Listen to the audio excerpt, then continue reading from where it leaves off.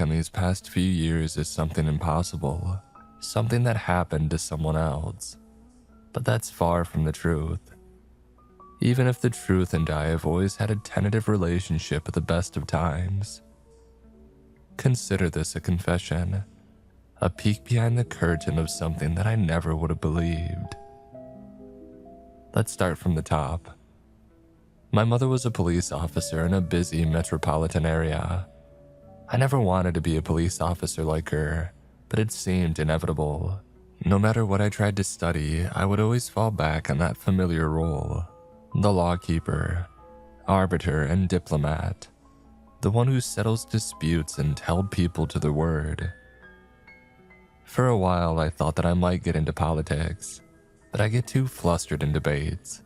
I can't stand a dishonest argument, so politician or lawyer were not an option. So when I say that I never wanted to be a police officer, that's the God-honest truth. But I had to be. It was the only thing that made sense. My mother died of cervical cancer in my last year at the academy, so when I finally got to walk my own beat, I couldn't help but to feel that I had replaced her. My handler was very understanding of what I was going through, so when it was time to hit the streets, she cut me a lot of slack. A little too much, it turns out. So there was this one part of the city that my handler told me to actively avoid. Whenever we got a call originating from this one area, my handler actively ignored it, unless it was something akin to an ongoing shootout. It got to the point where we would respond to calls only to never show up. It was shady as hell, but practice is often very different from theory. I thought it was some kind of unwritten rule. Turns out it was a lot worse than I had imagined. My handler and a couple of other officers were economically involved with what can best be described as a smorgasbord of illicit dealings. Ignoring calls allowed these activities to run rampant, and we got a cut of the deal. Well, they did. The union swept a lot of it under the rug. 3 officers quit their jobs and went into private security, but I didn't want that. I still felt like I had my mom's boots on and I was in her place. So when it was time to plead my case, I did what I could to make a fair and reasonable argument. But as I've said, I'm not good in debates. I remember the chief looking up from his papers as an advisor whispered in his ear. He gave me a concerned look. "Obviously, we can't keep you here," he explained. "But if you're really up for it, we got something in mind, but you gotta really be up for it." I agreed. Hell or high water, I would do my job. This is how I ended up as a rookie in the Tomskog Police Department. And Tomskog is a shitty little rural Minnesota town in the middle of nowhere. If you don't know where to take an uncomfortable left off the highway, you'll miss it. And there are no signs, and most people who move there never leave. It's like a social black hole, the equivalent of unsubscribing from all internet platforms and walking into the woods.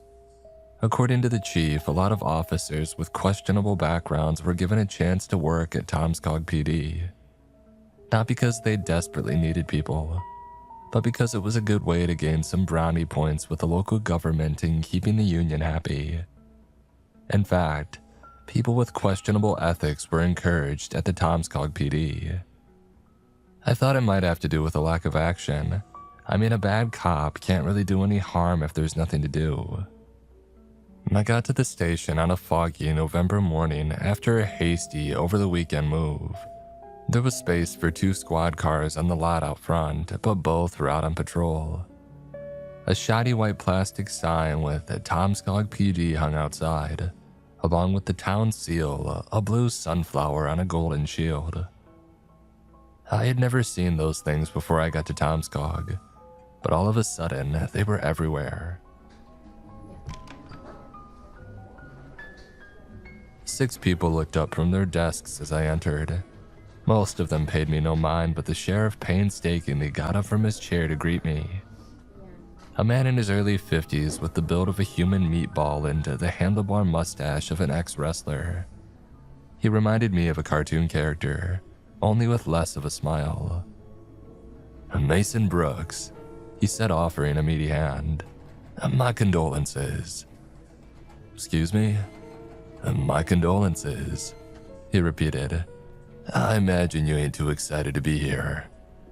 "Oh, yeah, no, it's fine," I said. "Happy to be of service." "You shitting me," he laughed. "Well, ain't you the belle of the ball?" He gave me the tour of the place, the armory, the evidence lockup, the holding cells, and of course, my desk. If he hadn't pointed it out, I would have thought it was taken already.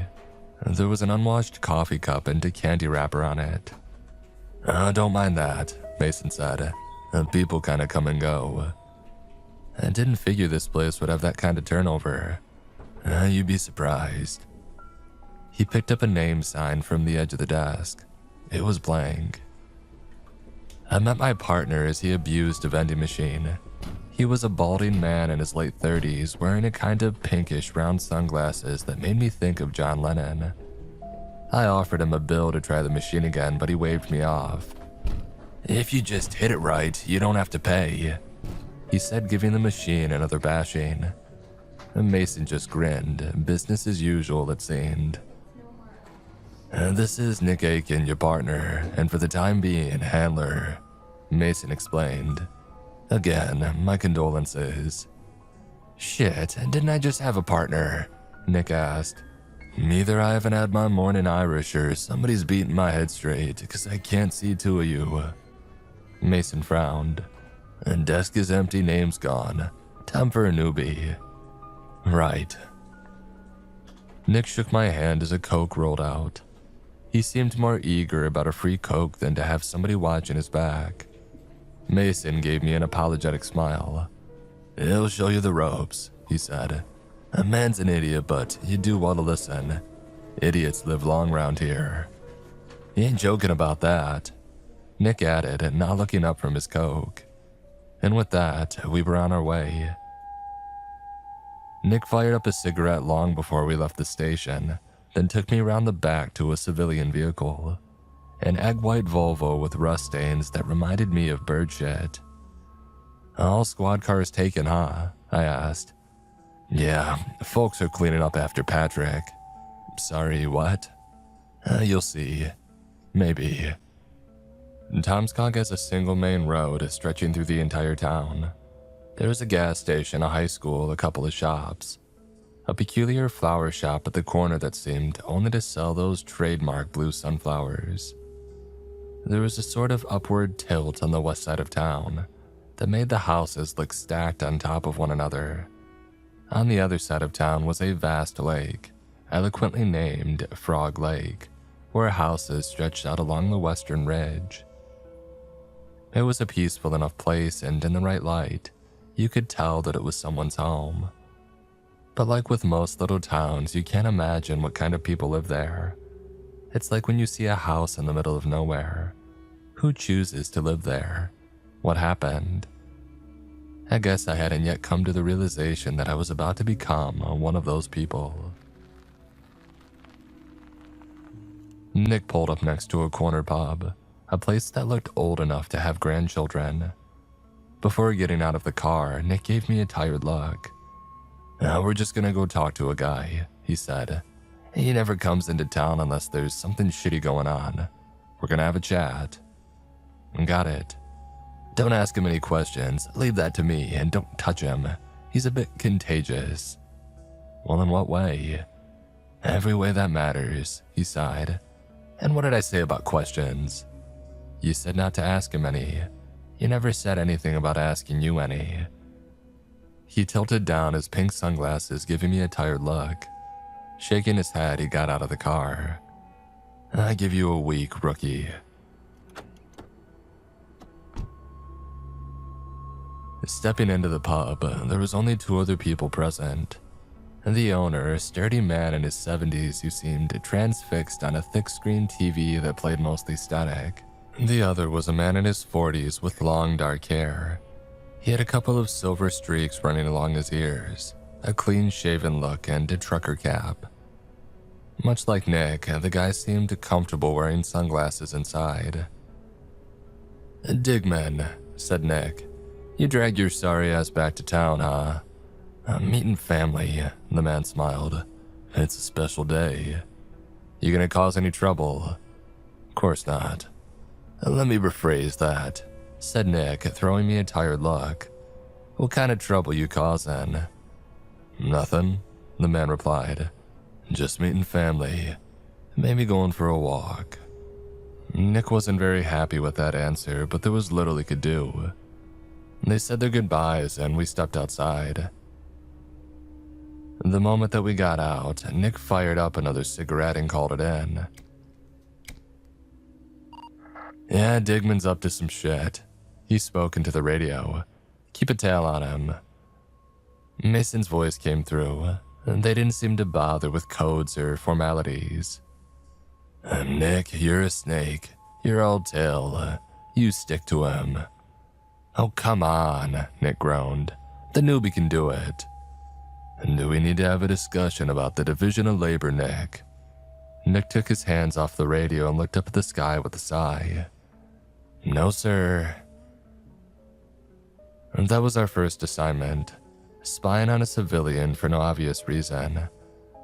We saw how he met a shady-looking young man in his 20s, and the two of them spent a lot of time talking, eating nachos, and catching up.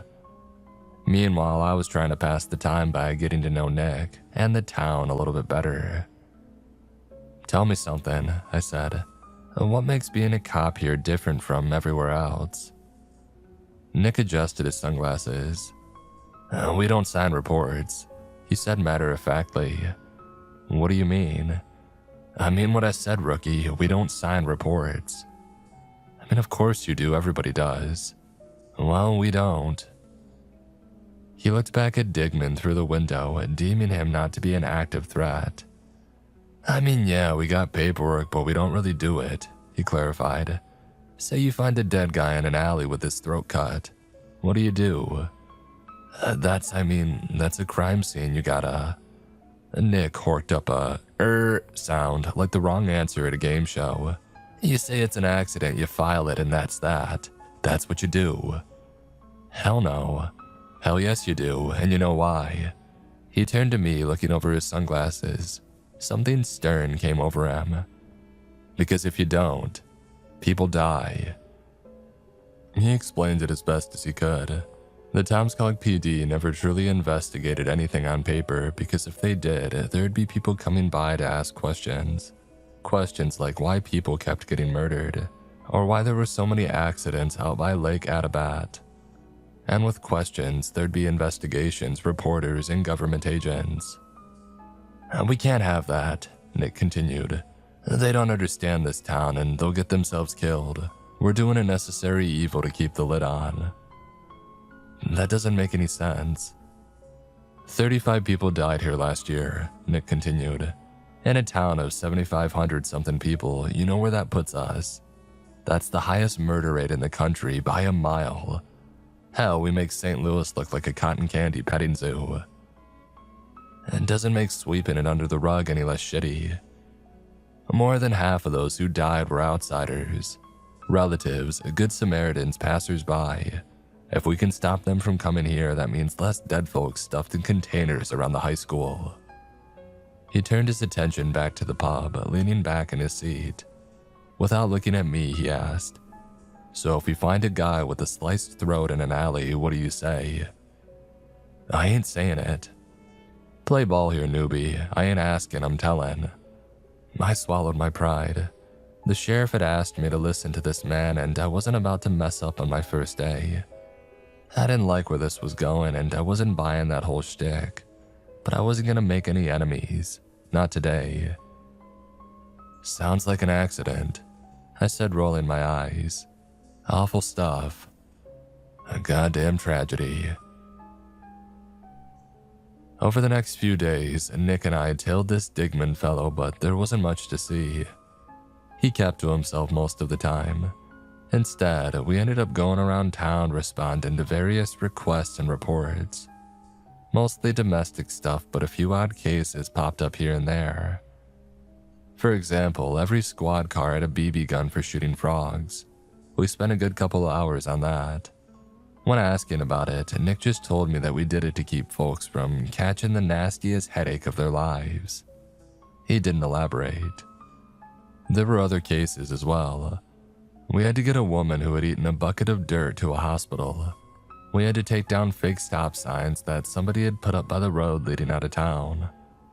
Once a week, we had to go to the closed-down Tomskog Public Library and burn a copy of the Diary of Emmett Rask, who seemed to come back on its own. It was clear that this town was nothing like I had imagined. This wasn't your average small-town kind of living. This was survival in a place where basic rules of life seemingly came and went, much like the many rookies of Tomskog PD.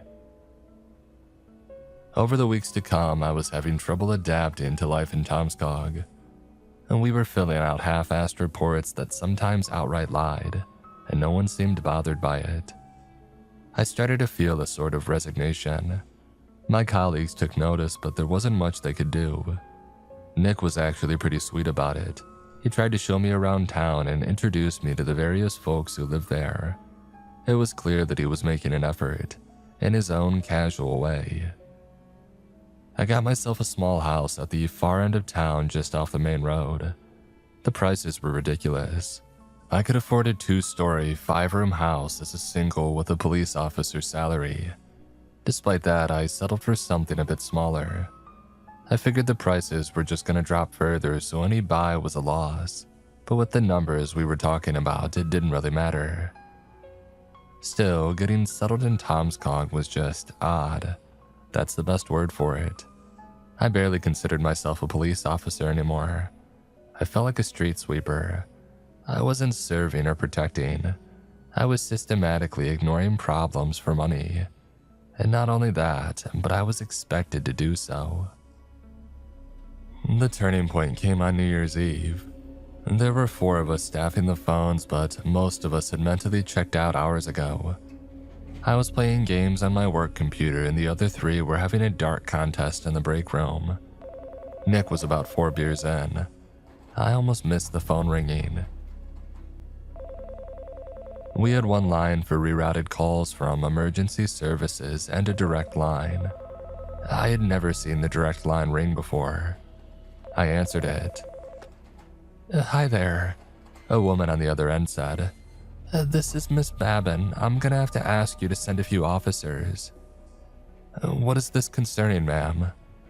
"I'm not entirely sure," she continued, "but I think something is affecting the residents." "Something?" I asked.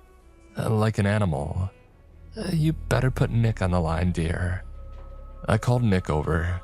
He had a short conversation with the person on the other end and then slapped his own face with an open hand. "Shit." He whistled and the others perked up. He cleared his throat and put his hands on his hips. "We got a situation at the Babin building. We're heading out." There was no discussion.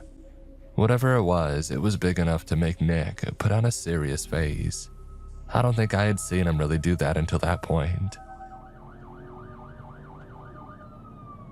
I drove. It was the first time that we had turned the sirens on. Nick was checking his handgun over and over. "Oh, this is Digman," he groaned. "I don't know how or why, but it's gotta be. Man's a menace." "You two got a history." "Everyone's got a history with Digman. Bad history." I took a right, following the northernmost road to the outskirts of town past the gas station. There was an apartment building with several cars parked outside. The moment I stopped the car, Nick was out the door. The others weren't far behind. I ran to catch up with him, and as he opened the front door, he called back to me. "Oh, and don't talk to Roy. He's a freak." The moment I stepped inside, I could taste some kind of chemical in the air. Ammonia, maybe a bit of chlorine. Nick didn't seem too bothered by the smell, but I could tell that he was worried. He turned to me as we got to the stairs. "You want to protect and serve, right?" "Yeah," I said, blinking at the question. "Of course." "Then get to the top floor and start moving people. This place is contaminated." "With what?" "No idea. I'm gonna go check it out." While Nick went to speak with the landlord, me and the other 2 officers went up the stairs. The others stopped short of my floor, but I kept going. The smell was getting stronger and I could feel it settling in the back of my throat. Some sort of chemical spill. This thing was going to stick to their furniture, no doubt about it. I knocked on the door of the top floor. Someone rushed to open it. I figured they had been waiting to get the all clear to leave, so I relaxed a little. But as the door flung open, I didn't face a thankful citizen. It was a woman in her early 60s, her pupils so widened that they looked black. I had seen plenty of people on drugs before, but this was a whole other level. She stared at me with this huge grin, and as she did, I saw one of her teeth fall out of her open mouth. It clattered against her homemade welcome mat. Before I could introduce myself, she attacked me. She had this blue tint on her hands, like she had accidentally washed them in some kind of ink. That's where the smell was coming from. It had the same powerful chemical stench to it that the rest of the building was bathing in. Those hands dove for my face as if she wanted to pinch my cheeks. "A little weed," she laughed. "You came to the harvest." She was surprisingly strong, but she had no technique. My heart skipped a beat as I got a meaty slap across the chest as she tugged at my radio, but I managed to wrestle her to the ground. I put her in a hold that would make a grown man cry, but she laughed like a shrieking maniac. As I handcuffed her, I could see other doors around the floor open up. There were 3 men in their 20s still wearing party hats from their New Year's celebration. One with the blue stuff coming out of his ears, another from his mouth. The third looked like he was crying it. Another door with what looked like a married couple and a young girl. Yet another door with an older man wandering out in nothing but his stained underwear. All of them with those blackened pupils and unearthly smiles. Some of them getting an occasional twitch, like their nerves were settling in cold water. "A little weed," one chuckled. "She comes willingly. We are blessed. We are so blessed." And still, the older woman under my knee laughed herself hoarse. I was outnumbered. They sprang to action, rushing me, almost tripping over one another. I dove into the old woman's apartment, kicking the door closed with the heel of my boot. I hurried up to lock it, and as they piled up against the door, I tripped backwards, knocking over a vase. The attackers were throwing themselves at the door with wild abandon. Yes, come play." Someone laughed. Come see the harvest. A little weed." I was cornered on the top floor. I touched my radio but couldn't get a message through. Everybody was talking all at once. I wasn't the only one panicking. This wasn't just happening on my floor. I had my taser and my firearm. I was trying to make sense of it in my head. Sure, it would probably get swept under the carpet one way or another, but I had never fired my gun at a living thing before. Was I even capable of doing that? But as the door buckled and the door frame creaked, I was going to have to make a tough decision. Would I fight to live another day or accept whatever may come? What kind of protect and serve would I represent? Another slam at the door. I needed time. I needed something, anything. And so I ran into the bathroom. I backed into it, locking it the moment the front door came down. The lights were off and all I heard was this light drizzle, like somebody had left the shower on. I turned the lights back on. My eyes stung. The smell was so pungent that it burned my nose, forcing me to sneeze. As my eyes adjusted, I realized I wasn't alone. There was an old man on the floor. It looked like he had slipped and slammed his shoulder against the side of the toilet. He couldn't get up. He was almost entirely covered in that blue sludge, and I realized it was still running from the shower and the tap. He was looking at me, his eyes wide and black, his face half smiling at me, partially paralyzed. "It'll eat," he lisped. "It'll eat." Banging on the bathroom door. Laughter. Anywhere else, that would just be what New Year's Eve was supposed to sound like. But to me, it was a promise. There was no doubt in my mind that these people would do something horrible to me if they got the chance. I had my hand on my service weapon, trying to figure out what to do. I've never been great with debates, not even in my own head. I kept going back and forth. I could do a warning shot first, and then I would go for kill shots as soon as that door budged. Or should I go for the leg? Should I do something about the old man? Was he a threat? Did I have enough bullets? I am armed and ready to defend myself, I called out. No response. Just more laughter and nonsensical gibberish. My hand was shaking. I was more scared than I had realized. I will fire, I yelled. I'm warning you, I'll shoot to kill. Nothing. If anything, it just made them cheer even more. Louder, eager. Little wheat, little wheat, little wheat, come to the harvest. The radio came through. Nick. What's happening up there?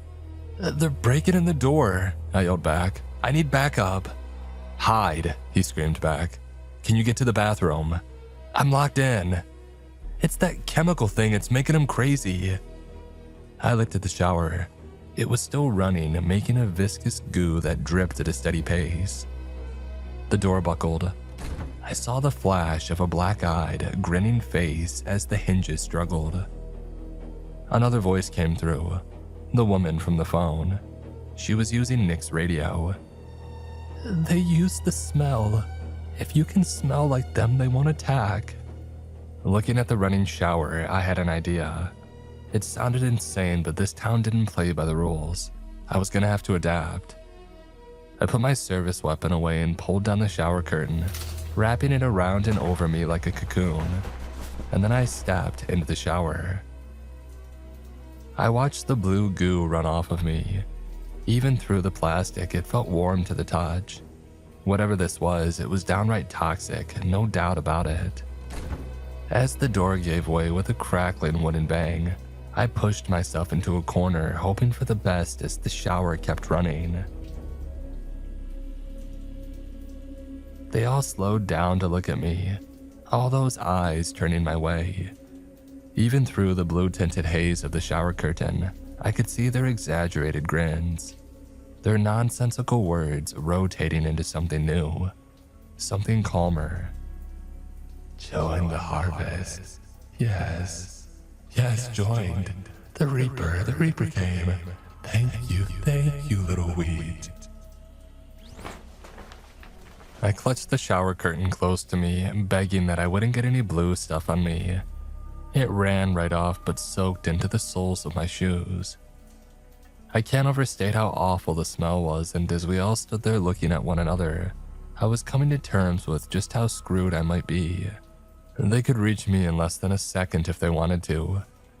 And even if they didn't, the fumes of this thing would be enough to send me sprawling to the floor in a matter of minutes. I wasn't getting any air, no matter how hard I breathed. It was like my lungs were coated with something sick. I was blinking to stay conscious. What the hell had I been thinking? This was like trying to save yourself from drowning by wrapping your head in a plastic bag. It was just another way to suffocate. I couldn't feel my knees, but they were locked upright. But even with the tiniest sway, I'd fall like a Jenga tower, and that would be it. I felt my fingers touch the tip of my service weapon. Maybe it wasn't too late. Maybe I could just kill them all and be done with it. But no, I couldn't. I was losing control. I couldn't move my thumb. I'll fire, I wheezed. I have a right to defend myself. I dipped in and out of consciousness, leaning against the wall. There was commotion in the other room.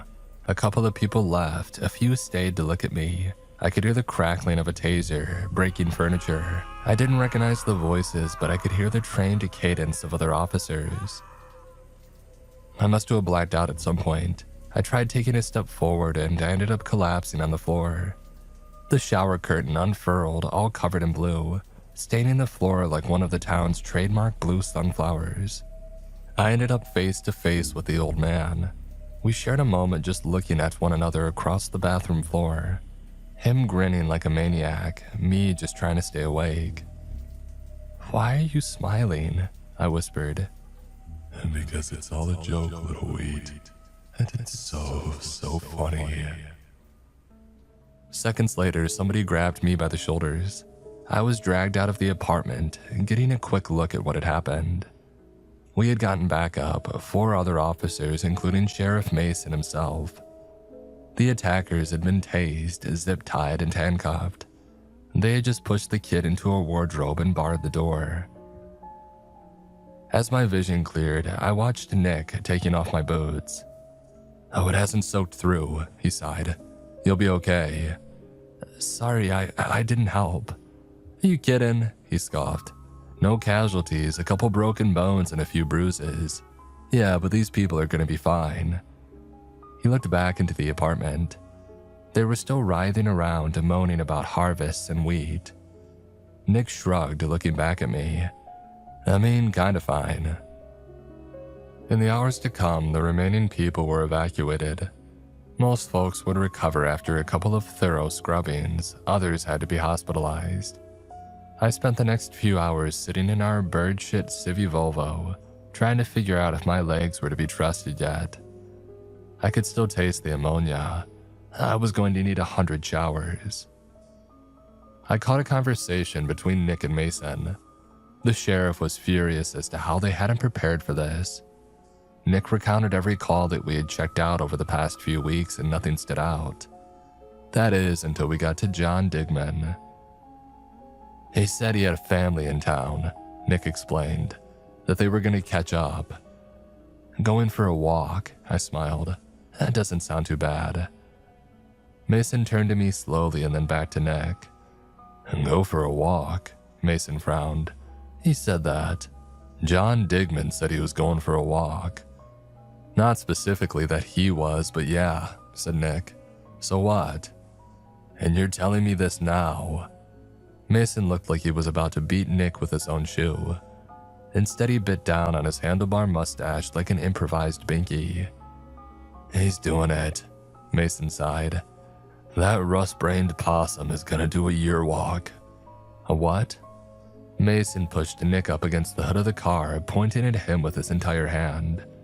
Mason was pissed, more pissed than I had ever seen him. "A year walk. Get your mom's fun bags out of your ears and perk up, you scab-faced idiot. A year walk." Mason walked away, putting his phone to his ear. He looked back at Nick from the other side of the parking lot, still screaming at the top of his lungs. "Call the duck. Tell him we need 2 of everything, 1/4 yesterday." Nick calmly walked to the driver's side of the car, opened the door, and sat down. He took off his pink-shaded sunglasses and buried his face in his arms, leaning against the steering wheel.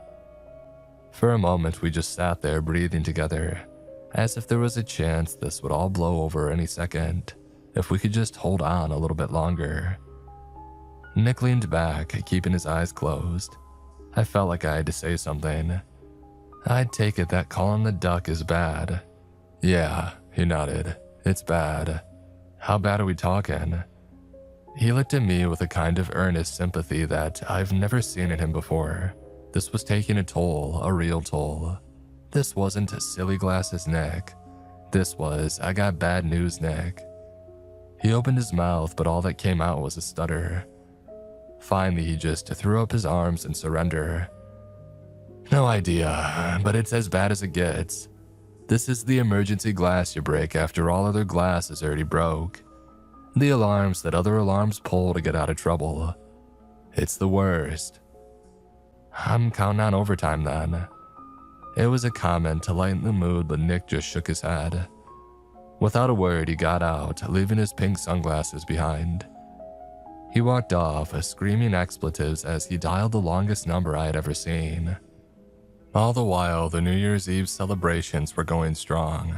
Rockets and lanterns lighting up the sky to distant cheers. Warmth returned to my hands and feet. I was beginning to understand. When they said the town of Tomskog was unlike anything else, this was what they were talking about. It wasn't just some hick town in the middle of nowhere. It was a place where the rules were different. And where rules are different, laws had to be different. This wasn't just the place where the bad cops go. We were a necessary evil. And in the months to come, that was going to be a hard lesson to learn. For a couple of weeks after our run-in with the contaminated apartment building, there were a lot of people coming and going. Sheriff Mason had called in the cavalry. I saw a couple of unmarked vans and at one point a bus, a sort of mobile base. I saw people associated with the Duck once. They were wearing a sort of battery-powered full-cover helmet that looked straight out of a cheap sci-fi flick. Mason was too busy to be bothered, but I talked a lot with Nick. Apparently these were the people you called in when there was something that you couldn't normally handle. Things like lactose parasites, a virus that reacted to delta waves, or a being that could camouflage itself so well that you needed a type of paranoid schizophrenia to see them. The stories that he told were outright mad, but they were all second or third-hand accounts, and slightly embellished. I only met him once back in 13, Nick explained. We got containment duty, nasty business, an eruption or a localized geological event. Spewed a bunch of cave gunk into the air, made some kind of thing go wonky. It all sort of smelled like dinner to him. What do you mean thing? But we didn't have enough drainage, so it was a mess. Nick shook his head with a sigh. If we got these people around, there's gonna be problems, but we got bigger problems if they ain't here. Mason didn't keep us in the loop. Most of the time, he sent us out on seemingly random errands. One time, we were to sit by a field of blue sunflowers armed with shotguns, tasked to shoot anything that moved. Anything. Luckily, we didn't see anything but still. Another time, he asked us to go to supermarkets in the area and buy a number of items. We were then to meet up with an associate that would handle the items and double-check for statistical issues. It didn't sound all too bad, but I got a bit nervous when the lady we handed it to came fully geared in one of those CDC hazmat suits.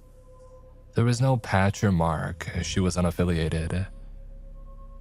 We also had to do bi-daily check-ins on Frog Lake, both to make sure the frog population was in check, but also to see if someone was swimming around.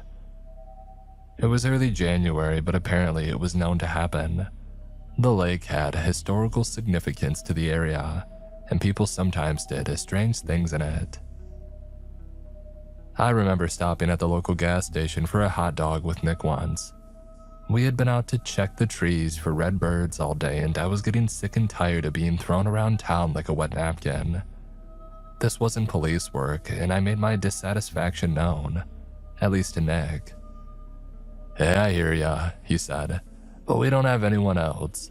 Closest fire department is up in St. Cloud, and the less we talk about animal control, the better." "I don't get it," I sighed. Sheriff just drops a weird word and all of a sudden it's high alert for weeks on end. "The year walk thing," Nick corrected. "Yeah, it's gonna be months." "So you know what this is? A year walk?" "Right," he continued, finishing his hot dog. "It's like an idiot holding up an eat me sign and all kinds of weird stuff shakes loose to have a bite. And anyone can do this at any time. Oh no, you gotta be in the right place at the right time. There's gotta be like an intent." He tapped the side of his head. "And you gotta be an idiot." While the sheriff and the higher-ups kept chasing their tails with big picture stuff, we were the boots on the ground. Nick and I were kept in the dark about a lot of details, but we were still expected to drop everything at the drop of a hat. I mean, that's the job, but it's not what I signed up for. There were other jobs around Tomskog to apply for, and this just didn't seem worth it. We were always on call, and sometimes we'd get rung up for the most ridiculous things. Like this one time, I got a call to check on an elderly woman. I was to see if she had something in her ear. If she didn't, I was to give her migraine medication. How was that urgent enough to wake me up at 2:30 in the morning? But that's the thing with Tomskog. No matter the call, it's a coin flip between nothing and a nightmare. And we were due for a nightmare. One day, we got a call about somebody dumping trash by the side of the road. It wasn't a priority call, but the sheriff was too busy to hand out any other orders. So yeah, Nick and I checked it out. It was an early January morning. Sun was still rising and the snow from the previous night was still settling. Not a cloud in sight, and just a light mist rising from the warming frost. The kind of weather where it feels like summer but looks like winter. Nick pulled over and smacked the dashboard. His sunglasses looked more pink than usual. Up and at 'em, we're here. I stepped out to see a washing machine by the side of the road, cables and pipes and all. It looked to be a couple of generations behind, but still pretty modern. The only weird thing about it was the color. It was solid black. I guess we just haul it off, I said. You got a junkyard. Nick wasn't convinced. He walked up to it and opened the hatch. Something black inside. Looks like oil. So it's broken. Then why didn't they just throw it away? How is leaving it by the side of the road not throwing it away? Nick nodded, adjusting his pink sunglasses and scratching his head. I don't know about this one, he admitted. This has weird shit written all over it. We called Sheriff Mason and got a clear order to drive the thing out of town and drop it off a cliff. I thought it was an exaggeration, but he made it abundantly clear. Not to burn it, not to crush it, not to dump it at a yard. Drive it out of town and drop it off a steep cliff. It was odd to say the least, but we were used to it by then. We tipped the thing over, draining the liquid, and threw it in the back of the car.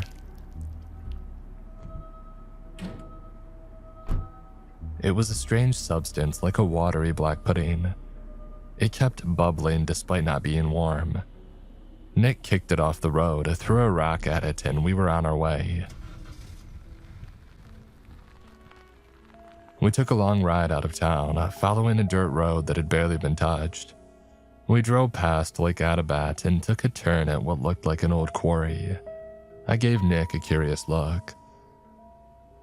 Boss said drop it off a cliff, so we're dropping it off a cliff. And up we went. We took the thing out and pushed it all the way up. I could tell this was a sort of gathering spot for high school kids. The only things left behind were empty beer cans and half-smoked, poorly rolled joints. Nick didn't seem to notice or care. We pushed the washing machine all the way to the edge at the top of the quarry. It's strange. You don't know how high up you really are until you look down. Every whiff of wind that passed by made the cliff whistle, and every uneasy step had this long echo to it. Nick didn't seem all too bothered by it. I started to suspect that maybe he had been one of the kids who had hung out here once upon a time.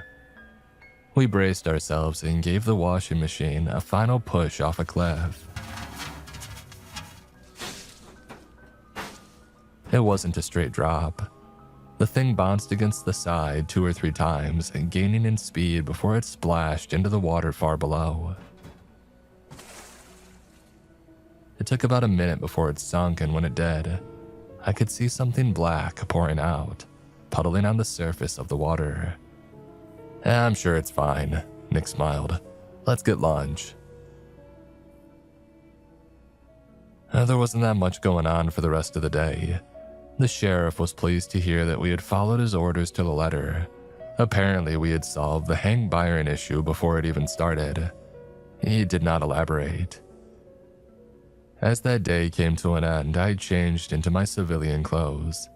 I found a black spot on my socks. Turns out that a splotch from the washing machine had stuck to them.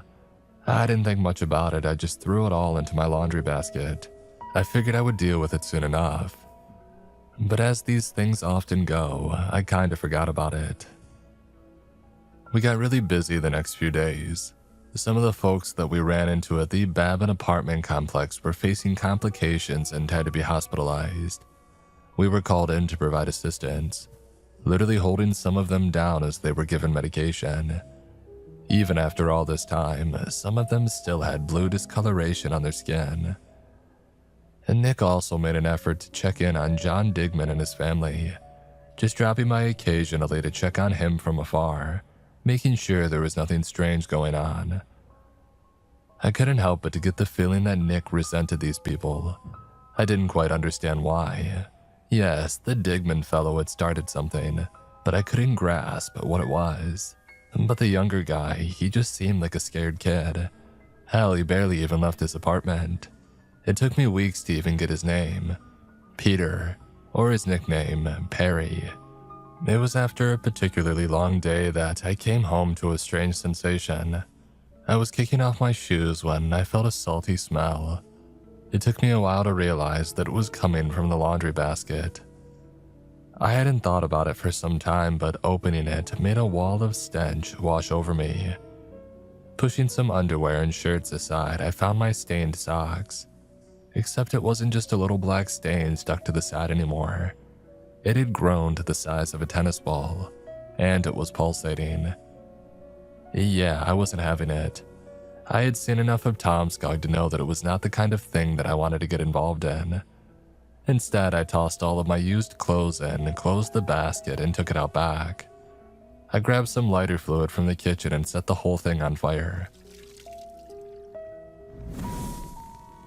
I thought that I heard a scream from it, but I convinced myself it was only air pressure. Perhaps it was. Once there was nothing but ashes left, I took a shovel and buried it in a hole at the edge of my property, just in case. And then it was business as usual. We spent an entire day throwing garbage bags into an incinerator. Another day we checked horses for fleas. Not the kind of police work I had imagined, but whatever. At least I wasn't alone in my misery. Nick was right there, sharing the suffering. But late at night, I couldn't help but to worry. I'd find myself glancing out the window to where I had buried that thing, imagining it swelling like pus in the dirt. At times, I'd convince myself that I could taste that salty smell in the air. The stress of moving to Tomskog had reignited an old habit of mine, smoking. I'm not proud of it, but it was a way to deal with things, like holding hands with an old and terrible friend. At times, I would wake up in the middle of the night and sit by the window, having a cigarette as I imagined something erupting from the ground just out of sight. One of those nights were worse than the others. We had an awful snow-mixed rainfall. It was practically snowing sideways, the kind of weather where you could put a hand out of the window and make a snowball. It was eerie, sounding like little taps against the windows. Someone could have knocked on my door and I wouldn't even notice. It snowed all day. Nick and I had mostly stayed at the station answering calls and writing up reports. There had been some lights flickering earlier, making me unsure about firing up my computer. Power wasn't always a certain thing in Tomskog, it seemed. I stuck to my phone instead, playing some music to drown out the howling wind. Every now and then, I'd peer out the window. I couldn't see anything on a good day, but during a stormy night, I could barely see my car. It was all dark. I'd put on a playlist and cracked a window to blow out some cigarette smoke. I watched the smoke swirl and twist until the wind caught it. It was almost poetic in a way. The natural state of things taking away all the bad, one cutting breeze at a time. And then as I blew out the last of my cigarette, the smoke shifted. I was blowing straight into something solid, like a black wall. There was something pitch black right in front of me. My heart skipped a beat. Looking up, I saw the snow gather around the edges of something impossibly tall and dark as the night. I could guess the vague silhouette of a person, but it was so dark that it looked invisible. It was at least 9 feet tall and solid black, and still as a grave. I slowly stepped back, keeping my eyes on it. I reached for my phone, clicking off the music. The thing outside didn't make any noise, it just stood there. Now, I had seen things since I got to Tomskog, but this was something completely different. It wasn't just weird or quirky, it was downright impossible. There was nothing like this in the history books. They don't teach you about this at the academy. This was the kind of thing that only nightmares can teach you about. I looked down at my phone, placing my thumb on the number pad. I didn't dare to look away for too long, shifting my gaze up and down between the thing at the window and my phone. Sheriff Mason was higher up in my contact list than Nick, so I just made the first call that I could. I had to reach someone, anyone. 2 signals passed. "What?" the sheriff answered. "There's something outside my window," I whispered. It's tall, ink black, maybe 9 feet. It's just standing there. What? He repeated. It's outside right now. I don't know what to do. Didn't you throw that washing machine off a cliff? Wait, yes. Then how are you? There was a crackling noise as something moved. I gasped, and the sheriff shut up. A 5-fingered black hand gently pressed against the window, causing something dark to drip down the side and pooling at the bottom of the window frame. The thing looked in with a blank, featureless face. No eyes or nose or mouth, just a head. Like it only barely remembered what a person was supposed to look like. I think it's trying to get in, I whispered. What do I do? Is it all black? All the way through? I think so. You see nothing white, nothing at all. No, I said, looking a little closer. No, there's nothing. The hand pressed harder. The glass shook, and as cracks gathered, it was already too late. It only took a second. The window shattered, and a long arm reached for me. The warmth of my home dissipated as a freezing wind forced its way in. Shards of glass littered my bedroom carpet. I was casually dressed in a pair of sweatpants and a white shirt. Up until now, that had been enough. All of a sudden, it felt like nothing. I dropped to the floor, not even noticing my phone bouncing away. The long arm seemed to bend and twist at impossible angles, fumbling towards me. It knocked down a painting and my bedside table along with the lamp that shattered on the floor, destroying the last of what little light I had.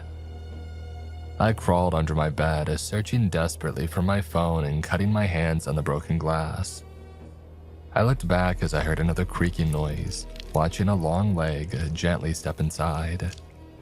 I could hear a distorted voice coming through my phone, somewhere off to the other side of the bed. Reaching for it, something stirred in the back of my mind. I pulled my hand back. At the speed of a heartbeat, one of those long, ink-like arms reached all the way across my bed and slammed down a vicious fist on my phone, pulverizing it with a force that made the floor bend and crack. I stayed under my bed, instinctively covering my mouth with my bleeding hands. I tried to control my breathing as to not snort my own blood. The thing was inside my home. The window was broken. I heard an uneven stomping as the thing stumbled back and forth. It had the dexterity of a newborn deer on ice, slipping on carpets and cables, thrashing against every corner of furniture and every door left askew. It's as if it didn't understand what a home was and recognized everything only as frustrating obstacles. As soon as something moved it, it would launch itself in that direction with complete abandon, crushing anything in its path. Because of its size, it would accidentally knock things off tables and walls, which in turn would cause it to turn and attack. And still it didn't say a thing. No grunting, no huffing, nothing. Looking around, the only thing within my reach was my cigarette and a lighter. I had my car keys in my pocket, but I would need those if I were to get out of there. As the thing thrashed around in my living room, I planned my next move. It was only a matter of time before it found me, and I had to be proactive. I was gonna trick it to give myself some time. As a dull moment lulled, I looked out from under my bed and angled my hand towards the broken window. With a flick of the wrist, I threw my cigarettes and lighter, hitting the corner of a dangling shard. There was a little tink sound. Not enough for the thing to notice, but as the shard came loose in the wind, I held my breath. It fell. It shattered against the window frame, and a smattering of footsteps came thundering towards me from the living room. It took the bait. In little more than a second, a dark mass threw itself out the window, bringing along whatever shards had managed to hold on. The thing was so big that I could feel the rush of wind follow it. It fumbled around in the snow, desperately smashing and stomping at everything and anything. I had to make a judgment call. Should I try to sneak by or make a run for it? I decided to play it safe. I took it slow. I crawled out holding my breath. I chose my steps carefully, but it was dark. It was hard to tell what I was stepping on. I poked around with my big toe, making sure that I didn't step on any big shards of glass. The thing was too busy messing around outside to notice. Taking my hands off my mouth, I slowly relaxed my lungs. I forced new air in, and the cold mixing with my adrenaline to send shivers down my spine. Making my way into the living room, I could feel my weight pressing down on the wooden frame of a fallen photo. I think it was my graduation picture. The frame slipped and I lost my footing. The world turned upside down as I landed face first on the floor. Losing my breath with a violent thump, I could tell that I had bruised my shoulder. The noise outside stopped, and for a second or two, there was a perfect silence. And then it attacked. I looked back as it came crawling back inside like a squirming tadpole. I got up on my feet, rushing towards the front door. I had a head start, but it was gaining on me. I caught a break as it tripped over my couch, but even then, a long arm had managed to brush against the back of my head, fingertips sticking to my hair like freshly chewed gum. I ran outside, the snow soaking straight through my socks. Keeping my head low, I ran for my car. A click of a button and I dove in on the passenger side. The moment I did, a wet hand slapped against the window, accidentally closing the door behind me. The hand was large enough to cover the window almost entirely. For a brief moment, I thought that I had made it. It couldn't get in. But then the glass started to crack. I remember crawling backwards over to the driver's side. I heard this murmur, a begging. I didn't even realize that it was coming from me. As the window on the passenger side door shattered, I rolled out the driver's side door. It would have to crawl through the car to get to me, I thought. But no, it was too late. The arm was too long. It reached all the way through the car, grabbed my legs, and pulled. I was dragged through both windows, straight through the car, and then thrown out on the other side. My whole body felt like a cold bruise. I couldn't get up. I tried to move, but I just managed to roll a couple of inches, panting for dear life. The thing loomed over me, ready to strike, to crush me. It had no face, but it moved its head like it observed me, bobbing back and forth like a snake. And still in that moment, I was trying to fight. It was all that I could do. So when it raised its impossibly long arms, I expected all the lights in my mind to go out, that I had done all I could and that would be that. And in that split second, a primal fear gripped me. I regretted everything. Absolutely everything. But I heard a light tone. The world stood still for a moment. Another light tone.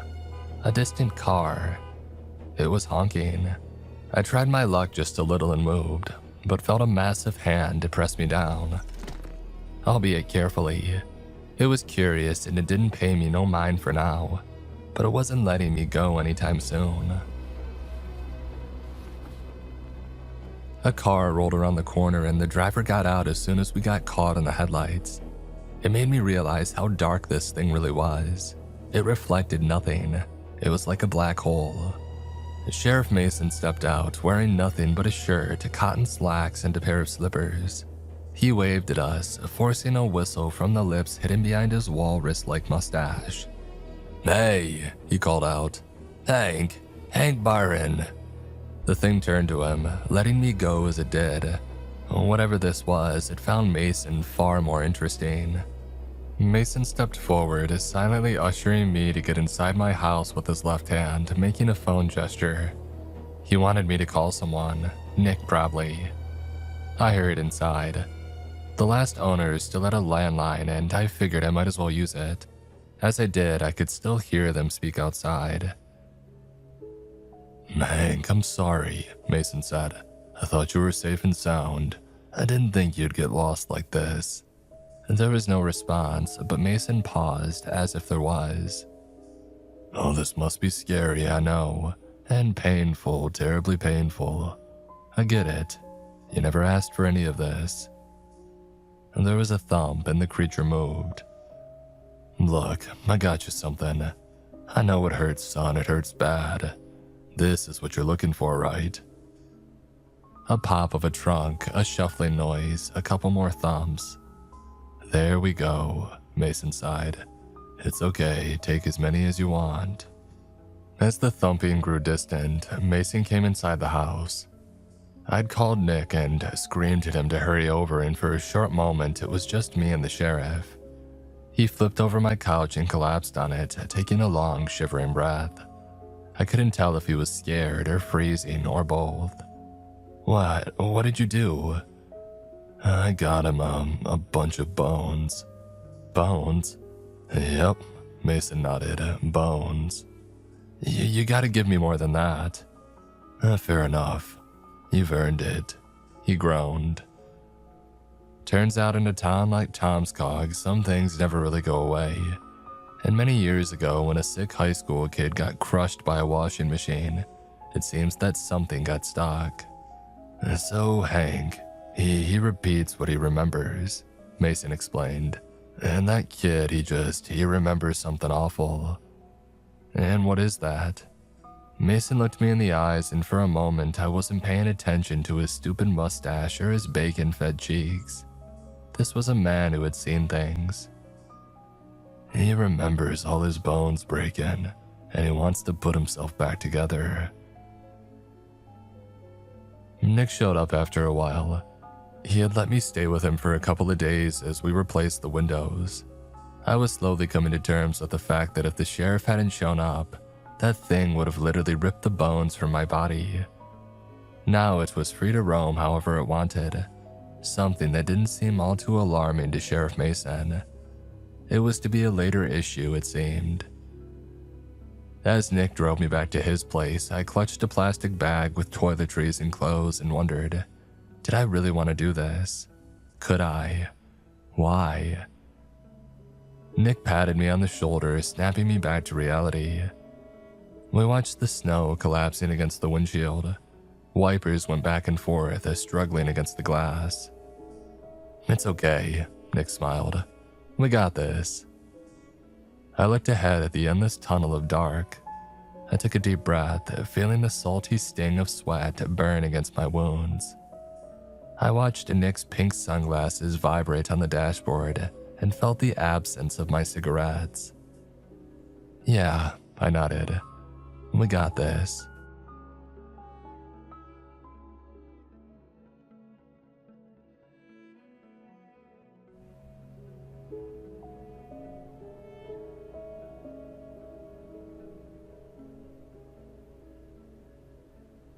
I stayed at Nick's far longer than I ought to. The guy was rarely ever home anyway, spending most of his time either working overtime or helping at his brother's garage. Nick didn't talk much about his brother, but he seemed to be a hard-working, red-blooded kind of guy. Nick would only talk about him in ways that would start with, how this one time Tommy did the craziest thing. I crashed on the couch. My place needed some serious renovation, and the only one able to do the work was this carpenter from the Babin apartment complex. I only saw him in passing. He had the look of a hunched-over vulture in human form. Nick advised me not to set foot near my place until the guy was done through and through. You don't want to meet Roy, he said. Guy's a freak. One night as I lay awake on the couch, Nick tiptoed past me to get a midnight beer. I waved an arm at him. I ain't sleeping, I said. No need to sneak. Oh, I'm just late on my feet, Nick said, wandering over. You want one? Oh, what the hell? He handed me a beer and slumped down on the lazy boy chair next to me. We looked at the TV. It was still on, but there was a countdown warning us about shutting down in about a minute after prolonged inactivity. Some kind of power-saving thing. I still can't believe this shit, I muttered. There are like actual, unreal things out there. Yeah, Nick sighed. Takes some time to wrap your head around. How far does it go? Like demons, angels, that kind of thing. I don't know, maybe. Nick shrugged the question off, downing 2 big gulps of beer in one go. He sighed, leaning back in his chair, suddenly looking a lot more tired. He wasn't gonna make it back to bed. I guess it's just one of those things. And just one of those things, huh? He shot me a final tired look, cracking a coffee-stained yellow smile. Oh, don't pretend like you knew how the world worked before you got here, rookie. You had no idea. I mean, he wasn't wrong. Nick was out like a light, leaving his beard dangling from his hand. I plucked it from him, keeping it from spilling all over the carpet. Looking back at those early days, any normal person would have left town long ago. But it wasn't that easy. I got the impression that making too much noise might get you in trouble. And not just a little note on your personal record kind of trouble, but the kind of trouble where you're pushed into a van and never seen again. Nick was one of the most relaxed people that I had ever met, and even he spoke of the duck like they were boogeymen. The Department of Unknown Crisis. What the hell kind of name is that? The good thing about being far down the chain of command is that you're rarely involved in big picture stuff. The sheriff and his coordinators spent days on their own, leaving ordinary officers like Nick and I to deal with the day-to-day issues. We caught a guy speeding, checked out a couple of broken windows, helped a drunk guy get home. Nothing out of the ordinary. And for most of January and the start of February, that was it. And that is until we got a call about the Rose Mills. The Rose Mills worked at the local middle school. They were a husband and wife of about 50 years old. You could spot them sometimes sitting together at the local cafe, talking away for hours. It was kind of sweet to see two people so in love, even after more than 2 decades together reportedly. I didn't know them personally, but still, I would hate for something to happen to them. They seemed like decent people. We got a call that the Rose Mills hadn't been seen for a while, and we were asked to do a wellness check. Nothing out of the ordinary, and we had done a couple of those at the time. So off we went. It was the last thing that Nick and I were supposed to do that day. It was late afternoon and the sun was already setting.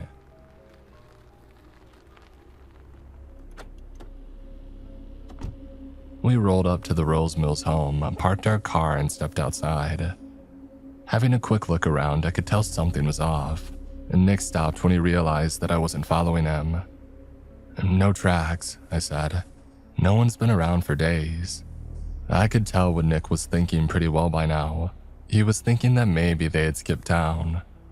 Without saying a word, I shook my head and pointed a flashlight to the side of the house.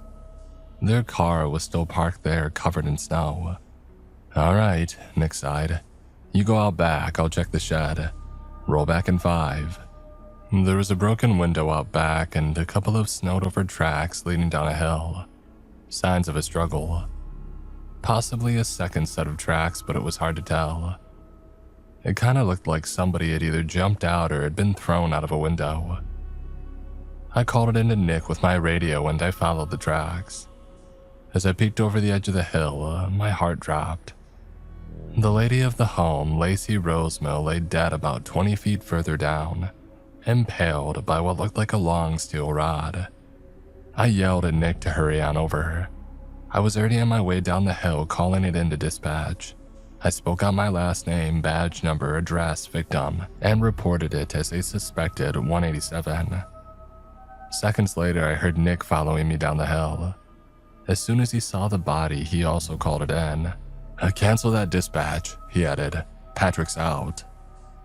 Lacey Rosemill was dead in the snow, face down with a frozen pool of blood spread out underneath.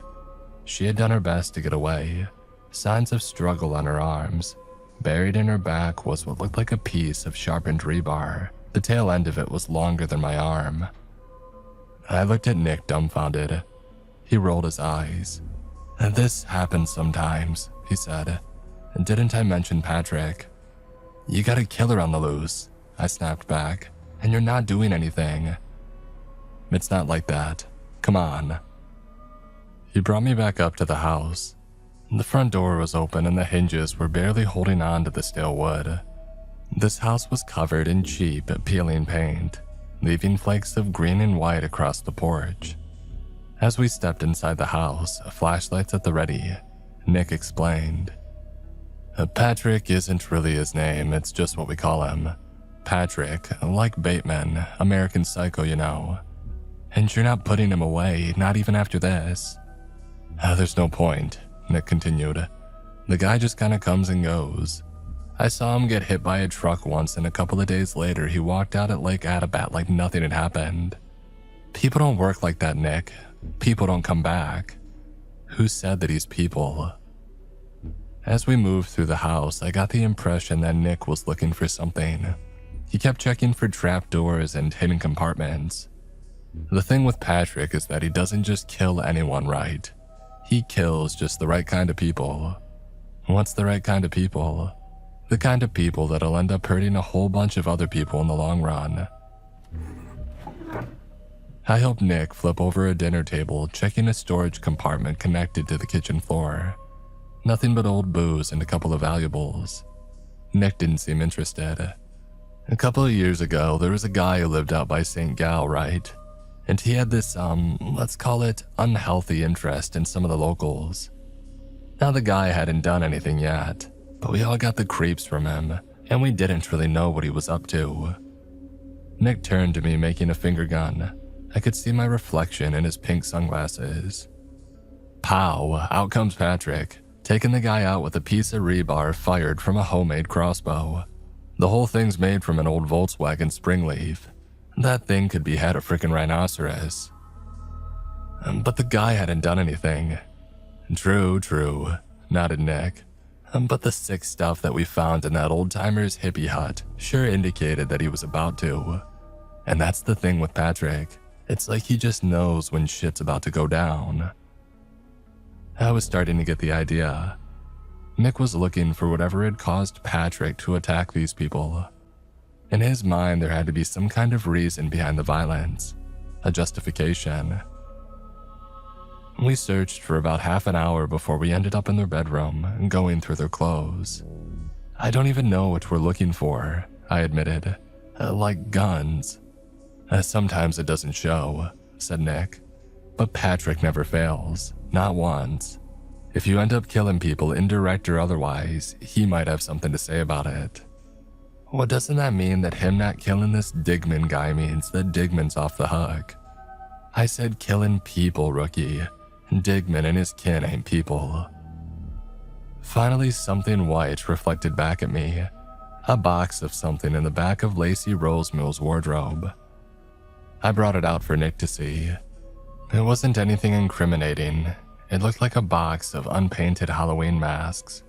Plain white with black straps. Some of them had an air filter. Others had black felt to hide your eyes. They looked pretty expensive, but I had never seen anything quite like it before. They weren't factory made. There were too many imperfections, like the faces had been carved out by hand with a fine tool. There was a shipping stamp on the side of the box, indicating that they had ordered it from somewhere about a week prior. I picked a mask up, looking it over. It had a strong jawline and an ambiguous smile. And this one's kinda handsome, I grinned. Nick rushed over, almost tripping over his own feet. He smacked the mask out of my hand, bruising my thumb. Before I had the chance to protest, he pointed at me. Don't touch these things. Don't. After that, things turned into a circus. Nick called it in, and this time we caught some attention of the higher-ups. Apparently the masks were noteworthy. I didn't really get it. To me, it was just a box of masks. And we still hadn't found the husband. He was still out there. I ended up working overtime. As the sun set, I sat down with Nick. We had just finished putting up the tape over the doors and windows. The Rosemill's yard was flooded with law enforcement. Those masks are bad news, Nick explained as the body of Lacey Rosemill was carried off in the distance. We've had some issues with them before. We thought they had migrated to West Virginia, but they seem to be back. Masks don't migrate, I added. Those masks will mess you up, Nick corrected. And not in a ha-ha kind of way, but like they mess with your head. So somebody handing them out might be bad enough to get Patrick to kill you. Oh, big time, Nick nodded. There's gonna be a manhunt for old Tucker Rosemel tonight, and I don't think anybody's about to read him his rights. Before we called it a night, Nick was asked to make a statement to Sheriff Mason. Meanwhile, I stayed outside, checking out the firepower that we had called in, the equivalent of an unmarked SWAT team, all without texts or markings. Eerie people, the kind of people who don't think twice about putting down a threat. I caught a last look at the box of masks. It was just sitting there in the back of a van covered with literal red tape. On top was a plastic blue sunflower seal, something to mark the box as something from Tomskog, Minnesota. I thought about how easy it would be. You could pick up one of those masks in a second just to try it on. A couple of them looked kinda cool. One of them sort of looked like me, but like an idealized version. A little softer, a little thinner. I'd look good in it. A bit creepy, but good. But looking at the armed guard standing by the van, I wasn't about to take any chances. I may be reckless, but I'm not an idiot. I was still crashing in Nick's place, so I waited for him to come back. I was just sitting in the passenger seat, legs up on the dashboard, dozing off a little. It had been a rough couple of nights. I didn't know what to think of this whole ordeal, but by the looks of it, it was out of our hands. Still, that image of Lacey Rosemel face down in the snow, it felt unreal. People in Tomskog seemed so used to death and destruction that it barely fazed them. And maybe that would rub off on me over time. As I daydreamed, I saw a new figure wander onto the crime scene. This guy was easily around 6'8". He wore this white poncho with a pair of garden gloves, those with rubber fingertips for a better grip. Tossed over his shoulder was this massive crossbow, along with a makeshift bag of rebar-like bolts. He covered his face with some kind of World War II-era rubber gas mask, filterless. He sort of wandered onto the scene like it was nothing. I saw how armed men and women made way, letting him pass by unobstructed. Some barely looked at him, as if used to seeing him. I got out of the car to get a better look at him and ended up following him back to the hill where he had shot Lacey Rosemel. He calmly wandered over to her tarp-covered crime scene, picked up the rebar bolt and put it back into his quiver. And then he wandered off like nothing had happened. Seeing a whole crowd of policemen not as much as raise an eyebrow was absurd. This was the bizarro world of police work. A couple of the SWAT guys seemed to have questions, but their superiors just sort of shook their heads at them. The guy just wandered off. As Nick drove me back to his place that night, I couldn't help but bring up the elephant in the room. Before I even opened my mouth, I could hear him groaning. "You really okay with this, Nick?" I asked. "Having people killed. Is that justice?" "It's not. It's not about that," he explained. "Like it or not, it's gonna happen. It just feels weird, like we're watching this from the sidelines. We kinda are. Nature's correcting itself." We quieted down, watching the black road ahead. I thought back to the early mornings with my mom, hearing her talk about the various dilemmas that she had run into on her patrols. The cut and dry, the black and white. There was no room for interpretation. But here in Tomskog, here we had Patrick. "You get a feeling for these things," Nick sighed. "Sort of." That night would turn out to be my last night at Nick's. I got a text early the next morning that my windows and floors were all done. I would need some new furniture, but apart from that, I was good to go. My car had been back from the shop for a while, but it just felt excessive to drive around with both mine and Nick's. We always went to the same places anyway. And that morning was an all-hands-on-deck kind of deal. Like Nick had said, Tucker Rosemel was a target. There were pictures of him on the whiteboard by the entrance. People were already out talking to known associates and trying to draw up a timeline. It felt like a reverse murder in a way. We were looking for the victim rather than the murderer. And Nick and I were kept out of it for the most part. Everyone was asked to call in if we saw Tucker, but apart from that, we were on regular patrol duty. While Nick didn't seem all too bothered by this, I was having doubts. While most of the day was business as usual, I had this sneaking suspicion that some damage had already been done. People were looking at us differently, and I spotted a couple of boxes by some trash cans that looked an awful lot like the one we had seen at the Rose Mills place. But if these mask things were such a problem, wouldn't they have popped up by now? But despite it all, I didn't see a single mask. I didn't hear a word about them, and yet I couldn't shake this feeling that something was up. That night, I went home to my own place with my own car. I was looking forward to it. A couch to crash on is nice for a couple of weeks or so, but you really start to notice things that you take for granted, like privacy. But as I got in my car, I looked at the passenger seat. There was a white mask there. It was the same that I had seen back at the Rose Mills place, the exact same, the one that I had wondered about. There were no broken windows, no forced locks, none of it. It was just there, but it didn't feel intrusive. If anything, it felt like it had found its way home. I picked it up. My first instinct was to try it on, but I saw the bruise on my thumb from where Nick had slapped me the other day. It was only a speck of a bruise, but it was there. With a reluctant flick of the wrist, I tossed the mask into the back of the car, promising myself to get rid of it later. I decided that I ought to drop by Nick's brother and give him my thanks for helping with the car. While I was there, I figured I would check if there was something wrong with the door locks. People can't usually get into cars willy-nilly.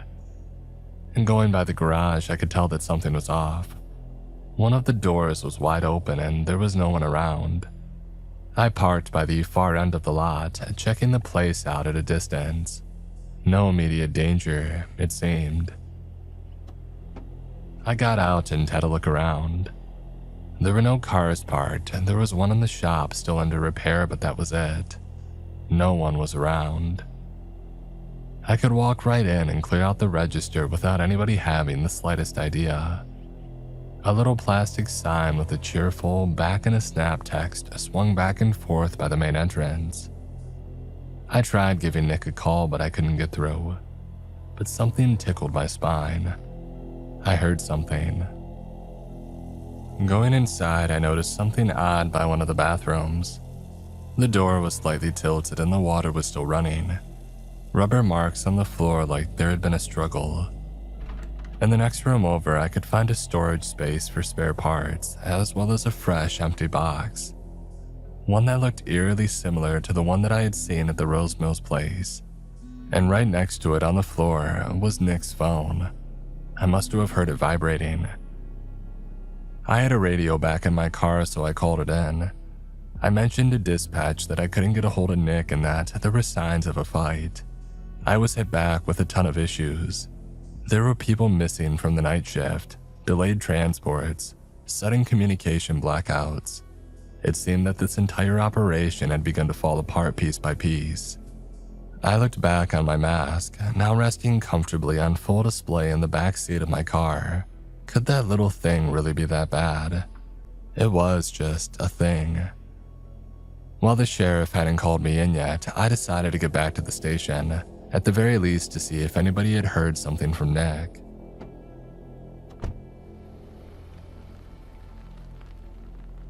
I got in my car and headed straight for the station, stopping only for a red light. I took a sharp turn, glancing back to make sure that I didn't cut anyone off. I caught something in the rearview mirror, something inside my car. Someone had hidden in the back seat. A second later, they'd put the mask over my face. No, it wasn't like I had changed into a different person. This thing didn't just make me into something that I'm not. The only thing I felt as it was put on was this outburst of emotion. Like it was okay for me to act out. Okay to do anything really. Like the anonymous side of this thing was so palpable that it ate away at my inhibitions. I'm not entirely sure what happened next. I remember these weird flashes. I pulled over, opened the back door on the passenger side, and proceeded to beat the ever-living crap out of whoever was there. I just remember a lot of blood and a handful of teeth, and this burning sensation in my knuckles. And laughter, a whole lot of laughter. I think it was mine. What's scary about these masks is not what they do to you right then and there, but what you feel afterwards. In the moment, all you feel is this elation. You can do whatever you want and get away with it. No one can stop you, it seems. It's this sense of ever-growing freedom, and the longer you keep it on, the better it feels. But looking back at it, I could have done anything. I was vulnerable. I could have jumped off a cliff just because I wanted to feel the wind rush against my arms. I could have dove headlong into traffic for a chance to see a funny face on a surprise driver. There was this endless potential and nothing to stop me. So with my mask firmly secured, I did as was expected. I went with the flow. It was so easy to meet the others. I could feel them. It's as if my senses were laser focused to spot the masks in the distance. And we just ganged up. And then we let loose. I remember shooting out streetlights with my handgun down by Frog Lake. We duct taped a guy to a bench and stole his wallet. Another masked person ripped up a bunch of dollar bills and tried to feed them to the ducks at the pond, but they seemed less than interested. I didn't even know who the other masked people were, but we all sort of looked the same, so it just made sense to join forces.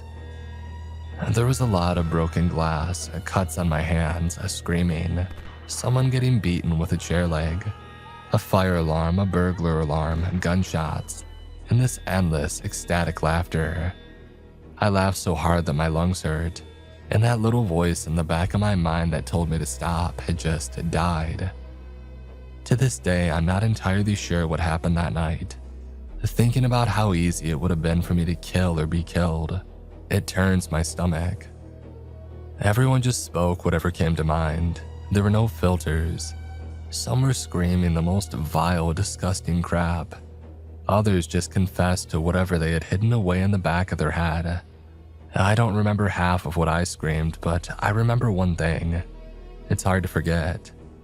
I remember us cornering someone, and as I stared into the face of a terrified and unmasked stranger, I screamed at the top of my lungs. "The law ain't shit. You're not worth shit. This is all shit." There were at least 24 of us. Some broke into the high school, others, myself included, decided to go running into a field. Someone tripped, breaking an ankle. The rest of us laughed and beat them with a shovel. We took turns and made it into a sort of game. I remember the palms of my hands burning. I had shards of glass stuck in them. I didn't even care to pull them out. At some point, I collapsed from exhaustion. I watched as pine trees swayed in the wind. It was a freezing February night, and the sweat on the inside of my mask was freezing. Long strips of my hair turned into icicles. Somewhere in the distance, I heard movement. I rolled my tired head over to the side, looking into the distance. It was a person with a mask of their own, but it looked different. The others turned to him too, almost reverently. The sense of calm fell over us, like seeing an old friend or a beloved parent. He had this gray hoodie that barely covered his unnaturally long limbs, covered in insect-like thick hair. The mask that he wore looked a little different, like an exaggerated Greek drama kind of thing, except it moved. Looking closer, it seemed that it wasn't just a mask. That was its actual face. It slowly moved across the field, bowing down to check on us. Every masked person got their straps tightened and a rough hand brushing their hair aside, like a caring mother tending to its young. It looked me in the eye without a flinch of malice. It was curious and eager, joyful even. To that thing, we had been given an amazing gift. It just didn't understand. And for some reason, I thought that it was kind of handsome. And by morning, things were dire. I was hypothermic, but the mask sort of muddled the feel of it. Also, the snow was surprisingly isolating. Who knew you could get warm from covering yourself in snow? A handful of us managed to get up and walk through that field in the early morning. Some stayed down, either dead, unconscious, or giggling. It was surreal watching those white masks glisten in the sunlight as we shook and stumbled our way back towards town. But we didn't make it far. I was completely blindsided. Out of nowhere, something smacked me on the side of the head, breaking the side of the mask wide open and sending me crashing to the ground. As the mask broke, my first instinct was to try and put it back on. I didn't even realize I was doing it. My head rung and I could barely keep my eyes open. I wasn't sure if it was from hypothermia, sleep deprivation, or a budding concussion. Take your pick. But it was Patrick, the massive guy with the crossbow. He had elbowed me to the ground. How a guy his size had shown up out of nowhere was beyond me, but maybe I really wasn't in the best shape to pay attention. He had this hook on his belt that he used to prime the crossbow. He stepped down on the frame, hooking the cable to his belt and pushing. It clicked, vibrating with terrible force. It was ready to fire. Pulling a slice of sharpened rebar from his quiver, he prepped the shot and looked down at me, as if making a judgment call. He had these terrifying eyes. The skin was so dry that it looked like tobacco, and neither eye was even fully open. He didn't blink. He just looked at me. I hadn't even realized that I was scared. It had been so quick that I barely registered what happened. But there he was, ready to do what needed to be done. Patrick killed those who killed others, and in my line of work, especially in this town, it was inevitable. I felt this bottomless hopelessness sink into my chest like a black puddle. I shook my head, turning away. I'm gonna kill if I have to, I shuddered. I might have to, I might. His finger was on the trigger, the rattle of a steel spring aching to release. I held a hand up, shielding myself despite knowing that a bolt would pierce straight through me if given the chance. Hell, it would skewer a car. I didn't know what I had done that previous night. I could have killed someone, it was all a blur. I was a twitch of a finger away from death. But Patrick just turned away, looking over the field, and as casual as taking a breath, he raised the crossbow and fired. The bolt soared through the air like a whistling rocket, striking a mask wearer in the neck. Even at a distance, I could hear a snap and watch as the body went limp. The head almost came clean off, rolling back and forth with a severed spine. That force was terrifying. At close range, that thing would have destroyed me. Without a word, he wandered off, letting the crossbow rest over his shoulder. He was done. I stumbled forward, barely managing to reach an unconscious mask wearer. I fumbled through his pockets, hoping to find a phone. I didn't find anything, and so I decided to rip off the mask and hope for the best. Maybe he would make it. It was Nick. He was in bad shape, real bad. I rushed to find help. I ended up checking the pockets of the man that Patrick had killed.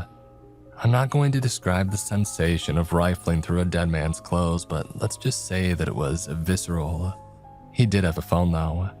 I managed to get a call through to the emergency services, which in turn managed to patch me through to Tomskog PD, and within minutes help was on the way.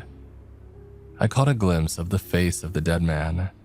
Turns out it was Tucker Rosemill, the other half of the duo that had imported these masks to begin with. I sat with an unconscious Nick for what felt like an eternity. He looked weird without his pink sunglasses, almost normal. I figured somebody must have gotten to him at his brother's garage, maybe the same way they got to me, by getting backup keys and hiding in the back seat. By the time medics arrived, Nick was on the edge of waking up.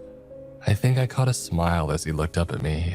Maybe he was just happy to see a familiar face, not covered in a white mask. "I ain't sleeping," he slurred. It would take some time to recover. I had to get a couple of stitches for the glass in my hands, but both Nick and I would be on our feet in a couple of weeks. The sheriff granted us sick leave, so that was something. It gave me time to set up new furniture at my place after the Hank Byron incident. There were no more killings from Patrick for a while. Most of the mask wearers either wore themselves out or accidentally broke their masks over time. There was no one there to fix them or help them. It's as if both the distributor and the mysterious creator had no intention of coming back. I'm not sure why. Looking back at it, that time is a blur, but it evokes the same feeling as dancing on the edge of a cliff. I was just moments away from disaster, and I would have welcomed it with open arms. That awful, wholehearted abandon. Infinite seconds of complete, terrifying freedom. Nick and I didn't get much time off after our run-in with the mask folks. Enough for February to make way for March, but that was pretty much it. I spent most of that time making myself comfortable in my house again. But no matter the furniture and the new floor smell, I still had that feeling that something was out there just out of sight. The town of Tomskog was relentless in that way. You could never really be sure that you were alone or safe. I had no idea how the long-term locals did it. Once the dust settled, we were put back on active duty. Nothing big, just surveillance. John Digman and his relative were holed up at this old ranch by the southwestern exit of town. There weren't a lot of spots to position ourselves for a stakeout without outing ourselves, but we settled on a hill within a viewing distance. The station had plenty of binoculars. There were 3 surveillance teams, and Nick and I ended up on the evening shift, starting at 5 p.m. and ending around midnight. Round-the-clock surveillance. Being forced into such a proximity with another person has a couple of unintended effects. I think this is the time where Nick and I became real, actual friends. Up until that point, we were still sort of work buddies, but we hadn't really sat down and just talked. I learned a lot about Nick during those days. I had no idea that he used to be married, for example. His wife had run off with a male stripper from Salt Lake City. 6 years of marriage down the drain on a single ill-timed company retreat. And then there was his ridiculous pink sunglasses, as he described them. And they make you brave, you know, when you look at the world through rose-tinted glasses. All the red flags just look like flags. One evening, as we bonded over shrimp and fried rice, the conversation lulled a bit. The Digmans were keeping to themselves, so there was nothing to report. We were just sitting there, vibing to his classic hard rock collection. I decided to bring up something that had been on my mind for a while. I don't get why everybody doesn't know about this town, I said. It's unreal. It's literally unreal.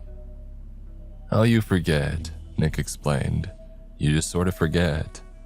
All these things, they're so unlikely that you start to fade it out from your mind over time. Like a story you forgot you read.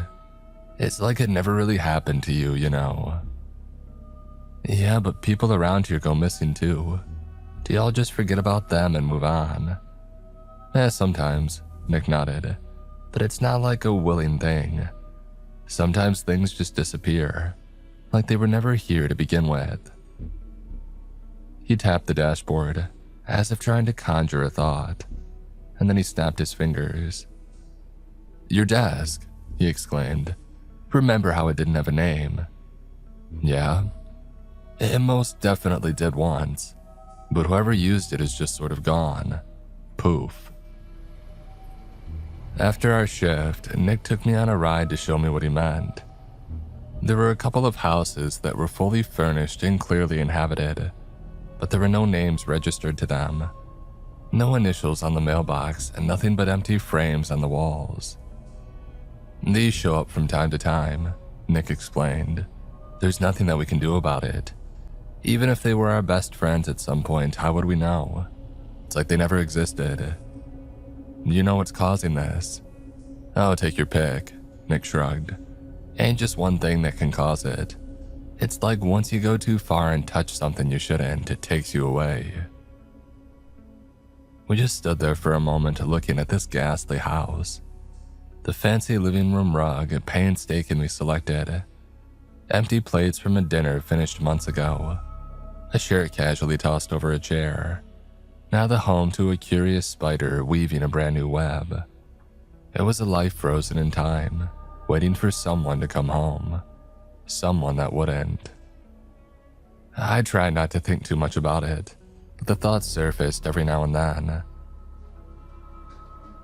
The next time Nick and I went down to the station, I took some time to go through the desk that I had been assigned to when I had first joined. There were still a few items left. A couple of empty picture frames. That was to be expected. A pack of gum, an empty wallet, a couple of blank receipts. The strangest things were a set of smooth keys. There was no way to tell what they had been used for. Handcuffs, maybe. It was pointless.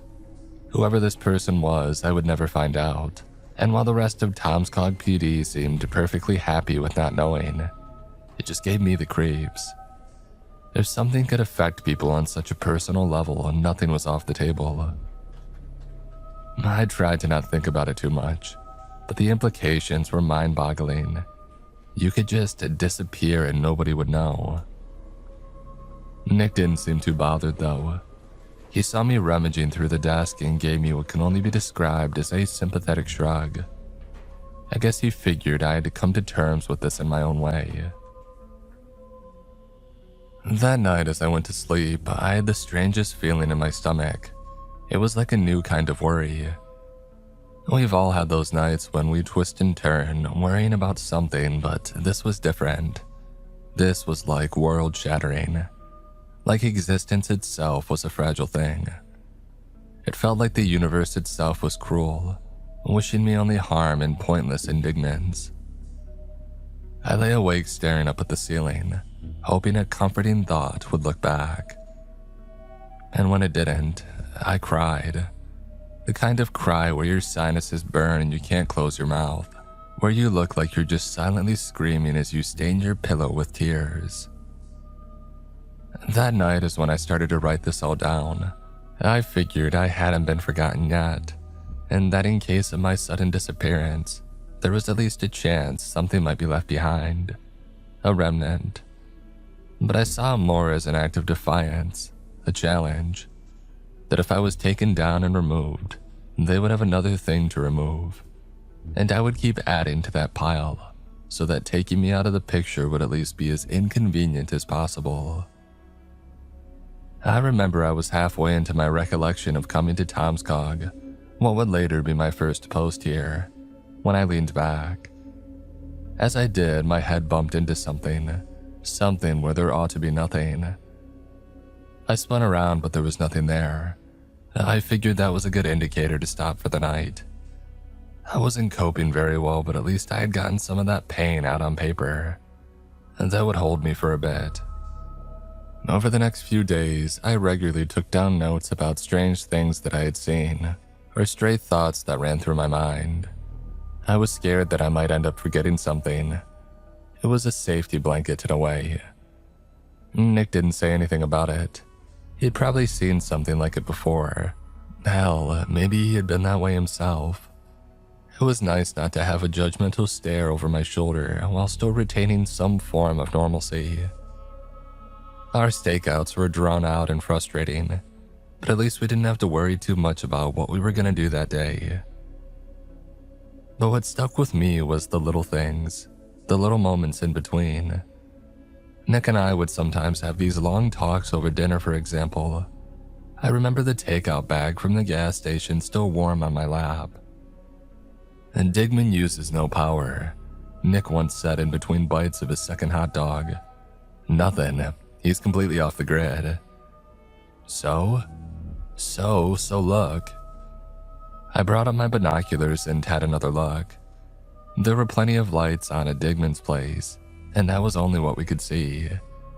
There were also satellite dishes on the roof, a large radio antenna, and a couple of large black cables running from the main building to the guest house. You can't say that's not weird, Nick insisted. Sure, yeah, I agreed. I see no solar panels, so it's gotta be something else. I've been saying that for years, Nick sighed. But it's just one of those things, you know. One of those weird things. And Digman, I sighed, shaking my head. Yeah, Digman. We ended up taking turns checking out the place, making notes whenever somebody came or went. We'd use the binoculars for an hour each, letting the other one use the charger as we browsed on our phones. It made things bearable, but the long hours would get painfully slow at times. We couldn't move around too much or there was a chance that we'd be spotted. But by the fourth day or so, we were almost praying to get noticed. But hey, at least we didn't get the night shift. I remember getting out to stretch my legs. It was around 10 p.m. or so and the clouds had slowly settled overhead. There was pressure building. We'd probably have bad weather within a couple of hours. I took out my phone to check an article from my hometown when a red light came on. As I tapped the screen, there was a second brief flash of bright red. I blinked it away and looked up. Something had changed. For some reason, my heart was beating a little faster. March in Minnesota can get real dark real fast, so no matter how hard I looked, I couldn't see anything. There could have been 100 people in those woods staring at me and I'd be none the wiser. I got back to the car, suddenly feeling vulnerable, uneasy. Was this what my predecessors had felt before they went missing? I'd get that feeling every now and then. I would notice a red light going off on the radio or by the camera on my phone, just something small and brief. And every time I felt that bottomless pit in my stomach, that threat of something taking me away. I couldn't pinpoint why, but I always ended up taking a closer look. There had to be something out there. It continued at home as well. I would see a flash of red by my oven and microwave, a reflection in the TV, little reminders that something wasn't as it should be. I thought that I might be going paranoid, but it wasn't that simple. Paranoia comes from the idea that you're perceiving threats when there are none. But in a place like Tomskog, how can you be sure? What does a threat that can erase your existence even look like? How would you know if you were looking at it right this second? The next morning, as Nick and I were driving out to our overlook, I was behind the wheel. Nick was taking a nap in the back seat, having been up late last night catching up on some UFC fights that he had missed. I didn't even know he was into that stuff. I considered teasing him about it, but the guy was exhausted. I figured there was a 50-50 chance that he was just using this as an excuse, and that he had been up for some other reason. Maybe this was his way of coping with things. I was a bit stuck in my own head when I took a right turn and going up a long hill. There was something on the road. I stepped on the brakes, swerving to the side. Every light on the dashboard flashed red as the car came to a screeching halt, almost throwing poor Nick out of the back seat. I could hear him fumbling with his pistol. "It's nothing," I said. "Nothing. There's nothing there." "What the hell, Rook?" Nick relaxed, groaning as he turned his back to me. "If it's nothing, then you do nothing. You don't step on the brakes for nothing." I couldn't argue with that, but the road was clear. The dashboard too. And yet I had this feeling that something had been very, very wrong just now. I was starting to feel it. Just moments before the flashing red, there would be this electric charge going through my hair. A little jolt as if to say, something's coming. It's hard to explain. It felt like goosebumps, but a bit milder and almost artificial in nature. The thought crossed my mind that maybe it had to do with Digman and whatever oddity he was cooking up on that ranch, but I couldn't be sure. Whatever they were doing was hidden behind dozens of layers of secrecy. For all the hours that we had spent out there, we got nothing. As Nick took a turn on the binoculars, I got out again. I walked a couple of steps away from the car, taking in the smell of the pine trees and the damp air. I could feel it coming on again. This time, instead of looking for a red light, I looked up. And for a brief moment, I saw something further down the hill. The vague silhouette of a person. And in a flash, it was gone. I started to look for them. Not just then and there, but for the next few days. Maybe I would have been better off trying to let it go, but I wanted answers. Tomskog is a coin flip of a town. On one hand, ignoring something might be your best option. On the other hand, it might kill you. I had a hard time figuring out what was what. One night as I set my alarm and went to bed, I noticed a subtle red light coming from the living room. Looking up, I could see that it was my smoke alarm growing brighter than usual. Much brighter.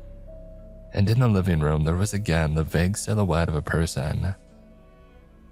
I carefully sat up, looking into the distance. I could see their shoulders move up and down, as if they were breathing heavily. Fingers squeezing like they were trying to grab something. But looking a little closer, an icicle ran down the back of my spine. They had no head. With the blink of an eye, it was gone. But as I ran out to double check, there were these wet stains left on my floor. Like someone had walked in with their shoes on, leaving melted snow on the carpet. Something had been there. Something real and physical. I talked to Nick about it the next day. The red lights, the headless stranger. He didn't seem to recognize it, but offered me some advice either way. I'm gonna assume you're not pranking me, or that you're crazy, or sleep deprived, or any of that shit. I'm gonna assume you're telling me the truth, right? He said. If so, you're doing something you shouldn't. Things don't just pop out for no reason. You're doing something wrong. And what would that be? I asked. I'm not living your life, rookie.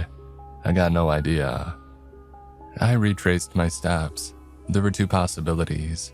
It could either be a result of us surveilling Digman or something about the missing people. As I was the only one affected, I was banking on the latter. Something related to the empty houses and the abandoned desk at the station. Maybe this was a hint to the answer. Someone trying to tell me something they shouldn't.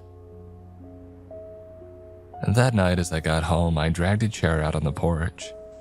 Using my radio, I slowly switched between frequencies, looking for something to turn red. I was inviting it in, looking to have a conversation. I was going to confront it. I wasn't about to let myself be dragged off into obscurity for nothing. I'd been at it for about 45 minutes. My fingers were freezing and I had trouble feeling the dial. And then a click. I turned the dial back a little, getting a clear red light on my radio. Looking up, there it was, no more than 6 feet away. A headless man. He was wearing a familiar policeman's shirt and pants, along with a black tie. His head had been violently ripped off, leaving a cascade of blood drenching his clothes. There were tufts of skin still reaching up over the collar, gently moving as some instinct forced the man to attempt breathing. I just looked straight ahead. It wasn't attacking me and I wasn't attacking it. Instead, I leaned back in my chair, hoping for an answer to reveal itself. We both needed something here and I hoped that he might understand. He took a step forward, an awkward blind step, arms outstretched like a child fumbling in the dark. I got up from my chair, reaching out to him. The moment that his hand touched mine, he grabbed me intensely. It bruised my arm a bit. For a heartbeat, I thought that I had messed up, that maybe this thing was about to do something awful, but no. Instead, he turned my hand palm side up and poked it with his fingers. He was trying to show me something. He needed something to write with. I handed him my notebook and a pen. He scribbled something down, and as he did, I heard this whining noise from my radio. The battery was collapsing. Seconds later, the whole radio popped open like a badly microwaved dinner. And the man was gone.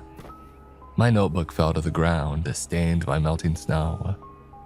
The notebook said 2 words: Night Skull. Nitescol. It was a lead. I talked to Nick about it the next day. He still wasn't buying it, but he knew better than to completely dismiss me. He explained that there were people taking adult education classes at the local high school after closing time, mostly woodshop and carpentry, but a handful of other classes too. It was the closest thing to a night school that this town had. I asked Nick if we could switch up our shifts a little and go there. He looked at me like I was an idiot. "Why would you want to go there?" he asked. "Well, to check this out," I said. "It's something." "Yeah, but that's your business," he continued. "Why would I want to go there? What's this got to do with me?" "Don't you want to know what happened to him? The guy was a cop, Nick." "Well, that's exactly why we ought to leave it alone. If he messed up that bad, I can guarantee you that we will too." And Nick didn't like it, not one bit. He thought it was an awful idea, and yet he agreed. We switched to the morning shift the next day and went to check it out. You can say a lot about Nick, but the guy doesn't back down. After our next shift, Nick and I went to the local high school after hours. I had brought along a fresh radio and some new batteries. If that had worked once, I figured it might work again. There were a couple of folks having some kind of Narcotics Anonymous meeting, so we stayed well away from that. Instead, we wandered the halls, turning the radio and hoping for something to stick. Nick tagged along but kept his attention firmly on his phone. He was listening to some kind of podcast, I think. There was a brief red flicker. I elbowed Nick, who took out his AirPods. I flicked the radio back and forth, and every time I did, it blinked red. I showed it to him. "That's it," I said. "We've got something." "Isn't that just the frequencies rolling back?" "No, look." I zoned in on the precise point where the light was brightest. For a moment, nothing seemed to happen. I could feel my heart sink, thinking that I had dragged us out there for nothing. And then looking around, those fears gave way to something new. Further down a long hall, there he was, the headless man. Nick looked up and recoiled, nearly bowling himself over. I could hear him firing off a barrage of, "What the hell's?" as the headless man pointed down the hall. "We gotta call this in," Nick wheezed. "I'm calling this in." "Yeah, you do that," I said, "but I ain't losing track of this thing." I followed the directions of the headless man. Nick followed suit, trying to get the sheriff on the radio. There was some kind of interference stopping him, probably from the way that I had tuned my radio. The headless man would appear whenever the corridor branched, pointing me past the cafeteria, the closed pool, and the teacher's lounge to a small section at the back.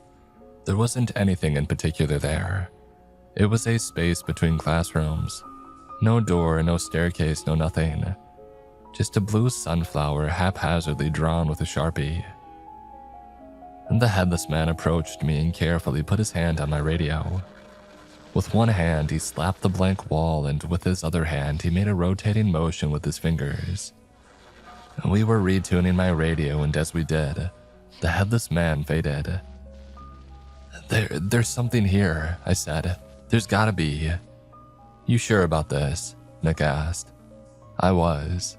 He wasn't. I did find another frequency that made the light on my radio turn red. But no matter how hard I tuned it, it didn't seem to do anything. I asked Nick to join in, and when we both found the sweet spot, I could feel a sort of electrical hum in the air. My eyes watered and itched, and when they had cleared, there was a door in front of us. A black door made of foul-smelling dark metal. Nick shook his head, giving me an apologetic look. He didn't want to do this, and I couldn't blame him. In a way, I didn't want to either, but I figured this wasn't a trap. If it had been, that thing could have just ripped my head off to begin with. This was something else. Maybe answers to something that I hadn't known to question. "Oh, don't make me. Please don't make me." "Hey, you can go," I said. "Call the sheriff. Just leave the radio." I put my hand on the door handle. There was an oily substance to it, like I had been covered in soap. As the door swung open, I saw a long dark corridor ahead. With my flashlight in hand, I stepped in. And despite it all, Nick stayed right behind me through it all. There was a powerful smell of ammonia and chlorine, like a somehow well-cleaned and simultaneously rotten hospital. Nick left a shoe in the door to make sure that it wouldn't close on us. There was a slight dampness to the floor, but despite shining a light on it, I couldn't make heads or tails of it. It was just this solid, slightly organic feeling black. Nick had trouble keeping his cool. I mean, I did too. But I felt like I had to stay strong for him to not freak out. Nick had trouble keeping his cool, and I did too. But I felt like I had to stay strong for him not to freak out. I don't know what kind of inside-out bullshit this is, but we gotta go, Nick said. Upside Down, I replied. What? Upside Down is the Stranger Things place. Inside Out is a Pixar movie. Well, maybe I'd rather be in a Pixar movie than whatever the heck this is. Our radio whined as the battery struggled. It was this long, electric wailing like a distant cry, and as we came to the far end of the black corridor, it got stronger. We stepped out into what looked like an old apartment, like old, 1920s old. A faint red glow made its way through clogged-up windows, casting long shadows across the dusty floor. Particles danced in the air, floating slowly upward. It was strange, but the place itself wasn't anything unusual. A small kitchen, a bedroom, a minuscule living room. I'd seen worse. And then Nick tapped my shoulder. The radio whined louder as he pointed up. There was no ceiling. Instead, we were looking up at an exact copy of this apartment, but as seen from above, except there weren't two nosy police officers tuning their radios there.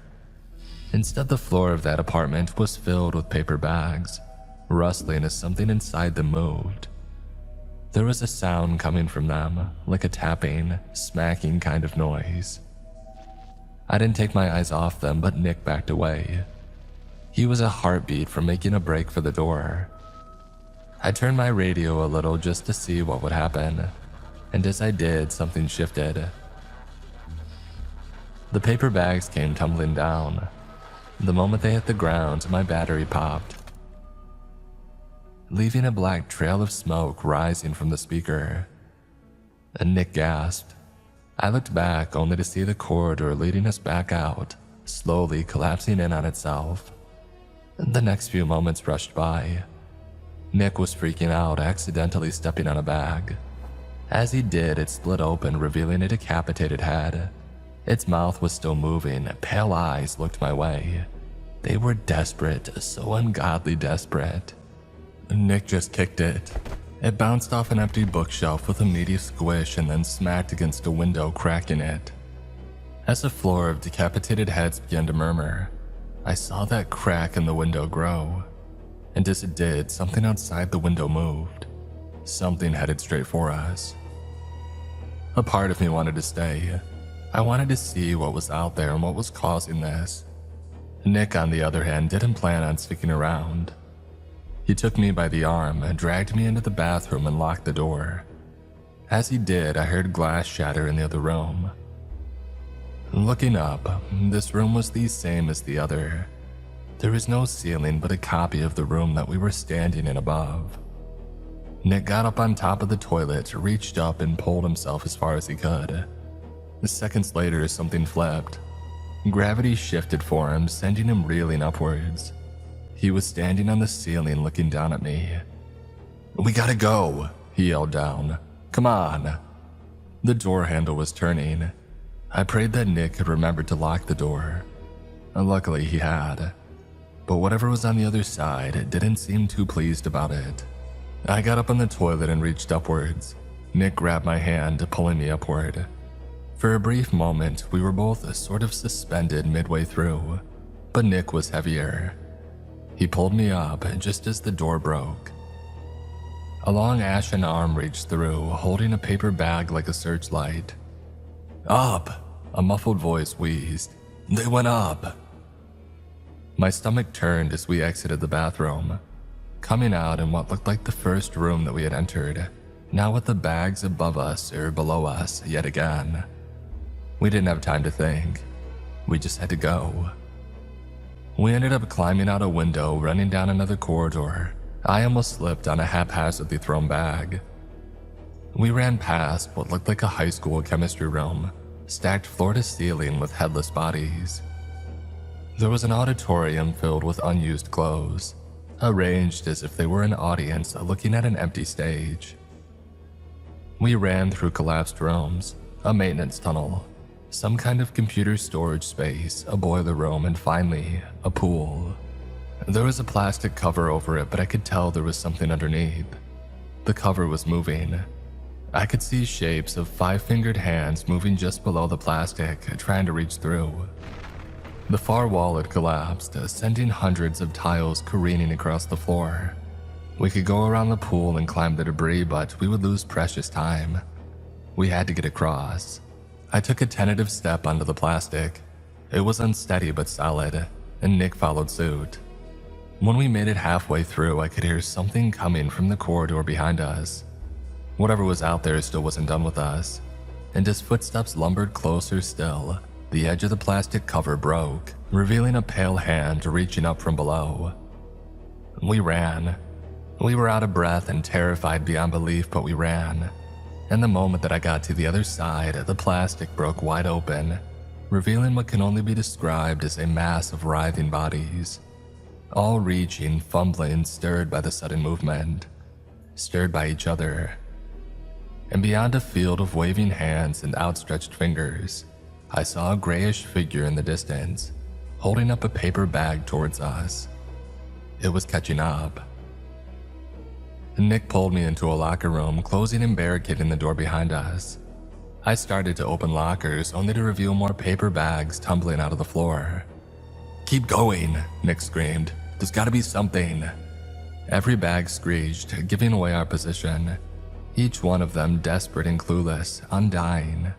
Dozens and dozens and dozens of them, all unique but eerily similar. A thump against the door, a muffled voice. Nick pulled out his pistol. "Come on." Door after door swung open, bag after bag tumbling out. And after every locker was open, we were none the wiser. There was nothing for us. Nothing. For a moment, that was it. I put my hand on my gun, not knowing what to use it on. Whatever was coming through that door would be nothing like we'd come to understand. If there was a chance we'd end up stuck in this place, I didn't want to be around for it. To be one of these things locked in perpetuity, that was hell. And up until that point, I hadn't considered hell to be a real place. But it was. It really, really was. "Come on," Nick repeated. "Please." The door buckled and bent. The pressure from the outside was immense. There was a cackling noise, a hoarse laughter. Looking down, I noticed something familiar. One of the bags was the same that Nick and I had used to get when we got hot dogs from the gas station, a regular cop stop. I picked it up, opening it. There was the head of a man inside. He was probably in his early 40s, short blonde hair, high cheekbones, tired, dusty eyes. He didn't seem angry. He wasn't screaming for us to get caught like the others were. He just looked my way, trying to see through the cloud of his iris. "That you?" he asked. "Yeah," I stuttered. I think so." He smiled, an honest-to-God smile. "All right then." As the pounding on the door got louder and the hinges buckled, I looked into the eyes of this dead man. He tried to tell me something but couldn't. He furrowed his brow. I don't remember my name. I forgot," he said. "You got me here," I huffed. "You gotta get me out." "I wanted you to get something. It's so distant, it's so..." Nick abandoned the door. He grabbed my arm, pulling me into the shower room. There were no more doors, but we could hide for a bit. We ended up cowering in the corner, our voices echoing against these ceramic tiles. My voice lowered to a whisper as the barricade broke, and something rummaged through the other room. "There's gotta be something," I whispered. "Please." "There was something in here. I left something." "What?" Nick slowly got up, checking the far side of the wall. I checked the other. My heart was beating out of my chest. After a couple of seconds, Nick made a clicking noise at me to call me over. He handed me a tool belt, the same kind that we had. It had a radio. As we slowly turned our way back to a red light, the lumbering thing from the other room grew closer. It was mumbling something to us, muffled threats and promises. It sounded like it was limping, dragging one foot behind it, dry limbs crackling as arms and knees bent, ceramic tiles cracking as an immense weight pushed down. 2 red lights lit up on our radios. Feeling our way along the left side of the wall, we felt something opening up, a corridor similar to the one that we had entered through. We ran straight ahead with complete abandon, slamming ourselves at the door at the end. And as we did, a final message from the head I had brought along. "You got it," he said. "You got me."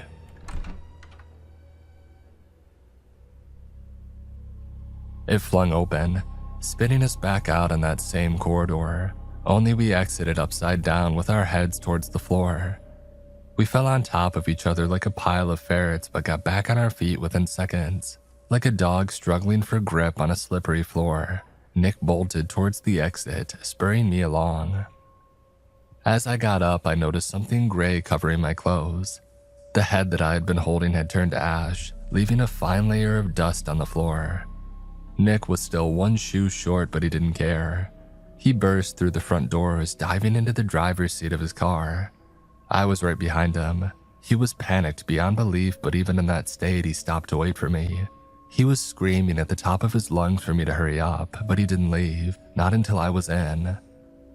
My heart slowed as adrenaline subsided. My hands felt cold and I couldn't stop blinking, but the familiar hum of an engine calmed me like a lullaby. As we gained some distance from the school, I noticed something on the floor. Nick had brought along the tool belt. I picked it up, checking it piece by piece. An empty can of pepper spray, a pair of handcuffs, then finally, a badge. The name was gone, but there was still a serial number. Maybe that was the piece that he wanted us to bring along. While there was no name associated anymore, the number was still there. For all it was worth, this was a little piece of proof that there had been someone working at Tom's Cog PD at some point. They were a man down, and even though they couldn't remember him, he had been there, and he had worn that badge. In a way, that badge number was as much a name as his God-given one.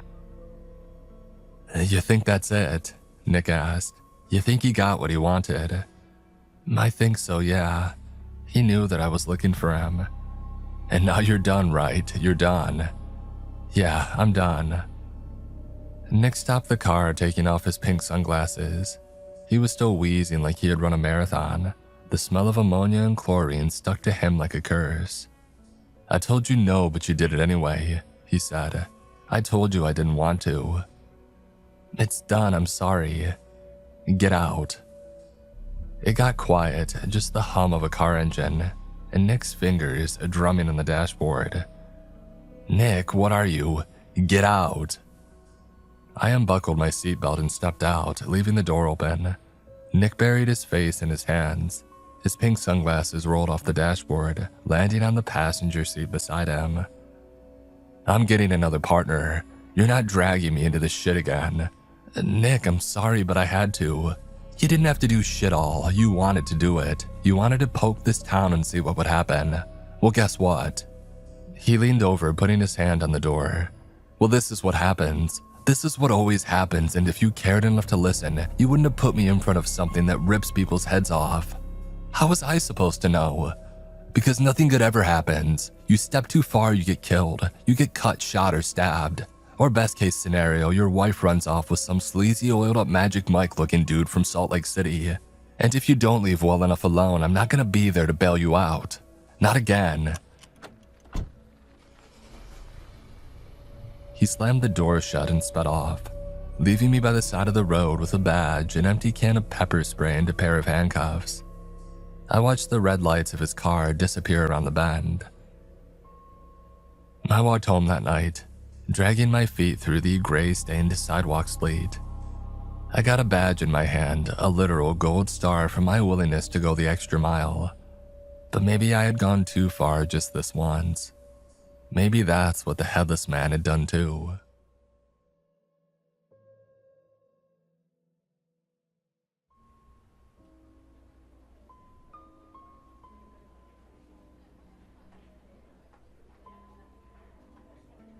The following Monday, I was called in to have a meeting with the sheriff. I could tell that it was a serious conversation. There was very little in the way of jokes and jabs. Instead, I was asked politely to sit down. I knew there was going to be trouble. Sheriff Mason leaned back in his chair with a sigh. "I heard you almost got Nick killed," he said, "and he ain't happy about it." He tapped the answering machine on his desk. Who the hell even has one of these anymore? Maybe we ought to deal with the deeper issues first, I countered. Like that thing at the school collecting heads. You think we ought to do something about that, huh? Well, little Miss Krispy Kreme, there's a whole lot of sugar going around this town, and I ain't got enough Pac-Mans to gobble it all. He got out of his chair and painstakingly walked around his desk, sitting down next to me. I could smell the beard oil from his walrus mustache. You ain't even scratched the surface yet, but you gotta calm down. And for you to calm down, I gotta pull you off patrol. Nick was paired up with a twitchy guy named Reggie. Reggie was in his early 40s and had the shape of a badly drawn stick figure with a receding hairline. Apparently he had been working dispatch for 3 years, and now I was supposed to take over his position. I was to work on the phones back at the station for the foreseeable future.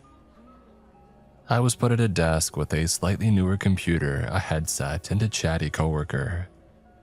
The first time that I met Charlotte, or Charlie for short, she was handling something that I can only dream of understanding. The conversation went a little something like this. Sir, I don't know how many arms you've found. You put them right back where you find them. And don't go planting them like trees. That's disrespectful. Charlie was energetic, like a cooped-up parakeet. She had trouble sitting still and wandered back and forth whenever she could afford to stretch her legs. She looked to be no more than 20, maybe 25, but she was closer to 40 and had 2 kids back home. The only thing that kinda gave it away was her nails. You could tell that she used her hands a lot. She introduced me to a lot of the basic systems. How to see and handle phone queues, what to take down on reports, standard protocols, that kind of stuff. I spent the first few days just watching her do the job and then slowly getting easier calls redirected to me. Now, while we were officially taking calls for things like tips and wellness checks, we also got calls from the duck people that the sheriff was working for. We had simple instructions when dealing with them. Don't ask questions. We were to do as we were told, and if we couldn't, we patched them through to the sheriff. As March dipped into April, I was getting pretty good at it. I had effectively replaced Reggie, who I could see drop by the station every now and then with Nick following suit. I tried to talk to them a couple of times, but Nick wasn't having it. Reggie seemed like an eager puppy, just happy to get some attention, so every attempt I made to patch things up with Nick got swallowed up. I brought in donuts. Reggie was happy to talk about it, while Nick silently grabbed one in the background. I refilled the coffee machine. Reggie was happy to grab a cup, while Nick filled up his thermos. Every conversation starter I tried, it got derailed. It was one of those times that prompted my first real conversation with Charlie. It was a dull Tuesday afternoon in between calls. Charlie was busy trying to make sense of her kid's schedule for the week, scratching her head as she scrolled up and down on a second-hand iPad. "What are you doing out here anyway?" she asked. "You killed someone." "Why do you ask?" "Oh, most folks that get here done do some dumb shit they can't take back." "Oh, sorta," I nodded, "but I ain't killed anyone." "You wanted to." "Wanted to what?" "Kill someone." It was a strange question to be asked so casually. I just tilted my head at her, giving her a questioning look. "Look, all I'm saying is that if you gotta get deported to dipshit nowhere, population whatever, you might as well get your money's worth. Whatever you did ought to get you something is all." I shook my head at her. "It got me nothing." Charlie lit up with a grin, leaning across the room with her knuckles out, and I tapped them. Screwed if we do, screwed if we don't, huh? Most of the calls I got were completely harmless. Somebody locking themselves out of their house, a worried neighbor spotting a dog in a car. I even got the cat stuck in a tree call once. But there were a couple of strange calls too. Most of them came from the Duck, the strange men in black kind of people that Sheriff Mason had called in at the start of the year. One time they called in to check if anyone had reported any strange aerial sightings, giant birds or insects, stuff like that. When I told them that we hadn't had anything like that, they hung up on me. I got a few calls like that, most of them harmless or nonsensical, but given the kind of calls that we could get from ordinary folks in Tomskog, it wasn't that unusual. Things took a pretty drastic turn when I got what seemed like a harmless call. By then, Charlie wasn't patching them through to me or routing them. We had a 50-50 split on calls. It gave her more time to check her Facebook. I got a call from an older woman that I had never talked to before. I didn't recognize the name, but I could see she was registered to a Tomskog address. My son got me 8 rubber ducks for my bathroom, but when I walked in this morning, there were 12. She explained. I'm sorry, what? There are too many rubber ducks, is that it? Yes, I don't know where they came from. I think someone broke in. I see. I looked over at Charlie. Her ears must have perked up at rubber duck. She mouthed a silent, "What the hell?" at me, and I just shrugged. Ma'am, unless this is some sort of immediate threat, I'll ask to see if a patrol can stop by to look for damages later today. Please take some time to check the locks on your windows, all right? Oh, I'm sorry. The old woman laughed. I'm sure it sounds ridiculous, but I've checked again and again and there's too many of them. All right, we'll see what we can do. You have a nice day now. According to our systems, one of our units was available. Seeing as how there was nothing else to do at the moment, I tagged them on the radio. Unit 115, this is dispatch. Do you copy? Nick here, what do you got? I was a bit startled. I hadn't talked to the guy in weeks. Hey Nick, I continued. You doing all right? Yeah, he cut me short. What's the stitch? I explained the situation to him. He could barely keep himself from laughing, but I guess he figured anything was better than babysitting the Digmans on yet another stakeout. So I got him and Reggie to check the old woman and her mysterious rubber ducks. Now, this seemed innocent at the time, just a fun anecdote. I spent most of that day talking to Charlie about everything and nothing. She smoked at her desk, but she sat next to a window and was kind enough to tilt her head out when she exhaled. It was a nasty habit, but at least she smoked menthols. She loved the rubber duck story and had all kinds of follow-up questions about it. Her kids would definitely hear about it at family dinner. Guaranteed. And then she got a call. It was probably 3, maybe 4 hours after the rubber duck call. I could tell that it was serious. Charlie put out her cigarette and leaned forward taking notes. She was talking to the duck.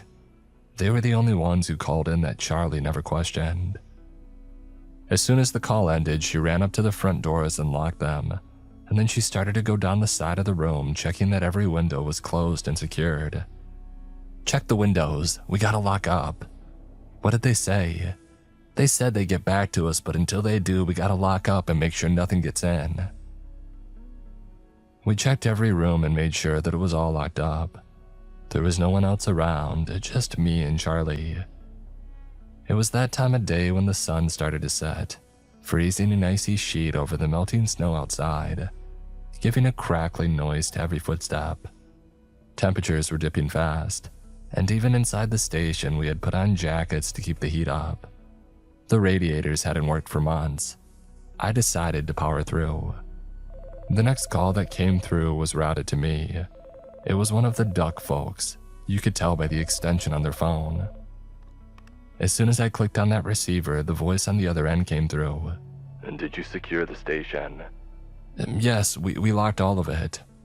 You need to take inventory. Everything larger than a fist, write it all down. Every single item, even if it's nailed to the wall. That's gonna take hours. then it'll have to take hours. He snapped back. And when you're done, you're gonna do it again. And if a single thing on that list is out of line, you call me on this number immediately. If there's one lesson that I'd taken away from my run-in at the high school with Nick, it was not to stick my nose where it didn't belong, and this seemed like one of those times. I dry swallowed my questions.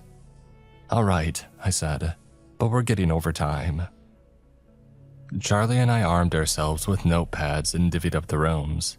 She'd take the bullpen and front desk, and I'd take the break room. She'd take the bathrooms, and I'd take the locker room. And then we had 2 interview rooms, the sheriff's office, an evidence room, and a conference room. This was going to take hours, possibly long into the night, especially if they were serious about us doing it twice. I was halfway through checking the break room when I saw one of the squad cars coming back. It wasn't Nick or Reggie, but 2 of the others. They stopped outside, gave us a curious look through the windows, and called out to me. "Y'all doing all right in there?" "Yeah," I nodded. "Peachy." "There's some weird shit going on," they continued. "Check if something's out of place." "But why?" "I don't know," they shrugged. "But we got a stab victim who says the last thing he remembers is noticing that he had too many radios. I don't know what to make of it." "You don't get stabbed having too many radios." "I don't know what to tell ya." It was dull work.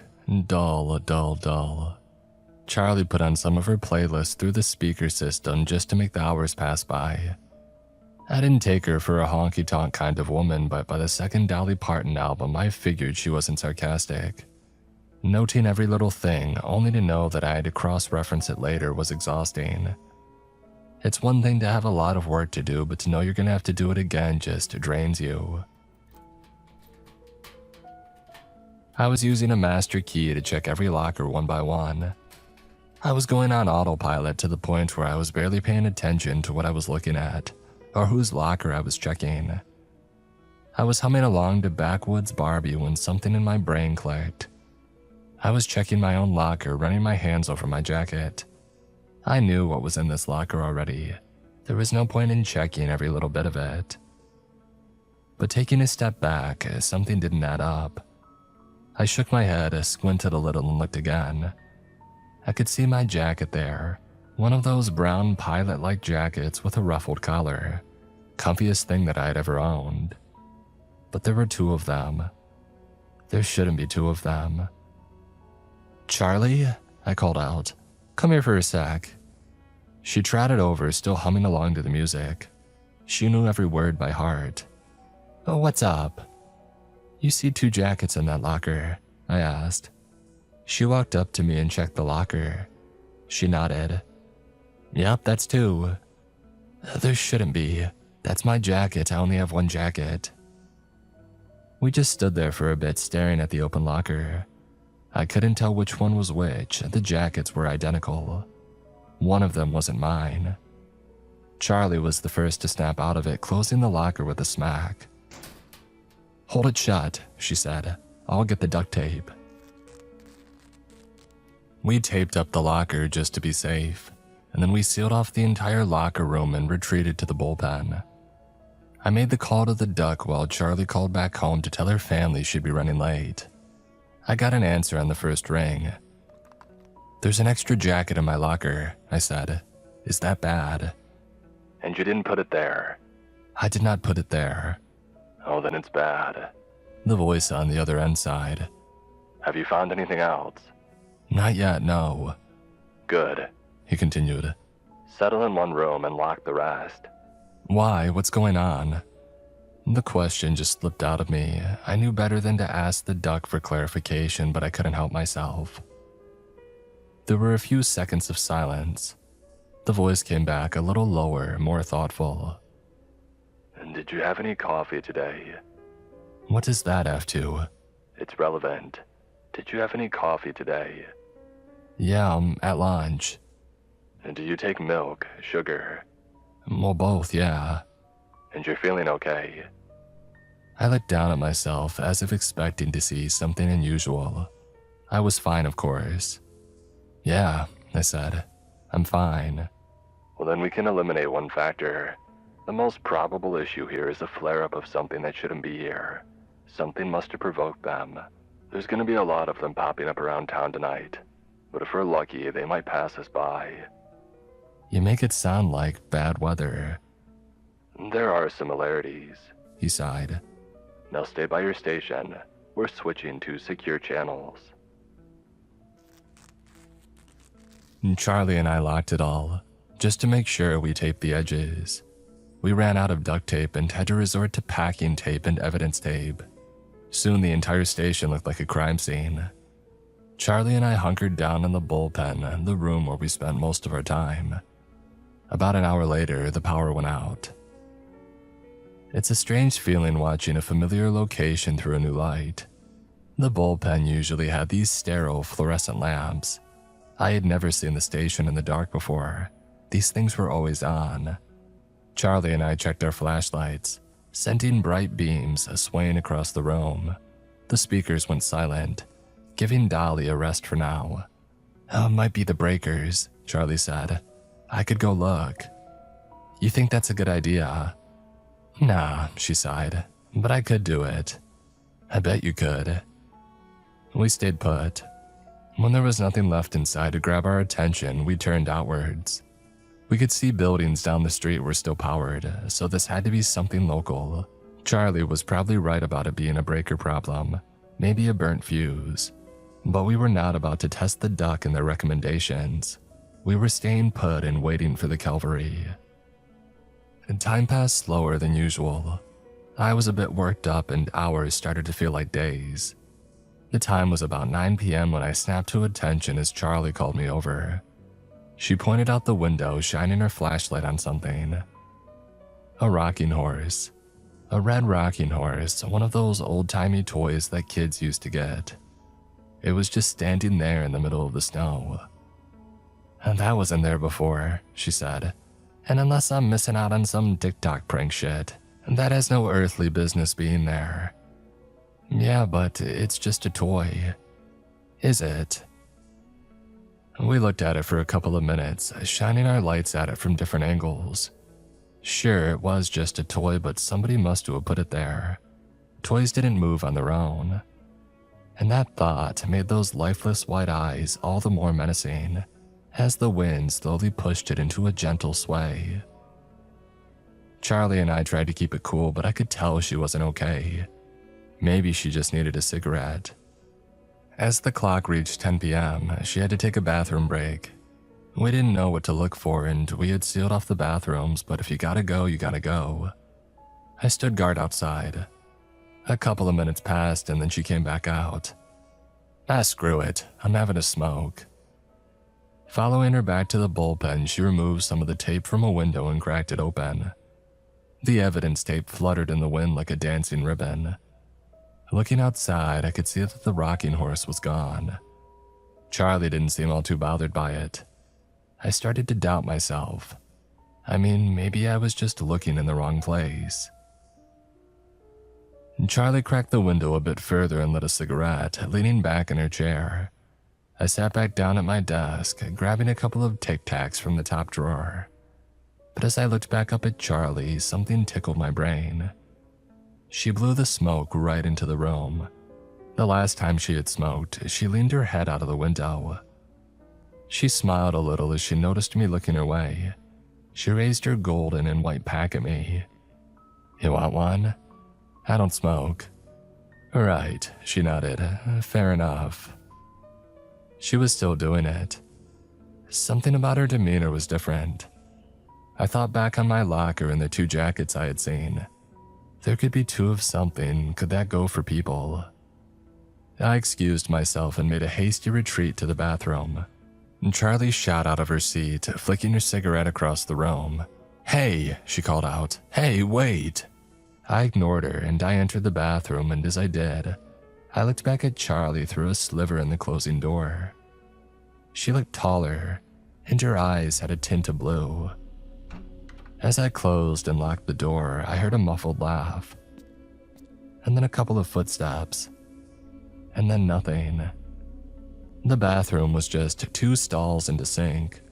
Both doors were closed and I moved past the first stall and then stopped. There was a strange noise.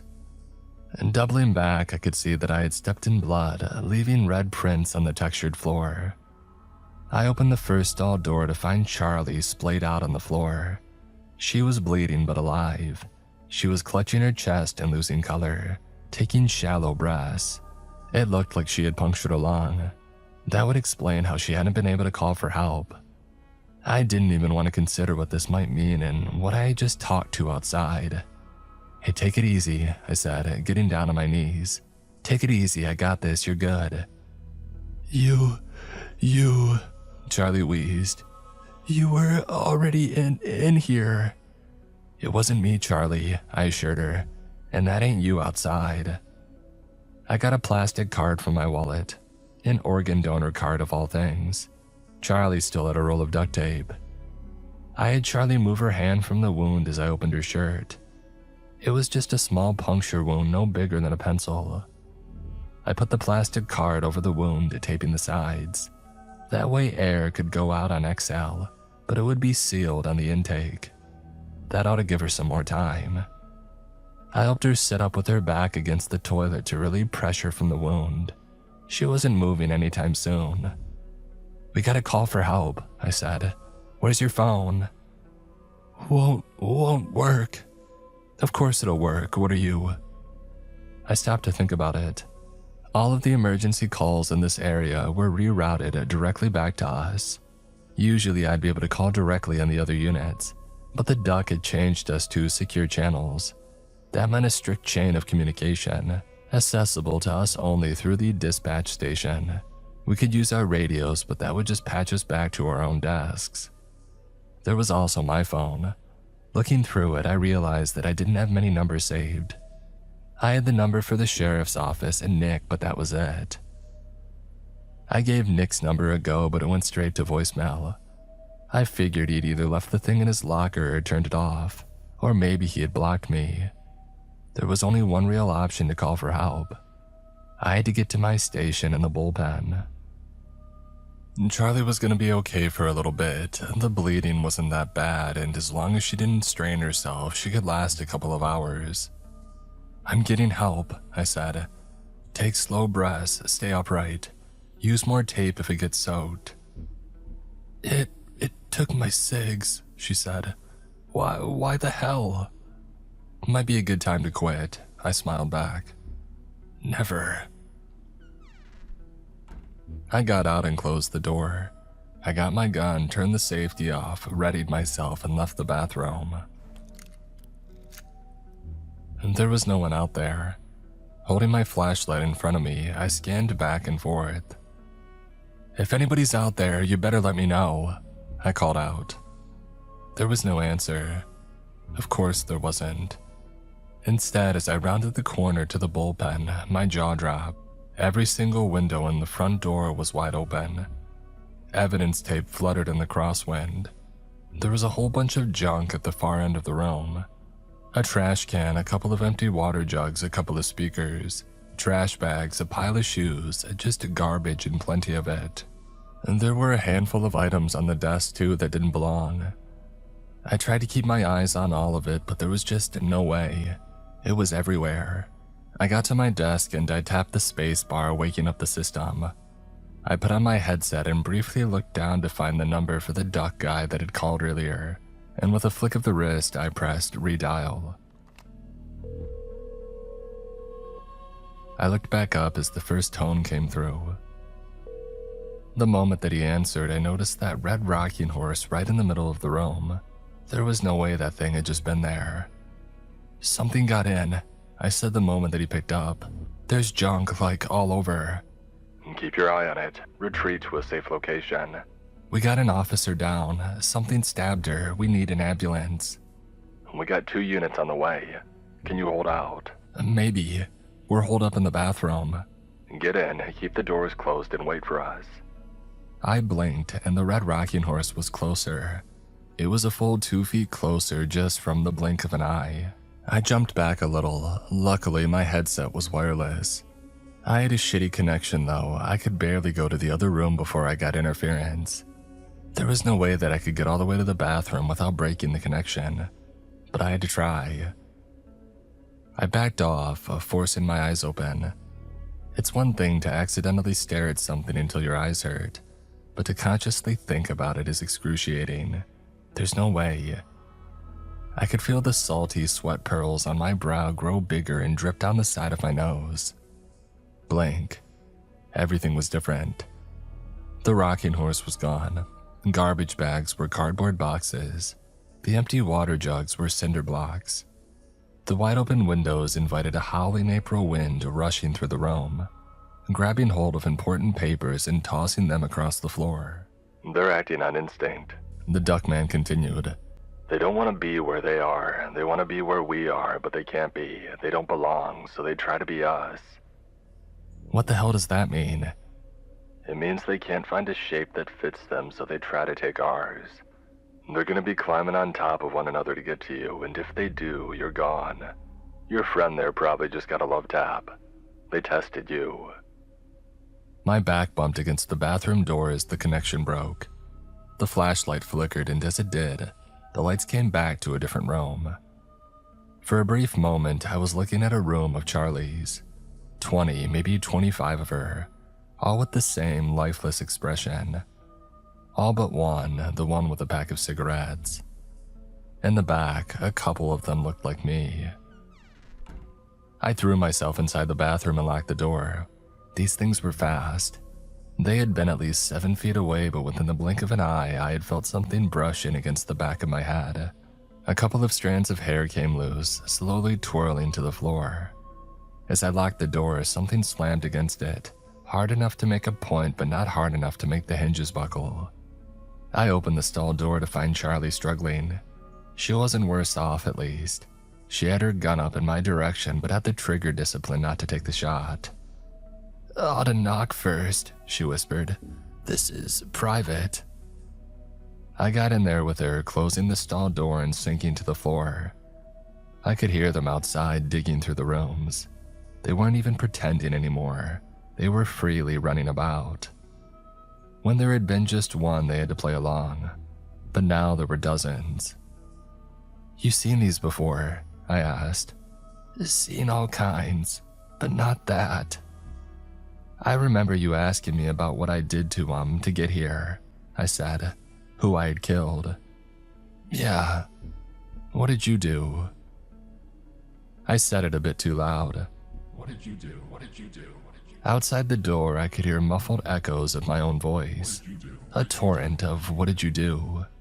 They were trying to match my voice. My heart rate spiked, sending a cold spike into my fingertips as my heart struggled to remain calm. "I fell in love with the wrong kind of man, but got the right kind of kids," she smiled.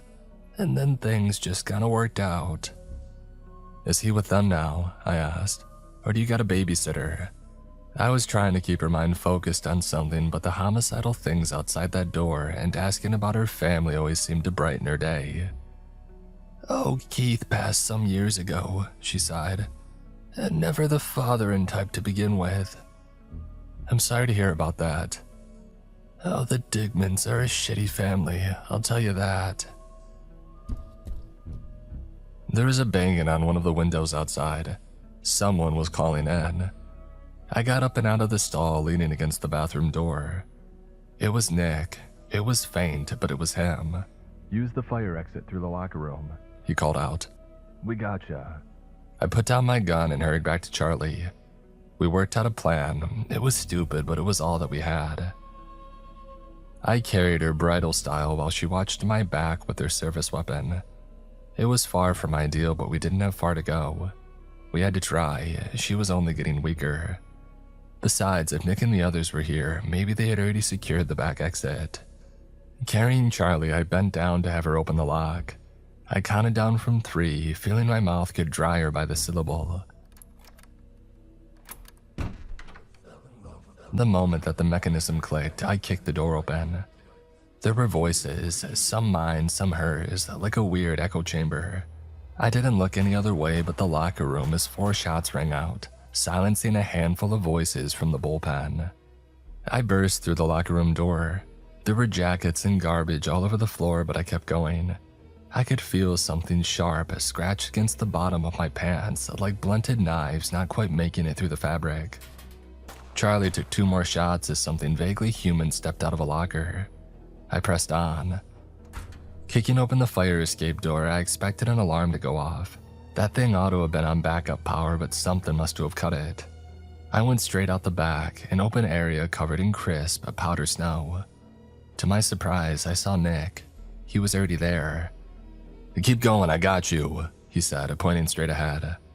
He had his hand on his hip, ready to draw his weapon. I turned left, heading towards the parking lot, but he stopped me. "No," he interrupted. "Straight ahead, just keep going." I followed his instructions for 20 or so feet, only to realize that I was about to head straight into the woods. There were no roads in this direction, and there was nowhere to park an ambulance. Why would he want me to go there? In the distance, I could see 2 squad vehicles coming down the road, number 114 and 115, the latter being Nick's vehicle. I turned back towards him, still holding Charlie. Without looking away, I whispered at her, "Are there pictures of other officers down at the station?" "Yeah, in the break room," she said. "From that one time we got a Polaroid." Looking a bit closer, this Nick seemed a little off. His hair was longer, his eyes were straighter, and those shades were almost white, like they were still reflecting a light coming from a head. His voice was a bit off, like the static of an answering machine, and the hand on his hip, well, there was no service weapon there.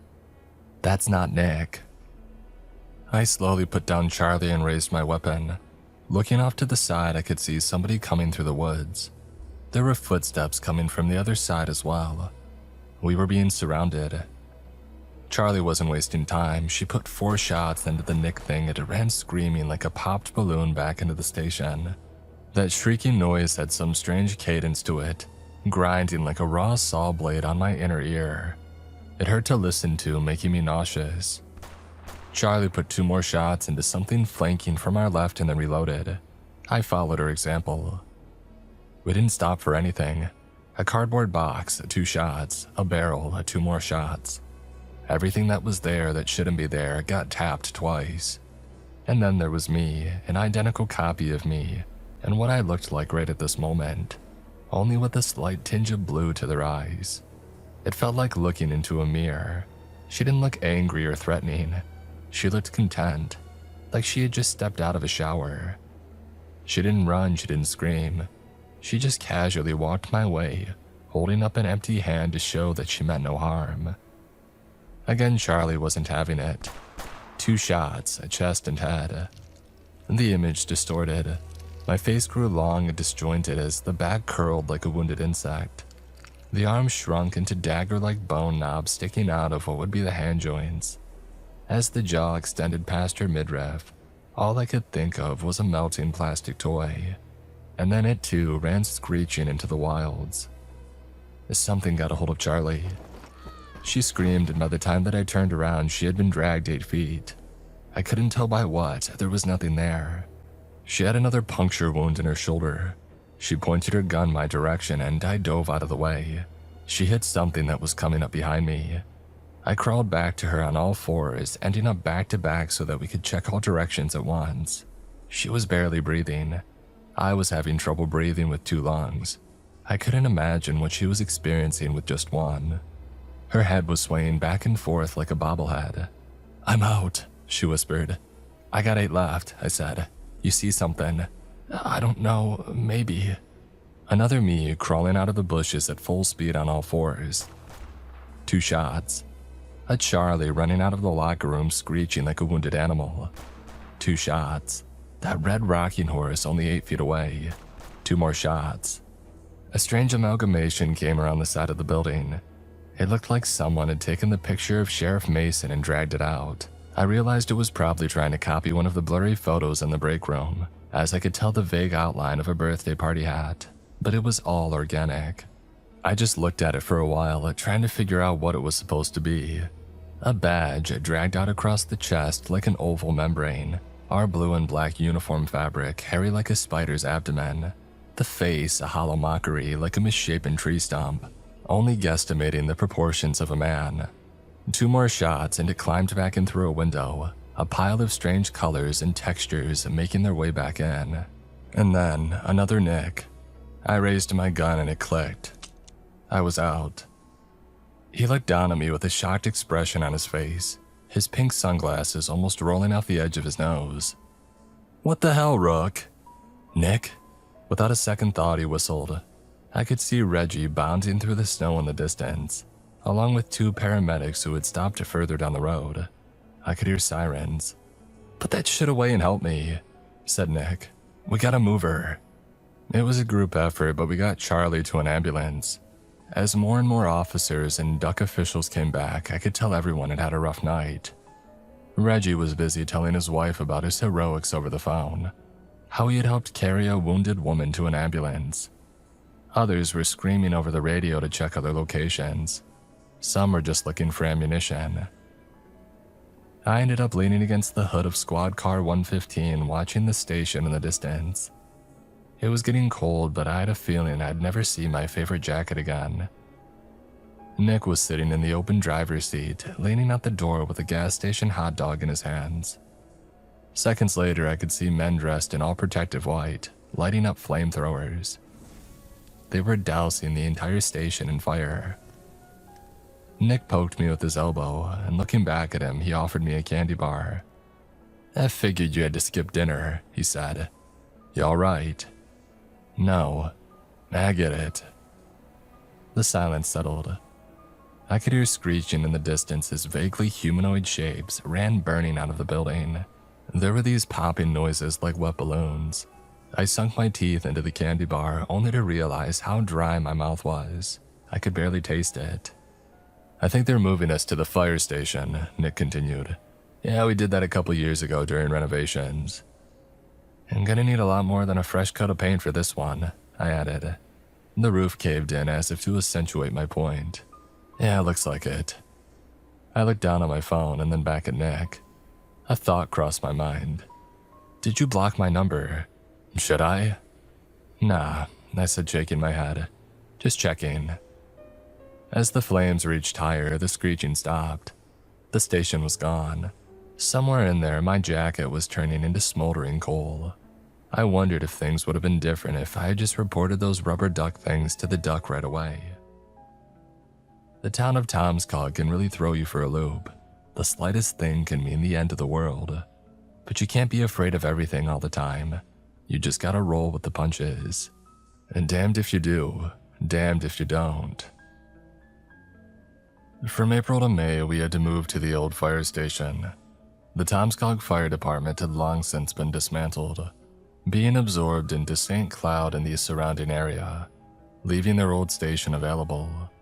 It had been used a handful of times as a sort of community space, but there was limited use for an old fire station.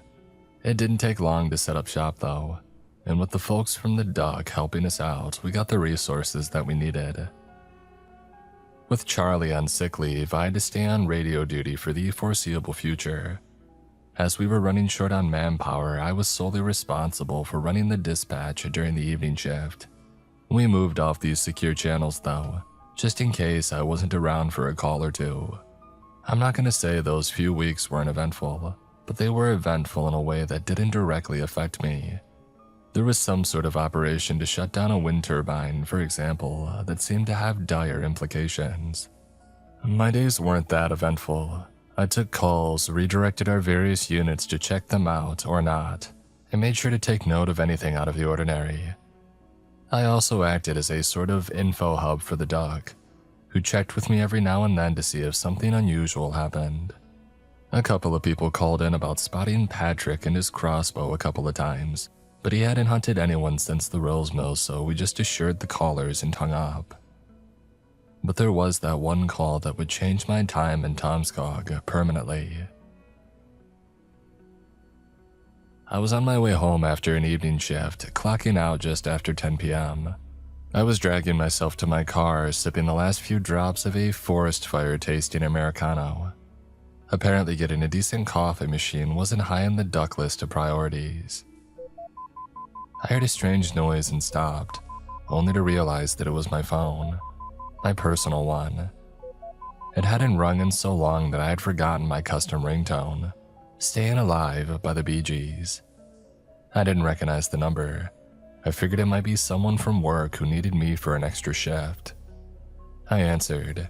Please don't hang up. That was the first thing they said to me. It sounded like a man, nervous if anything. I stayed quiet, giving the stranger a chance to say his piece. You're the new girl, aren't you? He continued. At the station. Who is this? My name's Adam. I'm looking for my daughter. Well, I'm sure we can help you, I said. But I need you to call during office hours and not to my private phone. It's not like that. I've talked to the sheriff countless times, but he's not doing anything. But I believe you can. This is sketchy, Adam. Why would I be able to help when the sheriff can't? Well, because you're still here to protect and serve.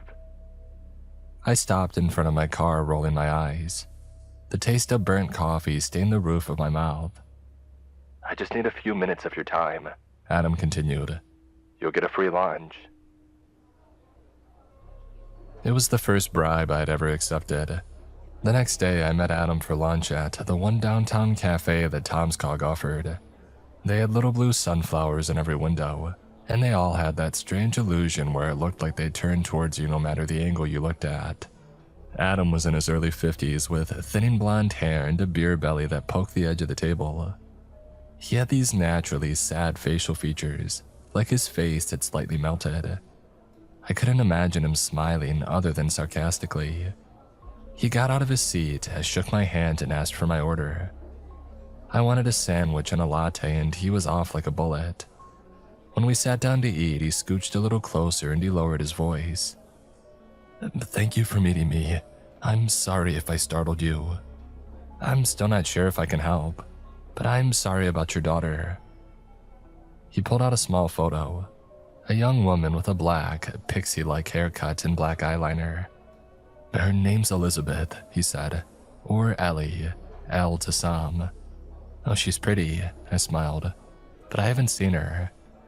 I know, he nodded, but I think you can help me find her. And we finished our lunches.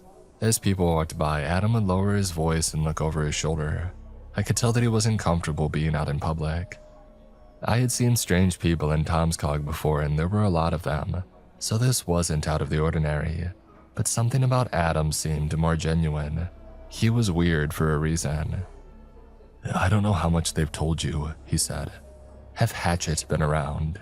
Hatchet, I scoffed. The pharma people. So no. You got any inoculations, any shots? What, like tetanus? You really are new, huh? He attempted a grin, but it came off as a tired squint. Look, he continued, I'll tell you everything I know, but you gotta promise to help me. I can't promise you anything, I don't even know this girl. Just promise that you'll try, please. Looking across the table, there was no way that I could say no.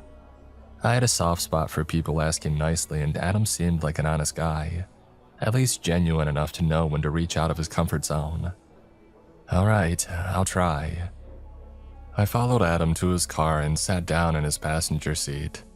We exchanged numbers and he took out a notebook. He had detailed notes about everything related to his daughter, along with names, dates, witness testimonies, and a handful of other details. I got a brief look at his glove compartment when he got his reading glasses. There were a handful of other notebooks in there as well. Elizabeth had survived a fall from a great height. She had broken her legs and cracked her pelvis, but had managed to make it to a nearby road. They had found her next to Frog Lake. How she had managed to fall from such a great height only to end up in the lake was a mystery in and of itself. But that wasn't all.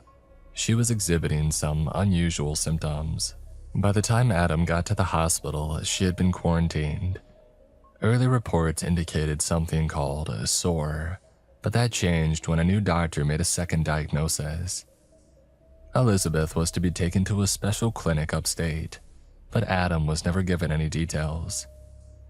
3 days later, he was told that she died from respiratory failure. I'm sorry to hear that, I said. So why do you believe she's still around? That first diagnosis, Adam tapped his head. SOAR. That's never mentioned again. Maybe they made a mistake. Well, if they did, why do they refuse to tell me what it is? He flipped a couple of pages, turning to a section labeled SOAR. Sudden onset rest event. According to Adam's notes, it was a strange condition that could trigger within 72 hours of exposure, and often when a victim submits to rest. There have only been a handful of mentions of this, Adam continued. One is at a prison, corporate sponsored. They get this all the time. The other was an explosion of cases in Jupiter, West Virginia. I'm not seeing much of a connection here, Adam. There's like 6 branches of you know what. Never mind.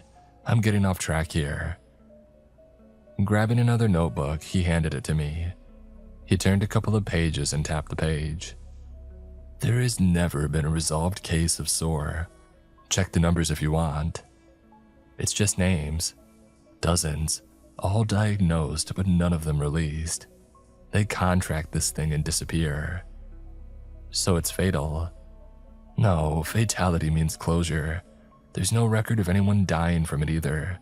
They died from something else. Or they just... Adam popped his hands, making a poof noise. He looked at me as if expecting some kind of conclusion, but I shook my head at him.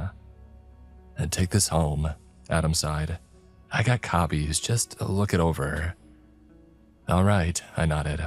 Thanks for lunch. Yeah. I looked it over later that night, when my job lulled to a halt. I didn't understand what this had to do with me or the Tomskog PD, but if I could put this paranoid man's thoughts to rest, that'd be a win in my book. A stray thought blew through my mind. There was an incident in West Virginia where plenty of folks had come down with SOAR.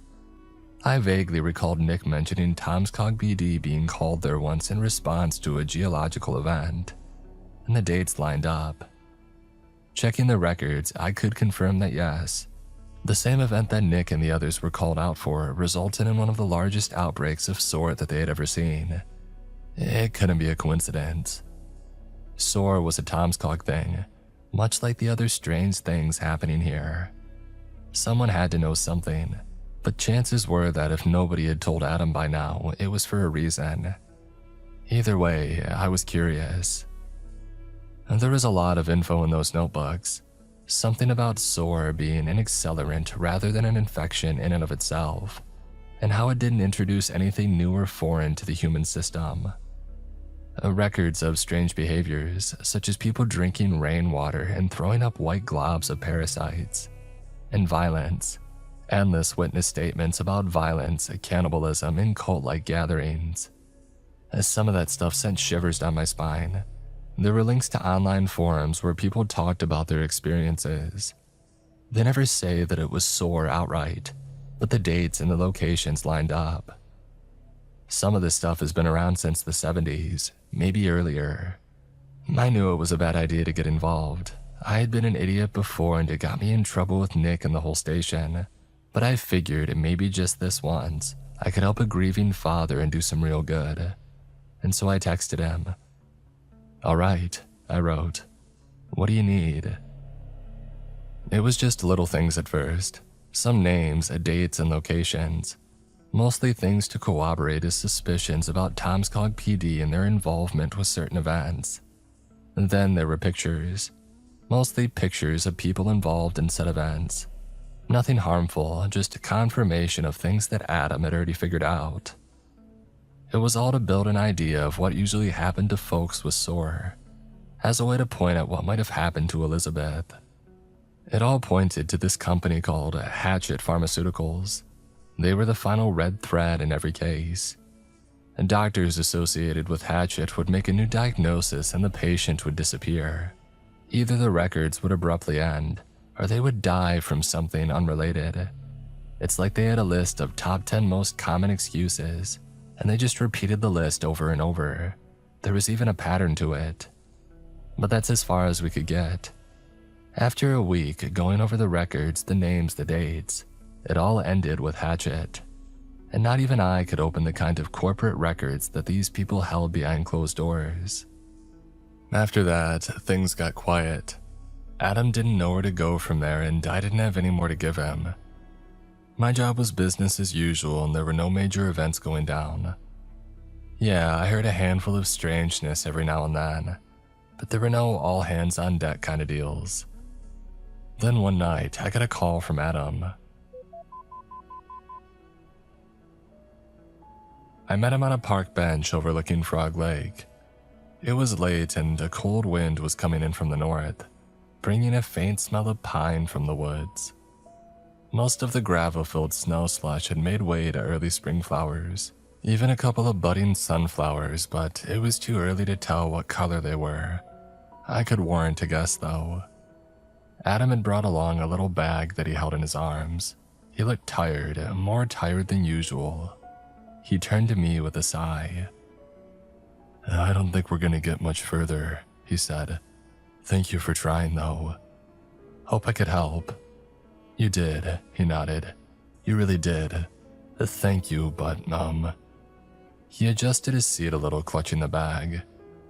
"If you got a new lead, can I count on you to follow it?"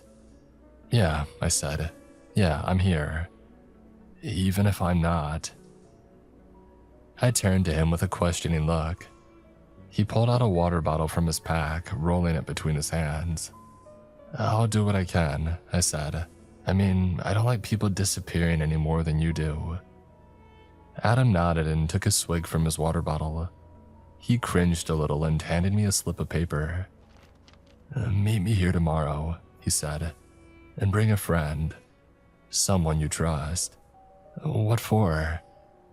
"A Hail Mary, courtesy of Mr. Digman."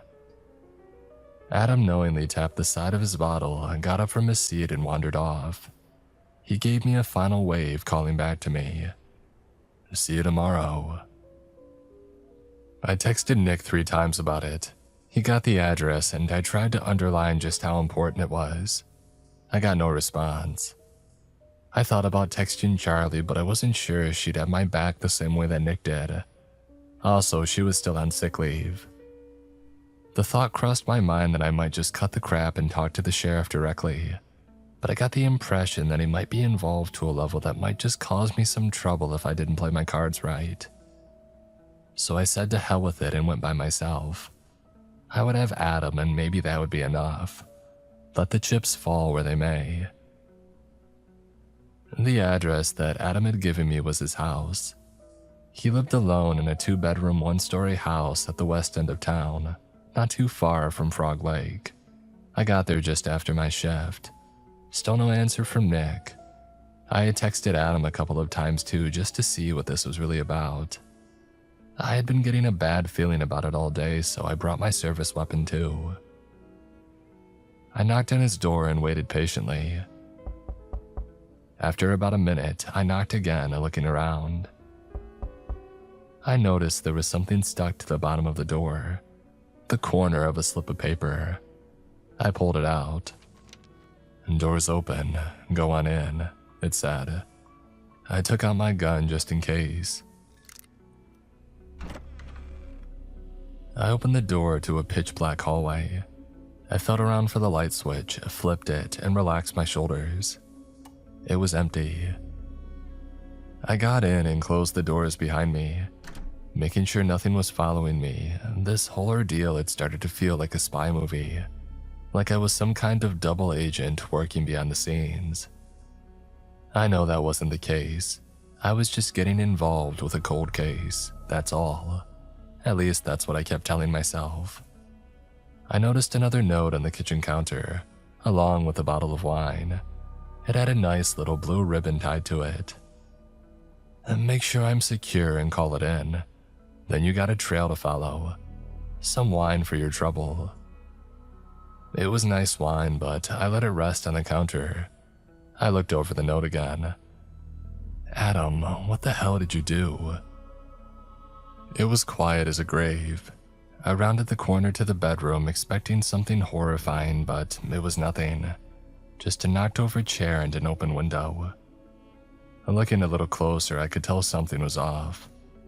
There were a pair of handcuffs on the floor ripped open. The chair was broken in 3 different places. The window hadn't been unlocked. Someone had broken it from the inside and climbed out. There were tracks in the slate. Looking back at the scene, I was starting to piece a couple of things together. There was an empty water bottle on the nightstand, the same one that Adam had drunk from the previous night. A trail to follow, making sure that he was secure. Broken handcuffs. The idiot had infected himself with something and wanted me to call it in, so I could follow what happened to him. That was his way for me to get an idea of what happened to Elizabeth, and maybe to help her. That's why he had asked the day prior. Except he messed up. He was on the loose doing God knows what, and now I was the only one who knew about it. There was a knock on the front door. I rushed to get it, forgetting to look through the peephole. I opened it just as Nick raised his hand for a second knock. "Hey, this better be important, Rook," he said. "I gotta work in the morning." I may have messed up. He adjusted his pink sunglasses, looking past me. "You got Adam in there?" he asked. "Still looking for his girl, huh? You know him?" "Rook, I know everyone." I sat Nick down by the kitchen wine and explained it all to Nick. I told him how Adam and I had talked, how I had looked into a couple of cases, and how Adam had come up with a plan on his own. I told him that I was suspicious, that maybe Adam had infected himself with something, possibly SOAR, the thing he had talked about. That made Nick perk up. SOAR? How the hell did he get hold of that? I think Digman got it for him. Jesus, Ace of Base loving Christ. If that's, you sure, he got SOAR. Nick got out of his seat, holding his hands up like everything was a landmine waiting to go off. "No, you got no idea," he continued. "We had to spray down like 100 cars that were even suspected of having caught a whiff of that thing. If we got a real SOAR case on the loose, that's..." Nick pulled out his gun. I followed his lead. "How the duck catches a scent of this, we're dead," he continued. "And that ain't no joke." All right. Yeah, I nodded. All right. There were some tracks outside the bedroom window heading southward. We followed them past the frog-like trail and into the woods. The snow slush was clear enough, but we figured out where he was heading by then. Adam was going for the police station. Maybe he didn't know that it had burned down, or maybe he wasn't thinking clearly. As we made our way through the pine woods, I turned to Nick. He had taken off his pink sunglasses, an obvious giveaway that he was nervous as all hell. "So you know about this stuff?" I asked. Kinda," he admitted. "When they called us in for that outbreak in West Virginia, we were given some outlines."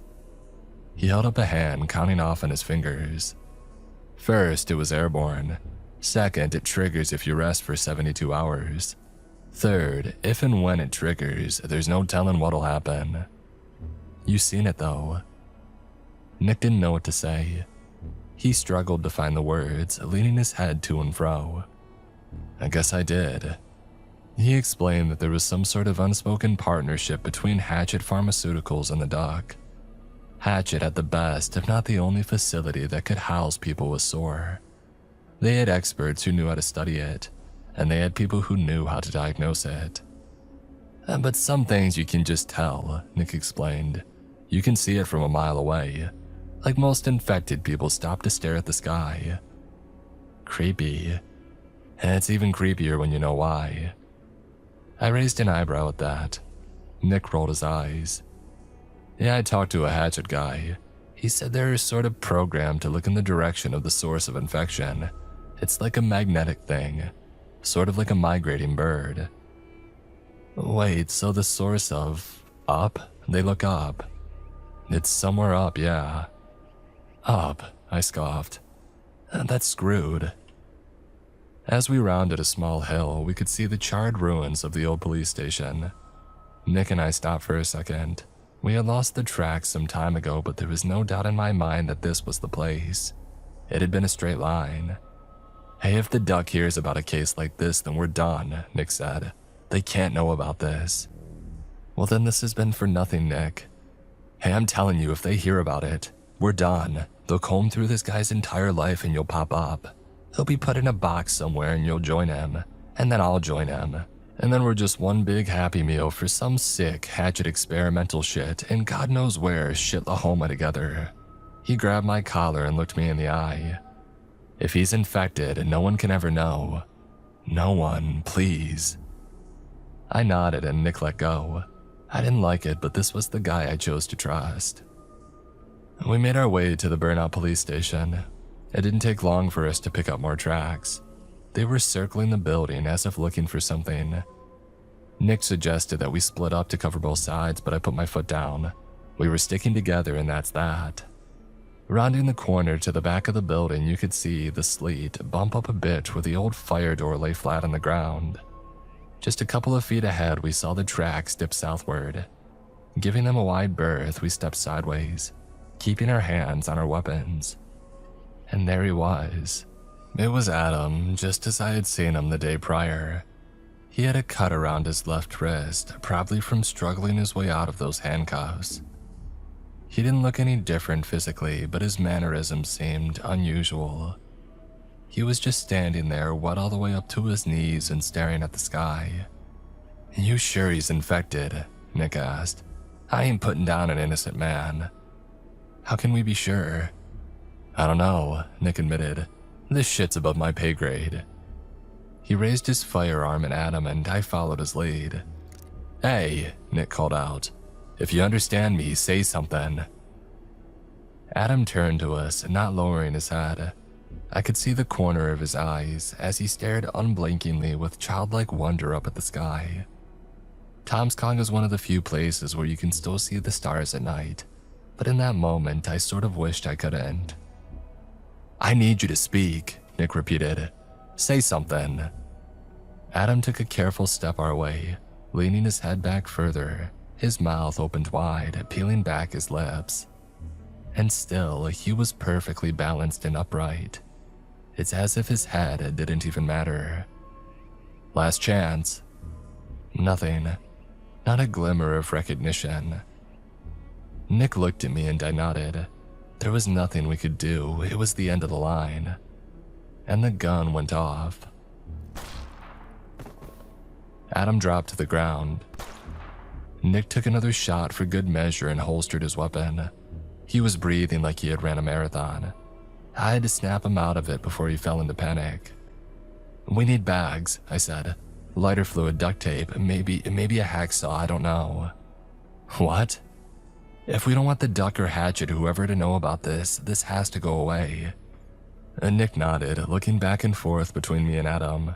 He tapped me on the shoulder and ran off to get his car, leaving me with the dead body. And the moment he was gone, I broke down.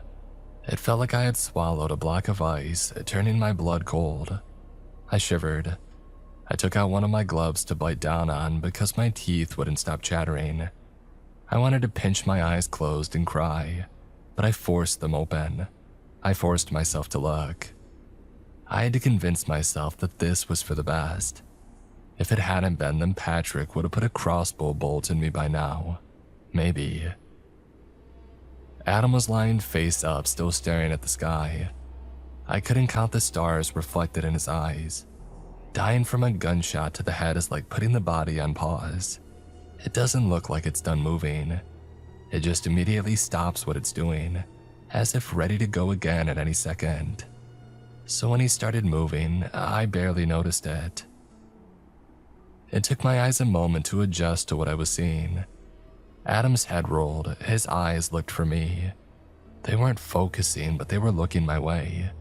Something convulsed its way up his throat. I could count its throbbing movements. Little white strands rolled out of the corner of his mouth, like thick hair just a couple of inches long. They retracted and then rolled out again. It repeated this a couple of times, growing a little longer every time. It was like a hand trying to crawl, like something was using Adam like a snail shell. There was a little pop as a couple of buttons opened on Adam's bloodstained shirt. A couple more strands of white had erupted from his belly button. He was an outie. God, I hate that I know that detail. It's burned into my mind. I aimed my gun at his head, setting off 2 more shots, followed by a third to the chest. I paused, breathed, and took aim at the neck. As my finger reached the trigger, something burned my hand. A string of 3 feet long white strands of white had shot out, digging into my skin. It felt like getting strangled with gasoline-soaked dental floss, this bright, painful burn. I took my gun in my left hand and pulled back. At first, I couldn't lose the strands and ended up pulling Adam along like a dog on a leash. On my second attempt, the strands came loose, curling back into his head, leaving these blue and yellow burn marks on my hand. I backed away, raising my gun for another round, but I couldn't get the fingers in my right hand to move like I wanted them to. There was some sort of paralytic effect going on, and I could feel it spreading through my arm. Aiming with my left hand and trying to block out the pain, I took aim at his neck. And then he moved. And not just a little pull, but a proper full-body jerking motion. He rolled backwards slowly, letting his head move every which way with full abandon, dragging it through the sleet and gravel. He got up on his knees, letting his head roll back to once again look at the stars. I fired. I fired every bullet I had, tearing out his left tendon, his shoulder, his neck, and part of his eye. There was no way that he could survive it, and yet there he was, standing up like it was the most natural thing in the world, only limping slightly from the torn fiber in his foot. I tried to reload, but I dropped my magazine. I wasn't used to doing it with just one hand. By the time I got it, Adam had turned my way, and I raised my gun towards him. He burst into a sprint. I rounded the corner to the burned-out station. I could taste the ashes despite my dry mouth. Part of me just wanted to keep running, thinking that there was no way I couldn't outrun a guy with a torn foot. And then again, it didn't seem to slow him down, it just changed the way that he hobbled. He was fast as hell, almost tripping over himself, using his body weight to go faster in an ever-falling motion. Something was burning in my leg. Whatever had attached to my hand earlier had done a number on me, and I was feeling something all the way down in my leg. Maybe I was the one with a disadvantage. In the moment, I wasn't thinking that clearly. This was a matter of seconds. I decided to take my chances indoors. Sure, the roof had collapsed, but the locker room and the sheriff's office were solid enough. So when Adam came charging around the corner, I rolled my way inside a window, letting my thick jacket absorb the crunch of shattered glass on the floor. I plopped down on the floor, but I couldn't get back up. My right leg wasn't working. It didn't contract. I crawled my way across the floor, but as soon as Adam's shape popped up in the window, I didn't hesitate. I put 6 shots in him. It didn't even slow him down. Long strands of white shot out from a bullet wound in his neck and a web across the walls. It pulled his body inside the building almost reluctantly. His body flopped onto the floor unceremoniously as the strands contracted. I propped myself up against the opposing wall, firing every bullet that I had. The pops echoed against the bare concrete walls, ringing my inner ear with every shake. My hands were stained with ash and sleet, but I could barely feel the cold. With the final click of my gun, Adam was still standing. What remained of his head still leaned back. White strands poked out of every corner of his body, searching blindly for something to grasp. Something like me. I couldn't get up. My leg was done, my right arm too. My breathing was shallow. My heart was pounding, but I could barely feel it. There was just this pumping feeling in my left arm, but nothing in my chest. My trigger finger retracted with every beat of my heart, but there was nothing but empty clicking left. The white strands found the steel tip of my white boot. They curled across the surface but found nothing to grab. They retracted, aiming higher.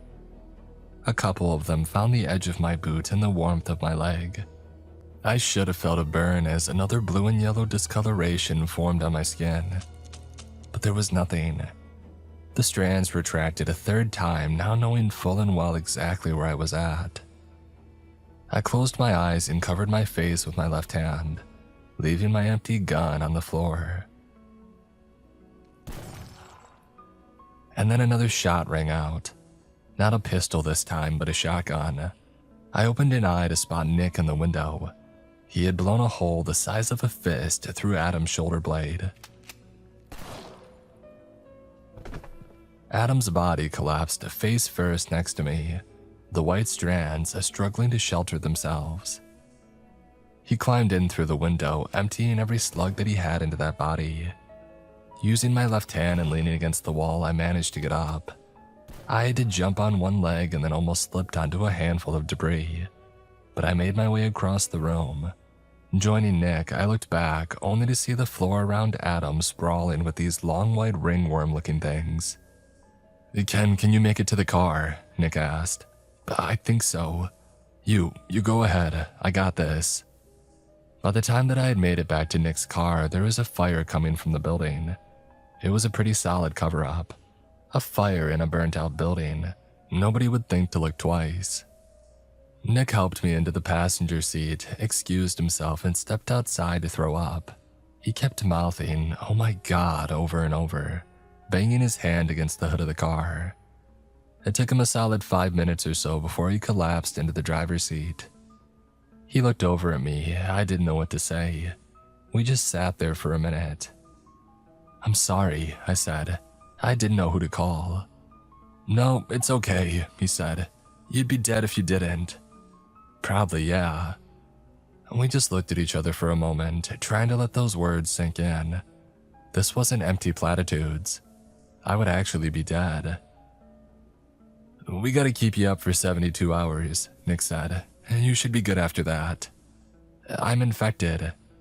"Yeah, I might be too."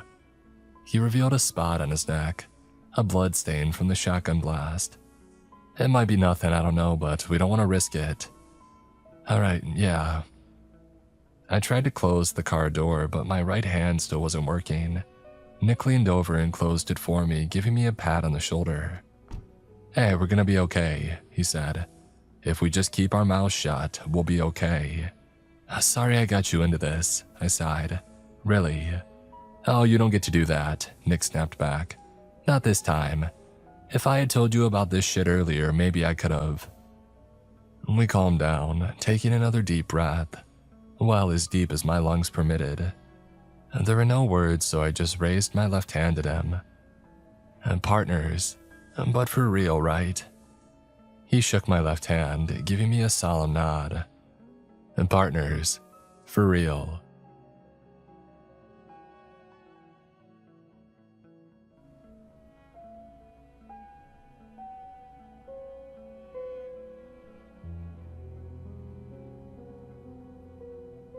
Nick and I had to isolate ourselves, not only because we had to stay up for 72 hours straight, but because we were scared we might spread what we had to others. Neither of us knew what this sore thing might do to us, but if 72 hours of being awake was what was necessary to keep us and the others from getting sick, we were gonna do it. Luckily, the weekend was just around the corner. A couple of us had Memorial Day off. Nick managed to get a hold of Reggie, who could cover his shift in return for Nick taking a shift on Independence Day. Fair deal. So, with a 3-day weekend, we had our work cut out for us. Caffeine was a given, but Nick also had to get some heavier stuff. The kind of thing that gets your heart racing to levels that it shouldn't. I'm not going to go into detail, but we needed a serious push to get past those last few hours. Remember, both of us had already been up for a full day when we first got exposed to this thing. So we were looking at almost 4 whole days and no preparation. We made the best of it. We played games, we ate takeout, we set new records on Nick's old Guitar Hero games that he dug out of storage. The plastic guitars were a bit stiff and sun-yellowed, but they worked just fine most of the time. The green button would get a bit stuck though. We went for walks, and we took turns taking cold showers. We had a spontaneous karaoke thing going on in the living room. Anything we could do to keep the ball rolling and our eyes open. Sometimes I would almost fall asleep standing up. Just leaning against a wall was bad enough.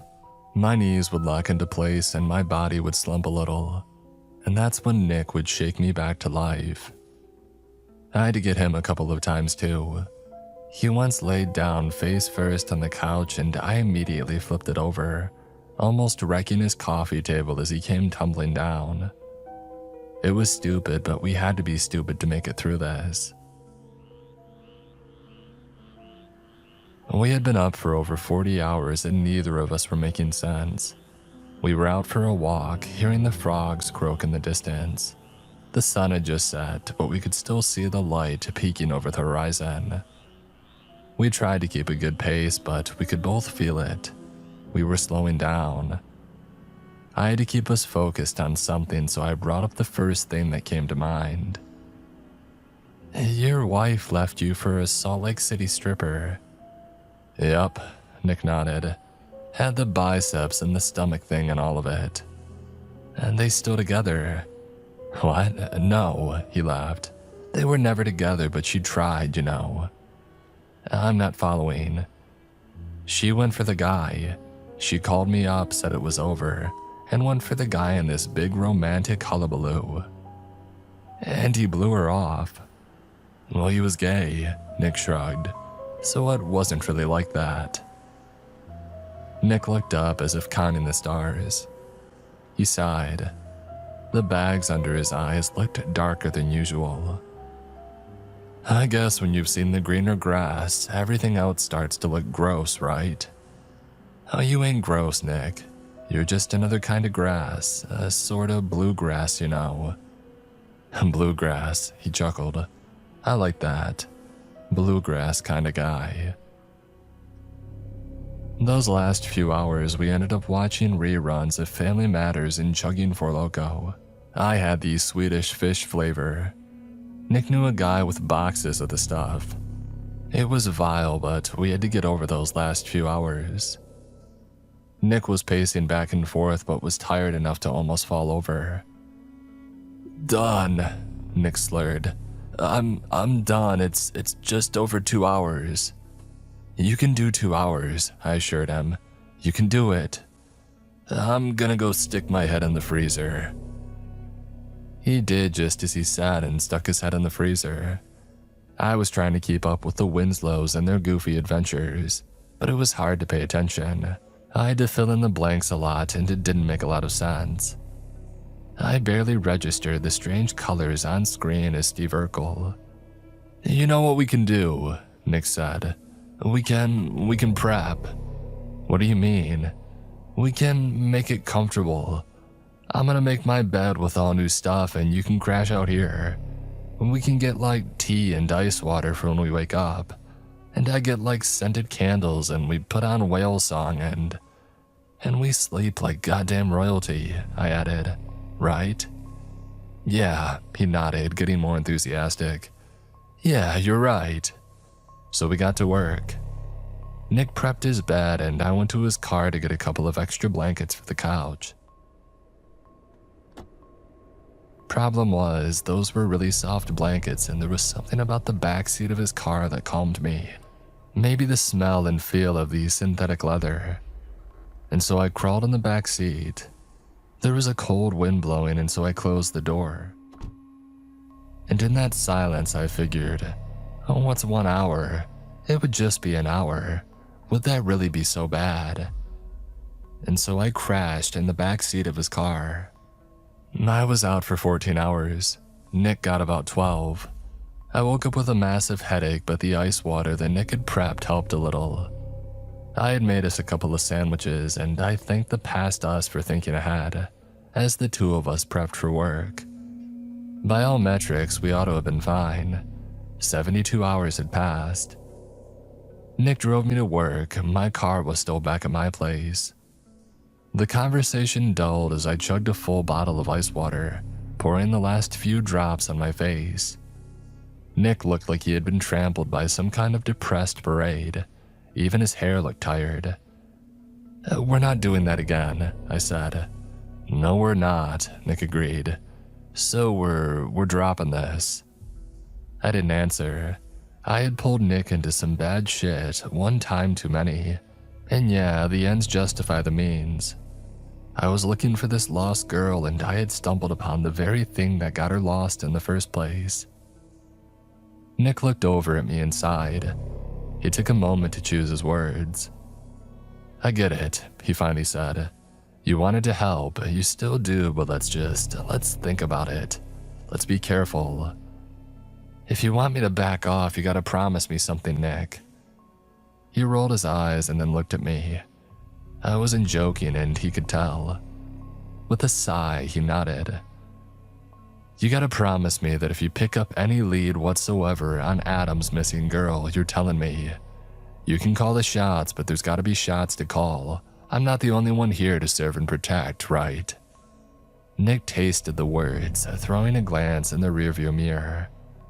All right, he said. Deal. It took us a full work week to get back on our feet. My sleep schedule was a joke. One night I'd be in bed by 6, and another night I couldn't sleep at all.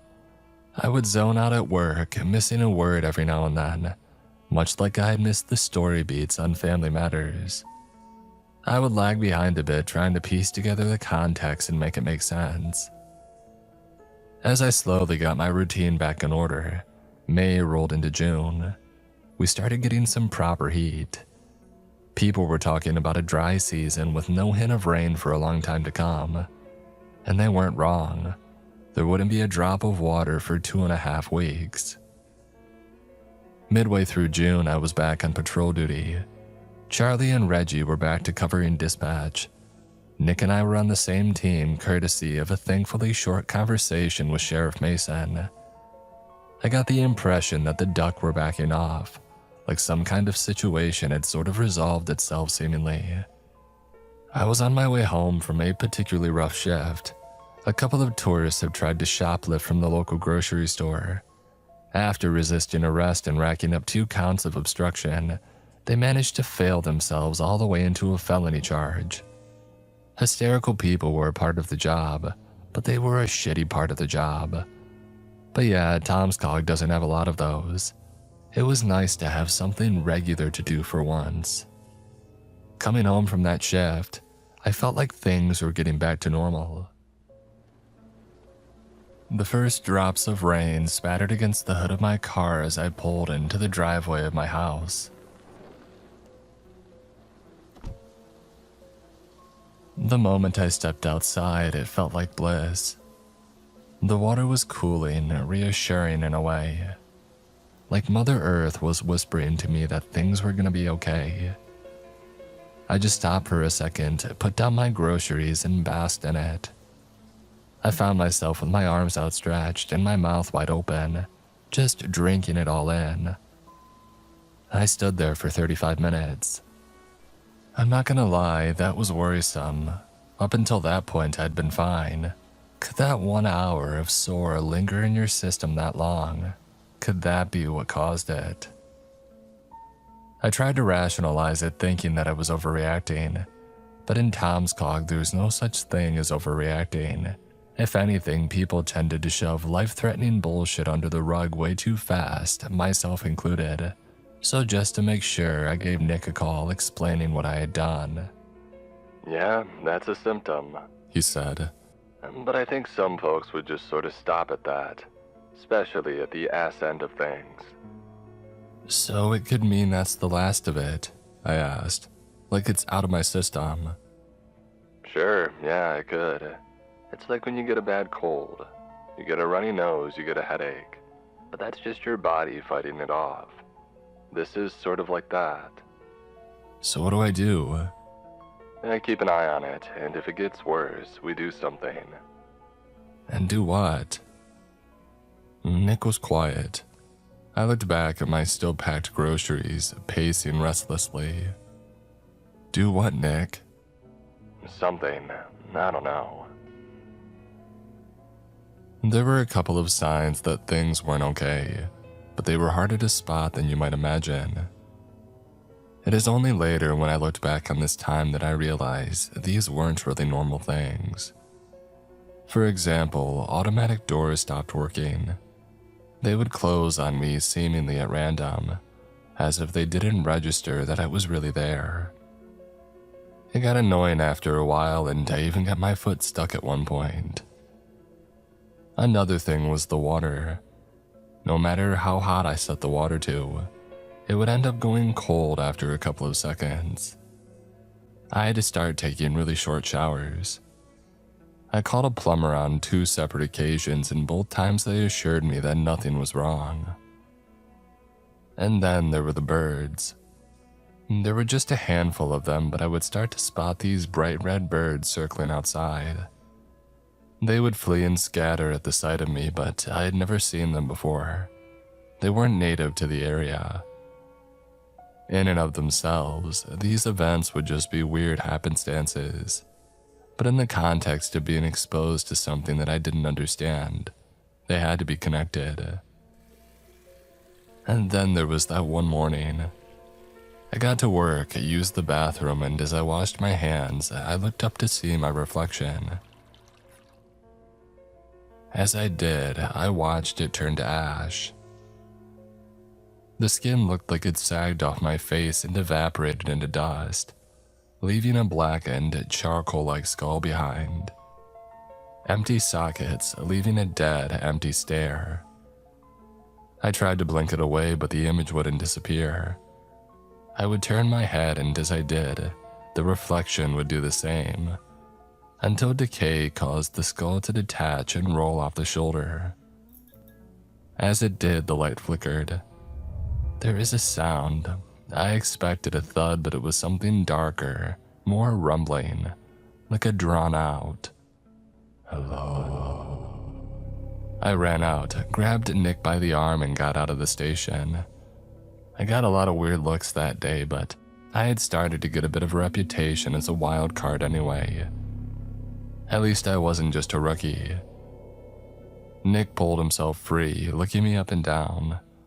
It took him a couple of seconds to soften his expression. "It's getting worse, huh?" he asked. "Yeah, a lot. Look, the only one I can think of that would know something about this is Digman, but I hate that guy." "What?" I said. "Don't we have guys on surveillance?" "Oh, he's been gone for weeks. Suspected dead." "Dead?" I scoffed. "How are we not talking about this?" "It's not been confirmed or anything," Nick shrugged. "There's no body." "So what the hell do we do then?" Nick paced a little, adjusting his pink sunglasses. Looking back at the station, I could see that we had a bit of an audience. "We could get the doc," I suggested. "They study this, right?" You would go away," Nick said, shaking his head. "Permanently."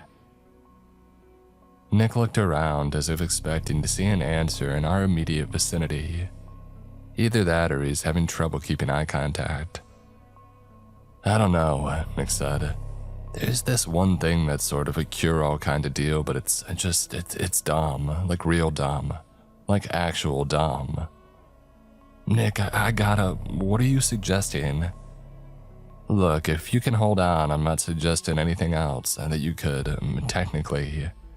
"Come on, Nick, spit it out." He rolled his eyes and he threw out his arms in surrender. "You could do a year walk, same as Digman. You would have to make it until New Year's and then a whole other year, but I've seen it done. It's an absolutely insane thing, but it can do anything." "When you say anything, what exactly do you mean?" Nick lowered his glasses and his voice. "It can literally bring the dead back to life. I'd bet my life that it could wipe away whatever shit you got in your system." "That's like chopping off your neck because you got a headache." "I'm just saying," Nick clarified. "There's always a backup plan." Things would escalate from there. The next time it rained, just a couple of days later, I lost 1.5 hours. I stepped outside and blacked out, waking up with a mouthful of rainwater. I started having nightmares. I would have no idea what about. I would just wake up with a cold sweat and a heart-pounding panic. I knew that it was bad, but I didn't know why. Sometimes there'd be bruises. And this one time, I woke up with an awful stomach cramp. I rushed to the bathroom thinking that I had indigestion when I tripped on the threshold. I landed stomach first on the bathroom tiles, and there was this fullness in my throat that just spurted out. I coughed up about half a dozen thin white strings. It was just the end of them. They were still attached to me though. I could feel them moving in my throat. I tried pulling them out, but the cramps sent this shockwave of pain through me, like the strands had roots in my gut. It felt like pulling them out might kill me. I got up off the floor and grabbed some nail clippers. Taking a single strand, I clipped it off. I got this intense pain in my chest, like my heart didn't know what to do. It felt like I had been stabbed or lost a tooth. There was this sharp, cutting pain, curling all the way from my throat down to the base of my spine. I just stood there, having these white strands hanging from the edge of my lips, like I had swallowed a cheap wig. There was only one option. I leaned my head back and slowly but surely swallowed. I spent the better part of an hour on that bathroom floor clutching my stomach. I thought about getting in the shower, but it would just be too cold. A single dead strand of white lay in the sink, stinking of chlorine and ammonia. It was so acidic that it discolored the ceramic with a tinge of blue. Later that night, I spent time going through Adam's notes. The man had been researching SOAR for some time, and although his notes made little sense, I figured there might be something in there that I had missed. Flipping page after page after page, I lulled myself into a semi-hypnotic state. Handwritten notes took ages to read. The notes were mostly focused on what he thought his daughter Elizabeth had been exposed to, but he was making an attempt to piece together info about the condition itself as well. And that was the scariest thing. It was never a disease or an infection. It was a condition.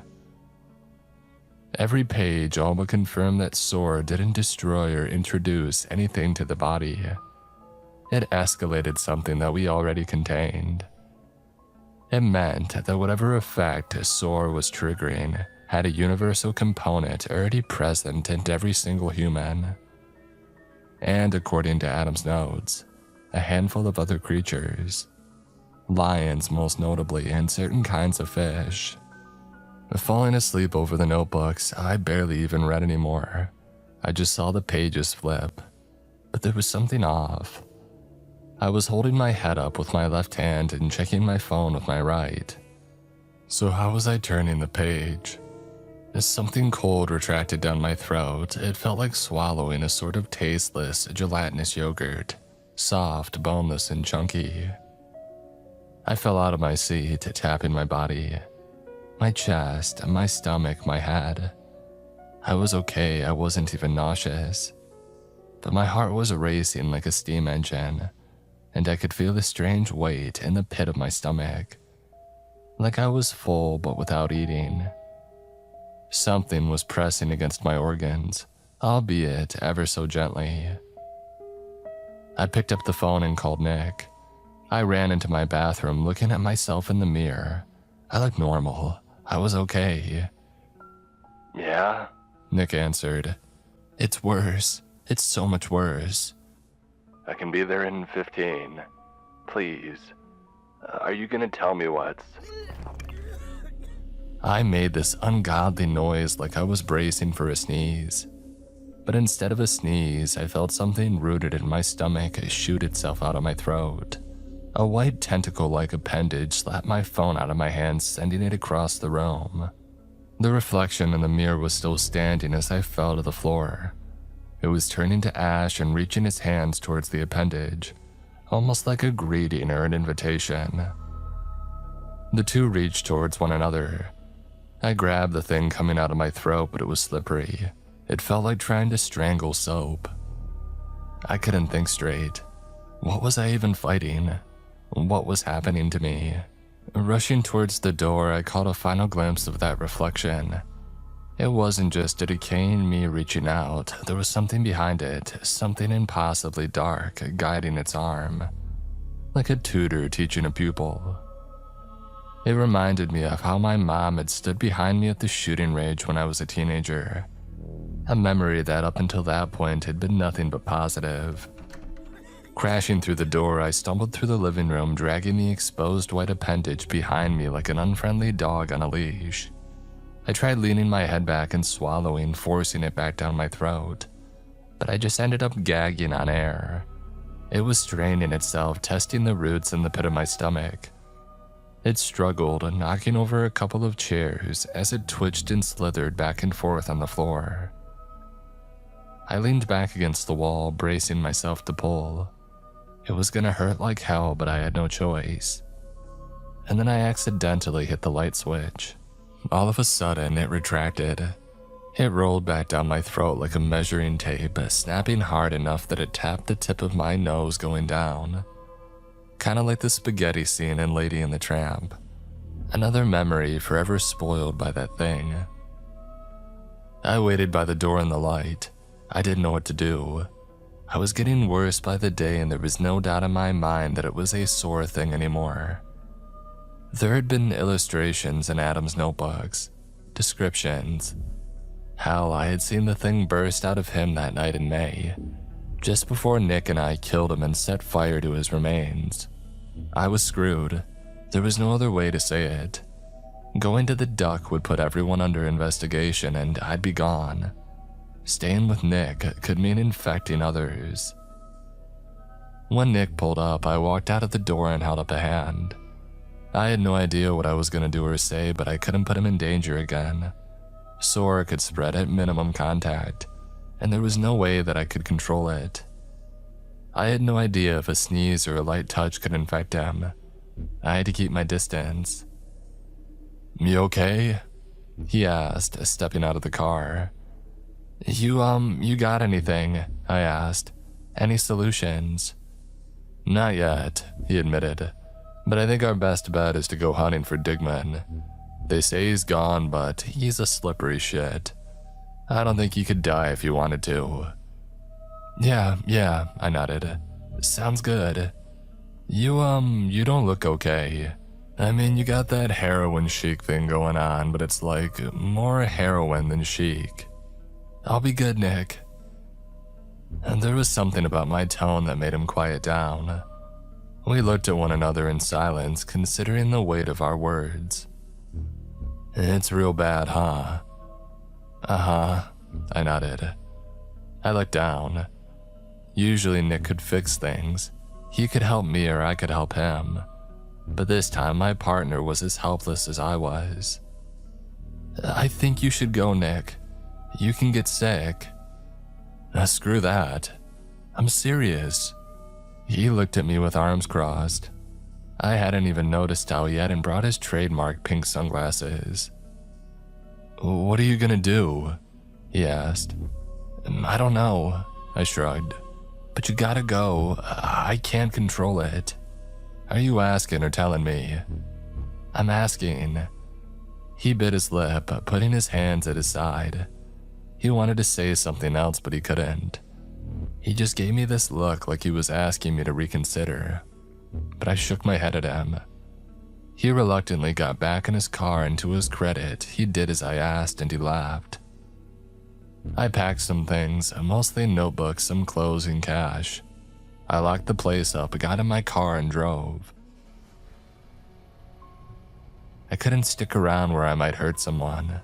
At the end of the day, it was still about protect and serve. I tried to not look in the rearview mirror or the side mirrors. It felt like something was off, like they weren't really showing me what they should. There was that feeling that a tiny tilt would show me something that I didn't want to see. I would have to blink away things that weren't there. I would see shapes lining the side of the road. I'd feel something in my stomach twist and turn, as if commanded by something to act. I bit down hard, making sure that my teeth touched, and I put a hand in front of my mouth. But it didn't help for long. Something tickled my nose instead. I remember thinking, no, That's all I was thinking. Streetlights were passing me by as I sped up. As I got further out of town, the streetlights made way for worse and worse dirt roads, leaving me into the spaces the Tom's Cog folks rarely went. I didn't really think about it. If that's what it was gonna be, then that's what it was gonna be. I would see humanoid shapes on the sides, darkened charcoal-like things, like the decay that I had seen looking back at me in the mirror. I could taste the sourness in my mouth as something struggled to be freed, and I could see things moving in the mirrors at the edge of my vision. I was doing something that it didn't want, and it was gonna let me know. It wanted to be around people. It wanted to meet others. Screw that. My car shook. Even with the seatbelt, I smacked my head against the roof of the car as I hit a rock. I almost lost my steering. I had to pull the handbrake, coming to a full stop. As my body shot forward, the car screeched to a halt. The second my body thumped against the seatbelt, little white strands shot out of my whole face. A tickle in my eyes and nose, something between my teeth, something running out of my ears like a bad earwax. The strands were almost 2 feet long now, scattered along the dashboard and moving independently of one another. Chlorine and ammonia. The smell was overwhelming, and for a moment I just sat there. I was afraid to move, thinking that I was a sudden jerk away from excruciating pain. I slowly pulled my head back and turned the car off. I just sat there with my face feeling like a leaking lemon. Was this the end stage? Was I about to lose my mind like Adam had? I looked up to see my reflection in the mirror. It hurt when I blinked. Little strands of white were moving my eyelashes, forcing me to blink over and over. I was expecting to see some horrific vision, but all I saw was myself. That was bad enough. Looking out into the dark, I could see silhouettes. Things as dark as decay moving closer. An army asking me to join. Something horrible and primal bringing out the worst in me, making it spill out like an overflowing bowl. I got out of the car and brought my flashlight. If light messed with these things, I'd mess with them all the way to my grave. I kept going down the broken dirt road by foot, desperate to get as far away as I could. I saw an old sign saying St. Gall, but I had no reference to what that might mean. There was no place on the map with that name. Maybe I was just distracted. I think I had heard it mentioned a couple of times. My light would land on things, things peeking out behind trees, things moving in the grass, distant whispers, interested parties taking note. A drop of blood ran from my nose. I was having trouble concentrating. I couldn't remember the name of the Winslows anymore. Did I even like Family Matters? Was that even a TV show? I fell to my knees. I couldn't keep up with thinking and moving at once, so I settled for thinking. I sat there on my knees, confounded and confused. I didn't even notice me turning the flashlight off and embracing the dark. I remember looking up and seeing something massive coming towards me. It didn't make a sound. It was just this presence, hollow and immense. When it finally spoke, it was as if spoken from behind a pane of glass, resonating, vibrating, trying to break through. Hello. I waved back, one finger at a time, like I was drumming on an invisible dashboard. Hello, I said. How are you? It reached for me, and the things inside me reached back, like extending for a handshake. Someone welcoming an old friend. A promise of something horrible to come. I was just the broken shell of a snail waiting to be replaced. White strands raised themselves out of me.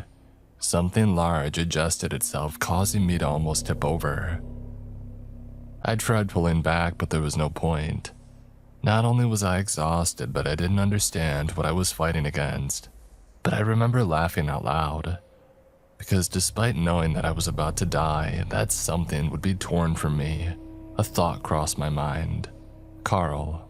Carl Winslow was the dad on Family Matters. And in that moment, I knew that this thing hadn't really won. Not yet. I could still think. I gathered whatever thoughts that I could muster and directed it into a tiny little movement. I twitched my thumb and the flashlight came back on. I had been holding it on the ground and it lit up my face like I was a kid telling a scary story. My face burned as it retreated into me, like a rabbit diving for its burrow. I was left with these chemical streaks across my face and this awful tickle in my throat.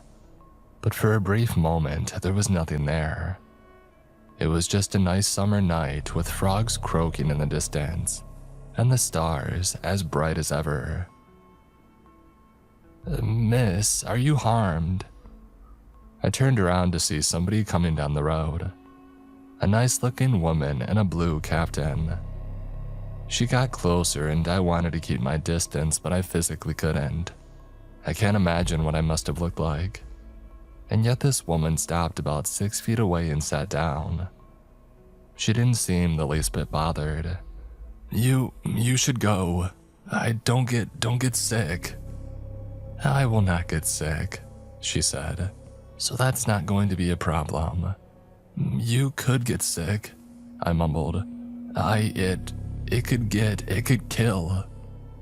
No, she smiled. "That will not be an issue." She got up, scooched closer, and sat across from me. I tried to crawl back, but I couldn't get my arms to move. Sore was reaching into my brain, and I could feel it.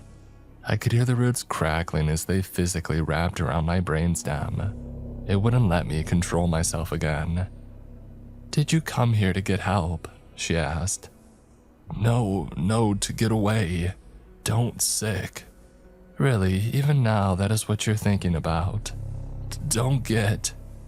I couldn't finish my sentence. My head hung low as a weight fell on my neck. She put her hand on my chin and lifted me up to look at her. "Look, sweetie, I cannot tell a lie. So what I'm saying is not just comfort. It's what it's going to be, understand?" I tried to nod at her, but I couldn't. "This thing will not kill you. It will not control you. You will not infect anyone. I promise that's not gonna happen. It cannot happen." She wiped a tear from my eye with her thumb.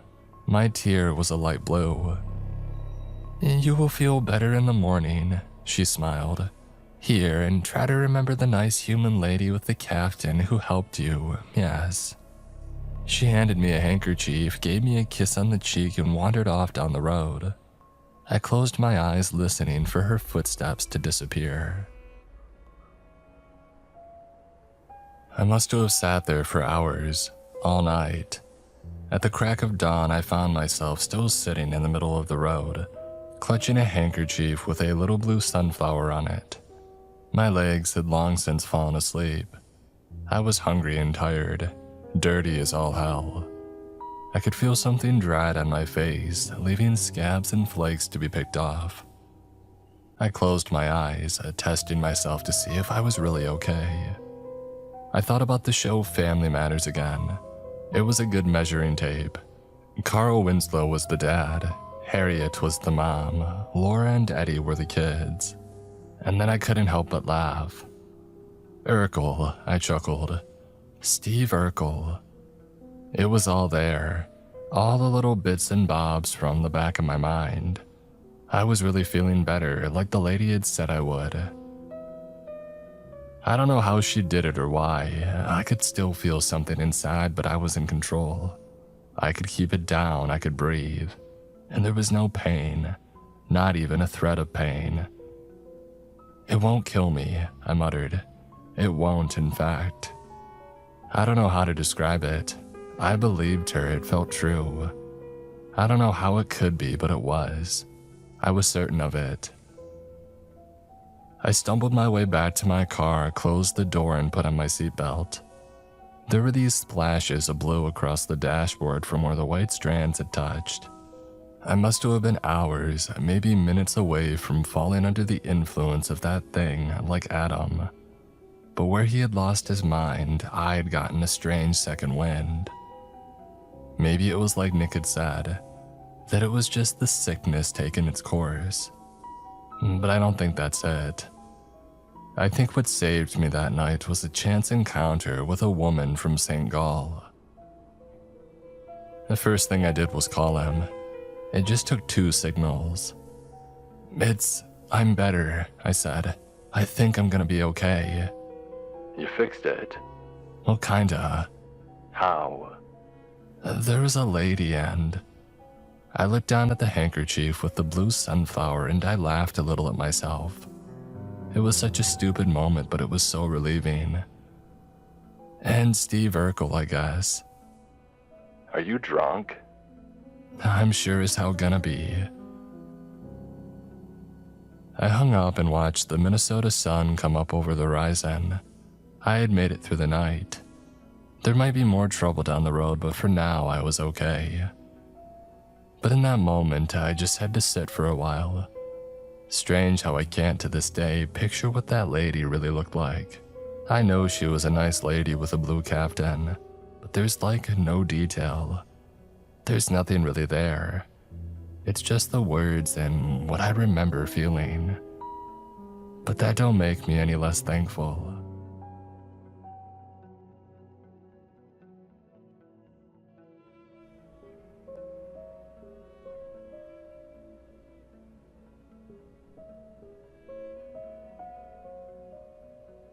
It's difficult to adjust to having something change the way you do or see ordinary things, like brushing your teeth.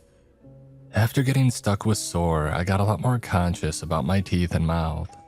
It took some time getting used to the feeling of having something in my throat ready to shoot out like a coiled snake, or having breakfast and knowing there was something lurking in my stomach, resenting me, wishing to take the reins. It was still there, but after my run-in with the lady in the blue caftan, it's as if I knew for certain that it wouldn't kill me. That, and it wouldn't be an infection risk to others. That didn't mean it was gone, though.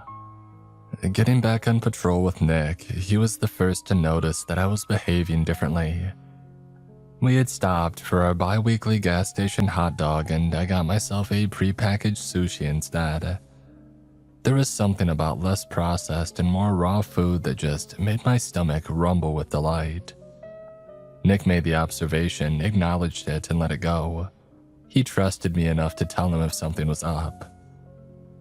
We were having a proper Minnesota summer, meaning rain when you least need it.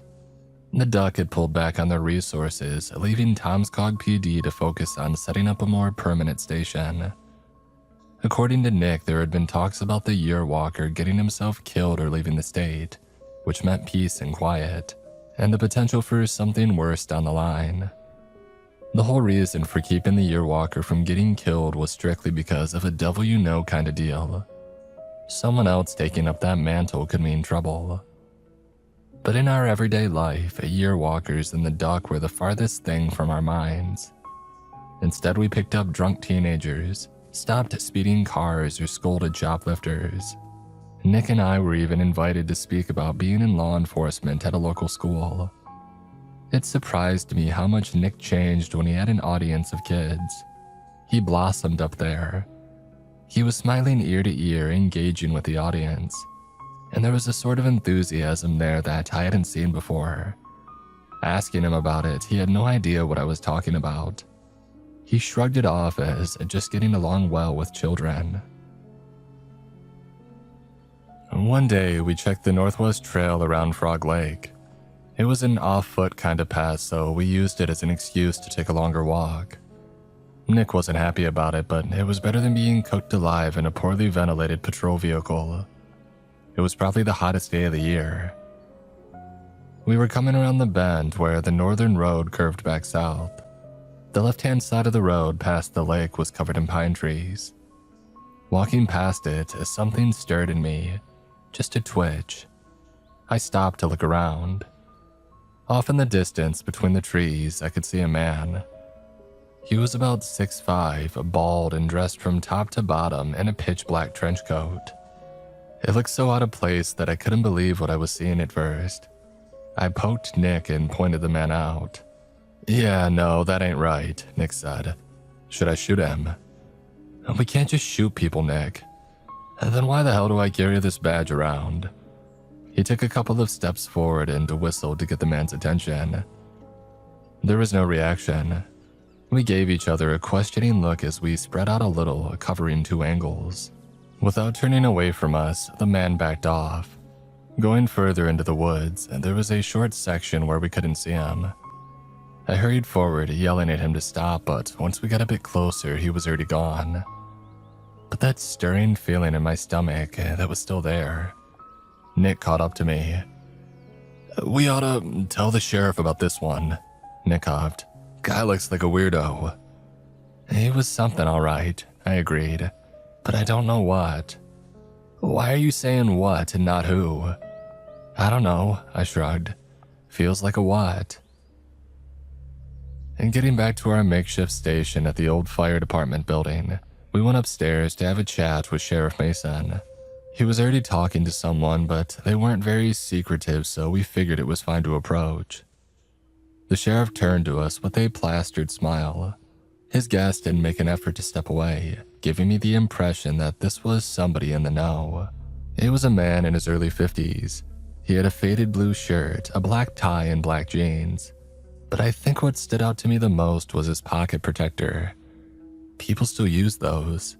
Hank, these are 2 of my patrolling officers, the sheriff said. Hank Dudley, said the man, offering a hand to us. Hatchet Pharmaceuticals. I think I'm wearing socks from you guys, Nick said with a grin. Nice to meet you. We took turns shaking hands. You had something to discuss, the sheriff asked. Yeah, we just wanted to bring something up, I said. But, Oh, don't mind Hank, he's good people, the sheriff said. Let's hear it. I told them about our patrol around the lake, and the man with the trench coat, and how he seemingly disappeared. It just gave me a bad feeling, I admitted. I don't know why. Hank gave me a curious look as if making a mental note. The sheriff pondered his options for a bit, leaving the floor open for others to chime in. I think I know what that is, Hank smiled. And if it is what I think it is, we really need to be on the lookout. Sheriff. Agreed, Sheriff Mason said. How to make sure we're all vigilant. I've heard of this thing, but it usually sticks to its home. As the sheriff walked away and Nick went to get a coffee, I was left alone with Hank for a bit. He adjusted his tie and square-shaped glasses. Miss, what did you feel when you first saw this man? Like a general worry, I guess. Nothing out of the ordinary. You feel that way a lot? Not really, no. He quieted down, giving a once-over to make sure that nobody was close enough to listen in. And did you by chance know Adam Salinger? I was going to deny it, but my reaction had already given away my honest answer. I sort of half-gasped and turned it into a smile. Yeah, Adam, I nodded. Didn't know his last name. Hank nodded as Nick returned with the coffee. There was something about Hank's look that just screamed at me to run for the hills. We were law enforcement, yes, but this was one of the hatchet men, and in corporate America, people like him make the laws. If you see that trench coat man again, I suggest you call it in, Hank said. I don't think it'd be a good idea to confront him. I will keep that in mind, said Nick. There's coffee in the break room if you want. I shook my head. That stuff tasted like a tire fire. The sheriff made an official order later. If we saw the strange man again, he was to be taken in for questioning. Patrols were actively encouraged to seek him out and, upon encountering him, call for backup and to wait further instruction. We were given a couple of recommendations. One was to not be stingy with tasers, and another to not engage even if the suspect looked unconscious. And there was also a mention that a strong spearmint spray could be used as a repellent. Yeah, that last one gave me pause too. Clearly, they knew more than they were letting on, but it was useless to push for more. The sheriff was still seen walking around with Hank at his side, and the two of them seemed to have come to some sort of understanding, and they weren't letting anyone in on their secrets. Over the weeks that followed, there was this sort of cat and mouse deal with the trenchcoat man. Patrols would report seeing him around the high school at night, and there were people calling in saying that they had seen him standing on rooftops. This wasn't just a one-time thing, it was reoccurring, and in proximity to ordinary people. But no one had been hurt, yet. We saw him a couple of times too, but only in the distance. Once when cruising down the highway. It was just in passing, but he was there. When we stopped and doubled back, he was already gone. Another time was when we came out of a pub downtown, and we were taking in a woman for public intox and disorderly conduct when I saw the trenchcoat man on a roof across the street. As soon as he saw that we had noticed him, he fled. But what bothered me the most was my unease. Every time he was near, something stirred in me, a tickle of something unpleasant. And sometimes I would feel it even when I didn't see him, as if he was close by but just out of sight.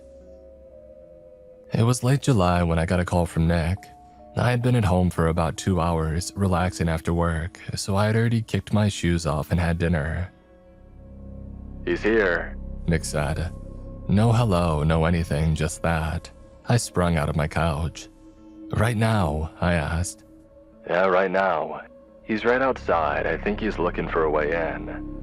I rushed to my car, grabbing only my gun and tool belt. Nick called down to the station while I rushed over. It was one thing for the stranger to stalk us from a distance, but we weren't taking chances when it came to home intrusion. If somebody had watched us for this long, they knew that we were armed and dangerous. If they still wanted to pursue us, something was wrong. By the time I got to Nick's, I saw somebody circling the right side of the building, peeking through the windows. I slammed my foot on the brakes, put the car in park, and I got out with my gun drawn. "Police, hands on your head," I screamed. "Get on your knees now." I was about 30 feet away, but I got a good eye. That uneasy stir in my stomach was going haywire, and I had to bite down not to have anything escape my throat. The man in the trench coat turned away from me and unfurled his jacket. Except it wasn't a jacket. It looked almost organic. It started to vibrate like the wings of a cockroach. Seconds later, he was gone, flown off into the night. My brain couldn't register what had happened fast enough. I could still hear the buzzing in the distance. And then I heard it again, this time from the other side of the building. There were 2 of them. And by the time I got to Nick, they were gone. He had locked himself in the bathroom, the only room without a window. I assured him that they were gone, and Nick got out with this pallid gray color on his face, like he had seen a ghost. Those weren't people," he wheezed. "That, I don't know what." Yeah, I nodded. "Me neither, Nick." "You see the size of that thing?" He was still clutching his gun as he ran his fingers over his balding head. I put a hand on his shoulder, getting him to lower the gun. He snapped to attention, turning the safety back on and holstered it. "What the hell did they want?" he asked. I didn't have an answer, but I could still feel something was wrong, and that couldn't mean anything good. June had rolled into July at this point. More people were passing through Tomskog on a weekly basis as vacations began. Tomskog wasn't the kind of place for people to come visit, but a lot of folks passed through on their way south from St. Cloud, and at the very least, they stopped for gas. That meant we were getting more traffic than usual, and with traffic came traffic trouble. Instead of having a couple of stops a week, we went to having a couple of stops per day. And we were also getting a lot more calls. People fishing without a license, underage drinking, all kinds of stuff. But through it all, I could see Nick deteriorate. He was clearly worried, and he often told me how he thought he might have seen or heard something. Whatever was out there was clearly not leaving him alone. One morning, Nick didn't show up for work. I was asked to go check on him. Coming to his house, I could see that there was a good reason to be worried. The front door had been broken and there were smashed windows. I called it into dispatch and requested another patrol. I approached and called out to him, but I got no answer. The kitchen was a mess. The fridge was wide open and beeping incessantly. I eventually found Nick curled up in a closet, the one place that nobody had looked. I thought he was going to shoot me when I opened those doors, but he kept his cool. I helped him up, feeling a shiver coming down his arm. He leaned back against the wall as he caught his breath and wiped his forehead. "There's way more than two," he said. "Way more." That day, we were out in full force. Patrols were knocking on doors, asking people if they had seen anything. Officers were posted on rooftops. Charlie and Reggie on dispatch were keeping a map of the town at the station, marking the spot of every collective sighting. We were trying to find a pattern, something that we could use to get a location. We ended up with 4 possible sites to investigate further. The high school, an old scrapyard, a small house by the walking trail, and a house on the outskirts of town. All sites were to be investigated. Nick and I were to check out the lone house outside of town. We drove out there just after lunch. Nick was still shaken up about the whole thing, but he was handling it well enough. He wasn't his usual sarcastic self though. It was a 2-story house, abandoned by the looks of it. All the windows were broken and the paint was peeling off the walls. There was a messy yard with all kinds of scrap and broken tools scattered. A couple of empty planters lined the walkway to the front door. You could see the edge of an old greenhouse in the backyard. It must have been abandoned for some time, as the plastic that covered it had been suntanned by now. If you looked close enough, you could see a handful of dry blue sunflowers struggling along the tree line. "Someone lives here?" I asked. Locals think that it's haunted," Nick said. "It's not like fun haunted, but a people go missing kind of haunted." "People have gone missing out here." "Long ago, yeah." "Ought to tear it down then." "We can't even fill the potholes. This thing will be here for a century." We walked around the premises, checking the house from every angle. There was that tingle in my stomach again, a warning. I got the feeling that there was something there. I didn't know how to tell Nick, so I just asked him to keep his eyes open. Coming back around the front, I stepped up to the door. There was a strange smell to the place, like a combination of sulfur and ammonia. There were blue footprints on the wooden floor. I stopped to listen, noticing a clicking noise in the distance. There was a long corridor leading through the house. There is a sharp turn to the right about halfway through the corridor leading into the cellar. There was something moving down there. Walking through the corridor, I suddenly stopped. There was a vibration in my stomach, like something telling me to wait. Seconds later, I heard something. "Please leave." It sounded like 2 people speaking at once in the exact same cadence, but different voices. It was coming from the cellar. "Are you the owner of the property?" I asked. "No, my mother was." "We're here investigating a reported disturbance." "This does not concern me." Nick pushed past me, knocking his hand on the wall. "All right, you need to come out," he said. "We need to have a conversation." "I would much rather we didn't." "I'm giving you a lawful order," Nick said. "You are not the owner of the property, you are trespassing. That and refusing a lawful order would be 2 charges. There was a short pause. Nick kept his hand on his taser just in case. "One moment." A couple of seconds passed before we heard footsteps coming up from the cellar. Stepping out was the shape of a towering man, tall enough to scrape the top of his head across the ceiling. He had wrapped himself in blankets, showing only part of his feet. He had these strange, black leather shoes with 3 pointed ends. I had never seen that kind before. He was absolutely massive. Nick took his hand off the taser instead, touching his handgun.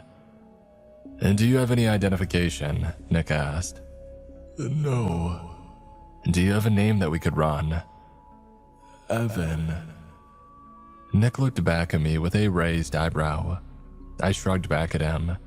There was nothing illegal about being a large and strange man, but I couldn't shake this feeling that there was more to him.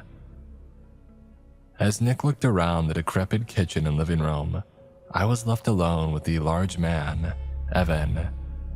I didn't want to say anything, but he seemed curious about me. "Are you ill?" he asked. "Me?" "Yes." I didn't answer him. I just shook my head, waiting for Nick to finish checking the property. "What are you looking for?" "A strange man in a trench coat," I said. "He's been spotted around this area." "They are not here." "They?" I asked. "They," Evan said. "They are not strange men." "You seem to know a lot about this." "Yes." Nick joined me in the hallway. The large man adjusted his blankets, hiding his strange shoes. He asked us to join him in the living room. He sat down on an old moldy couch, almost folding himself in half. I had never seen a man sit like that before. The couch groaned and complained as the springs struggled to support his weight. As he made himself comfortable, Nick decided to address the elephant in the room. "Why are you wrapped up like that?" "Molting," Evan said. "I'm sorry, did you say molting?" Nick asked. "Is that the word you used?" "Yes, officer." Evan let out a hand from his pile of blankets. A thin, stick-like arm as black as tar with 4 fingers. It could be misconstrued as a strange glove, but it was much too thin for a man of his stature. He asked to borrow a phone and Nick handed over his. He never told Evan the password, but he still managed to unlock it. A couple of confident taps later and Evan brought up a map. He pointed to an area next to the highway outside of town. "They are looking for my friend," he said. "They gather here. High ground." "You know how many there are? What they are?" "About a dozen. They are hiders." "Hiders?" "They are stuck and cannot go home, so they hide and hunt." A long stick-like finger tapped at the screen. "They will leave. My friend is not here." We didn't get a lot more out of him. Evan wandered off back into the cellar and we didn't want to push our luck. I was getting chills just being near him, and Nick had been uncharacteristically quiet for some time. The moment the large man retreated downstairs, we got back to our patrol vehicle. Nick was breathing heavily. "You okay?" I asked. "It's dumb," he said. "I'm fine." "What is it?" Nick rolled his eyes, pointing back at the old house. "He smells like And going back to the station, we told the sheriff about the guy that we had met and the conversation that we had had. It seemed to make sense to him, and the rest of the search was called off. Nick was to sleep at the station for now. If these things hunted him for food or whatever they were doing, there was no safer place to be. Then we just had to wait and hope that they would leave willingly. A couple of days would pass, and during an evening shift, we got a call about a serious car crash. The details were gruesome. One man was not only dead, but decapitated. One child, seemingly unharmed, was to be taken in by the CPS. We only got the information third hand and weren't the first responders on site. We could tell that it was important though. Even the sheriff was up in arms about it. The kid was apparently named Fred. Patrols were asked to check the nearby area to make sure that there was no one else hurt. The road was just covered with woodland in all directions, so if somebody else had survived the crash, they could be anywhere. Nick and I checked the adjoining southern roads, only dirt paths leading westward, They were rarely used, but if somebody had run south from the crash site, that's where they would end up. Driving out there as the sun was setting, I felt this constant sense of unease. My stomach was flaring up over and over, to the point where I was digging my fingers into the steering wheel. Nick must have noticed my white-knuckle driving and turned down the radio. "What's up with you?" he asked. "I don't know, it feels off." "All right," he said, adjusting his sunglasses. "You got any idea why?" It feels like a warning, like something's up." "I don't see anything," Nick said, looking out the window. "But I trust you." "You do?" "I mean, yeah," he shrugged. "Don't see a reason not to." Nick shone a light out the passenger side window as we slowly cruised down the dirt path. Suddenly, he tapped me on the shoulder. "Stop, stop, stop," he said, "right there." I stepped on the brakes and he was out in a second. Putting the car in park, I rushed after him. We jogged a couple of seconds only to see a man passed out in a ditch. He must have taken a tumble down a nearby hill, scratching himself in the underbrush. In getting a closer look, Nick gasped.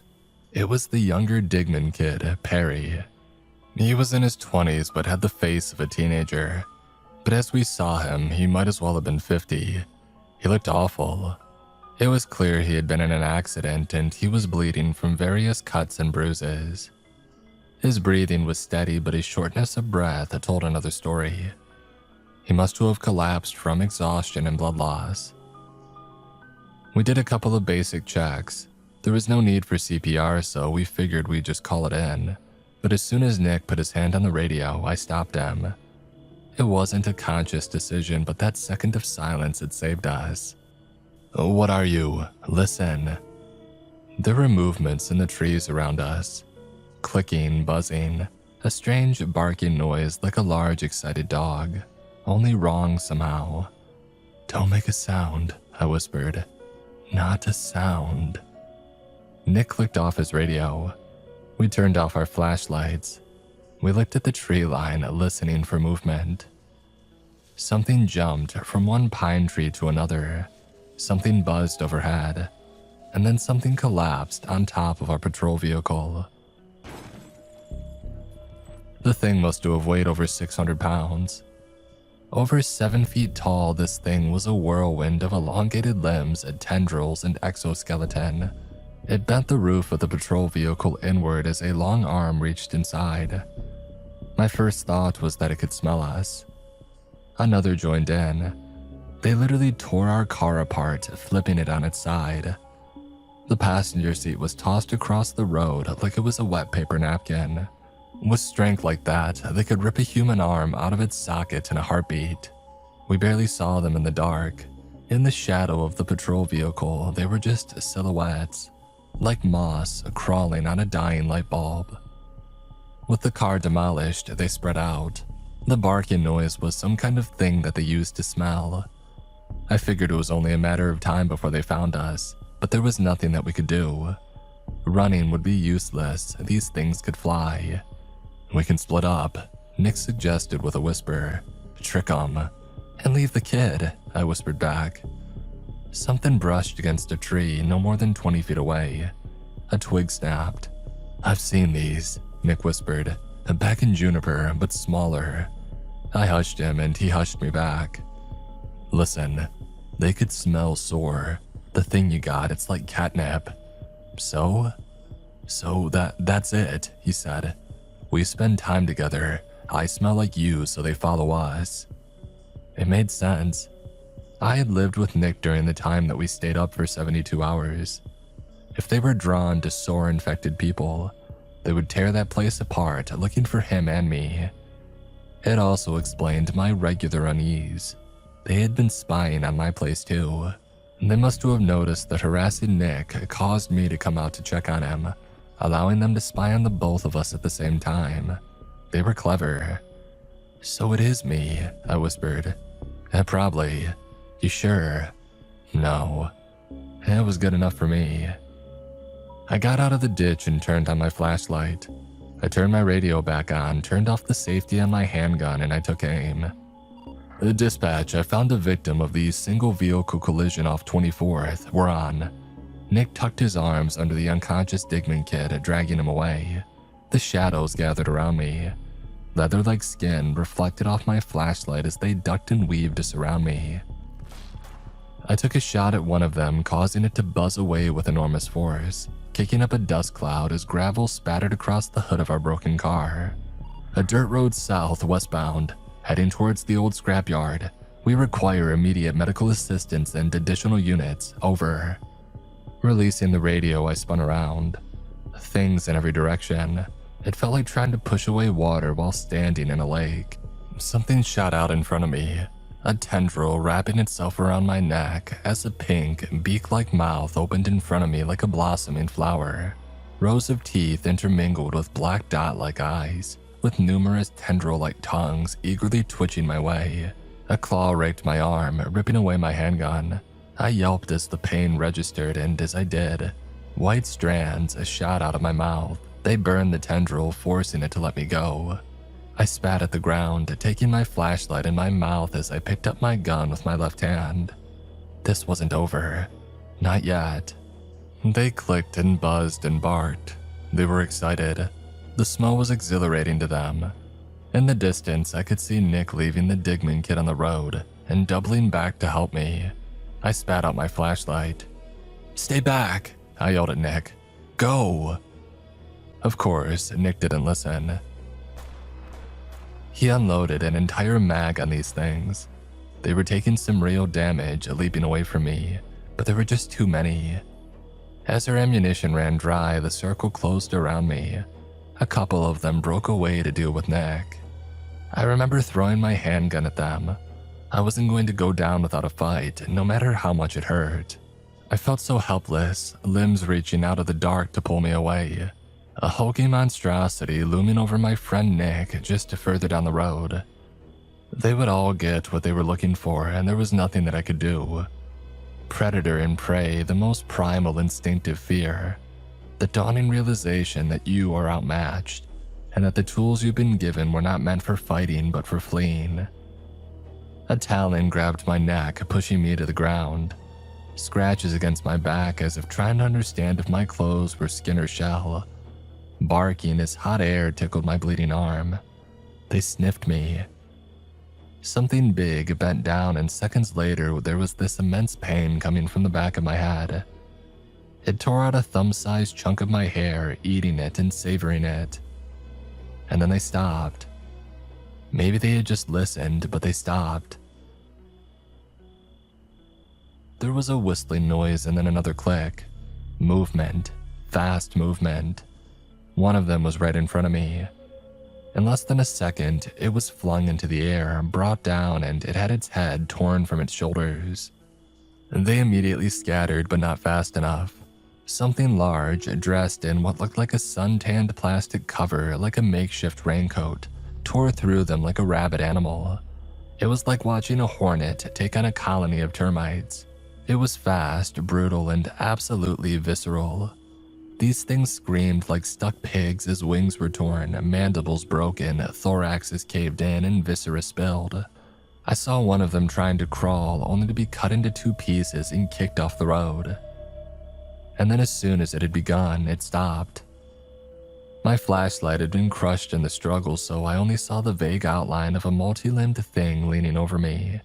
There was a flash of something metallic, perhaps a machete or a spade, maybe several. "Up." It was a strange but familiar voice. Evan. I got up, feeling my scalp burn.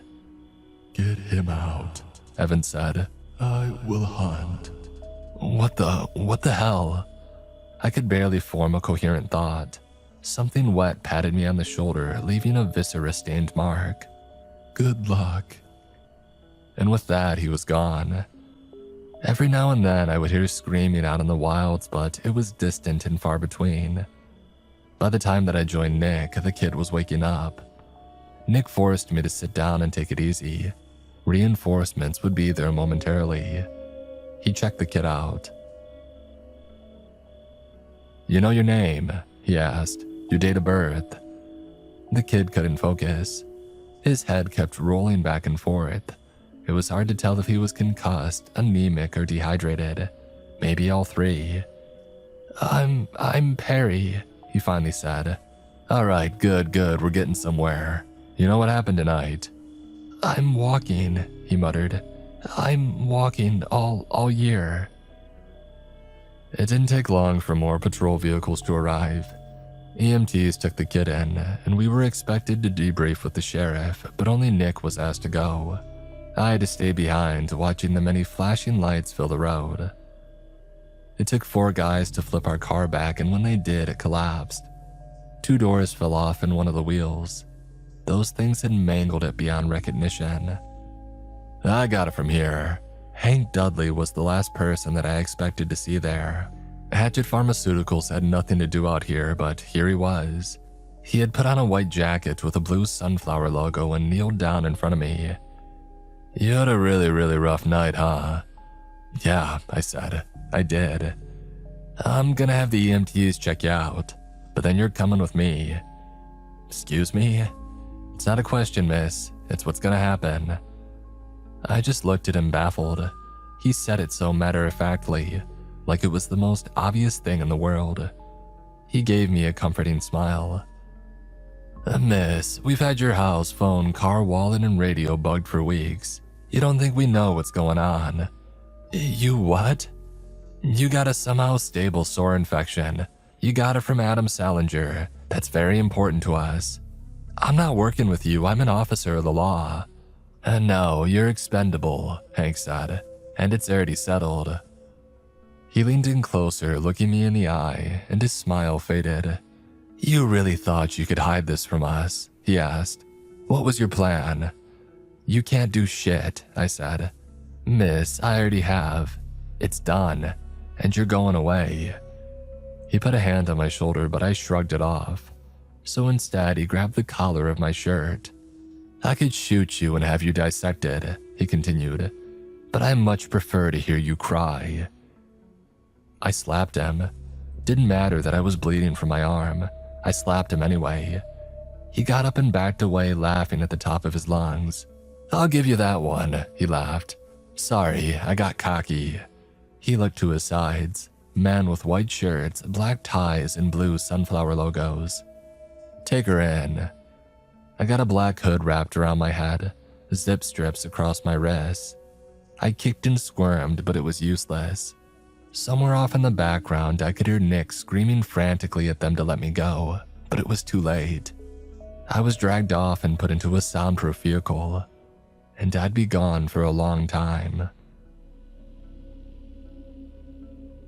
I wish I could give you more detail. I wish I could give myself more detail. But what happened was that they draped a black hood over my head, and that was that. I was to be taken somewhere and nobody would tell me anything. And why would they? I didn't need to know where I was taken or why. They had their own agenda. There was a bumpy car ride, the sound of sliding metal and an elevator. Firm hands gripped my arms to the point where they bruised. Apart from the occasional go, there were no words. The elevator had gone down, so I guessed I was somewhere underground. When the hood came off, I was in a brightly lit, concrete room. There was a simple bed, a toilet, a sink, and a metal door. There were no indicators as to where I was. No clocks, and no phones. The only thing to keep my mind busy were a couple of magazines next to the sink. They were mostly about things like fishing and camping, from the turn of the millennium. Time passes differently in a place like that. You start to imagine things and you lose track of yourself. From the point where you go to sleep to when you wake up, everything looks the same. It's like no time has passed at all. You start to doubt yourself. Did you sleep for 6 hours or 10 minutes? Has it been 5 minutes since your last drink of water or 2 hours? At times, there would be commotion outside. People grunting and struggling with something. They would swear or scream. You got used to it after a while. It must have been 3 or 4 days before I got to see another person. By that time, I had read through every magazine dozens of times, counting how many times each letter showed up. I had counted every ceramic tile on the floor, the walls, the ceiling. I was desperate. It was a stranger that opened the door. She looked nice enough. A tall woman in her 50s with combed back hair, like she was fresh out of the shower. "You're not gonna cause me trouble, are you?" she asked. "Well, should I?" "I wouldn't advise it. I'm just here to check on you." I didn't fight her. There were plenty of guards outside. I would just put myself in a world of pain. Instead, as she checked my pulse, shone a light in my eyes and asked to check my throat. She had these thick gloves and a pair of protective goggles, possibly to make sure that I wouldn't accidentally infect her with SOR. "I can't believe that it's stable," she said. "I've never seen that." "But you've seen it unstable." "Oh, several times.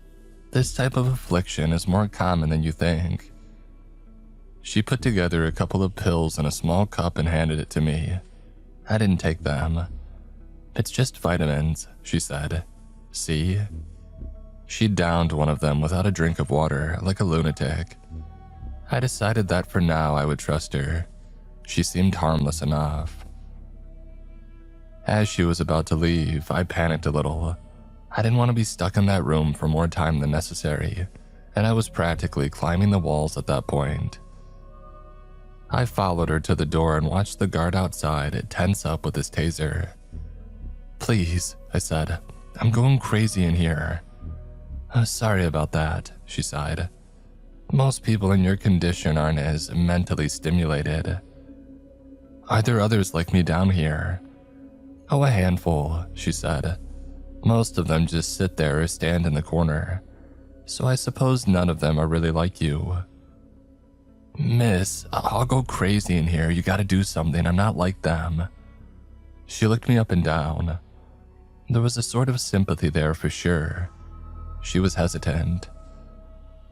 "Dudley brought you in, right?" she asked. "Yeah," I nodded. "I don't even know what you want from me." "Well, we're gonna do some tests. We're going to see what the difference between you and the other infected are." "Well, for how long? What's gonna happen to me?" She opened her mouth to say something, but changed her mind. She gave me a pat on the shoulder. "You have to understand," she said. "Most people who come here don't leave. They can't. You're something new, and I don't think anyone has figured out how to deal with that yet." "Hey, listen, I'll play ball," I said. "Just don't stick me in here like an animal." Fair enough. I agreed to do some preliminary tests. I was taken to an examination room where the lady collected basic samples: blood, saliva, urine. She also checked my ears and feet. It wasn't all that uncommon for those infected by SOR to have very dark nails, apparently. She already knew my name, but she introduced herself as Allie. She had been with Hatchet for over 12 years, and before that she had been a professor at UC Berkeley. I didn't have to tell her a lot about myself. She had read the files.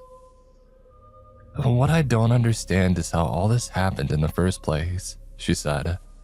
"SOR doesn't just stop on its own. You must have done something." "I met this woman out by St. Gall," I said. "Had a blue caftan. After speaking to her, I was just fine." "Oh, I'd love to meet her," Allie said. "But I suspect that whoever that was wouldn't be all too eager to work with us."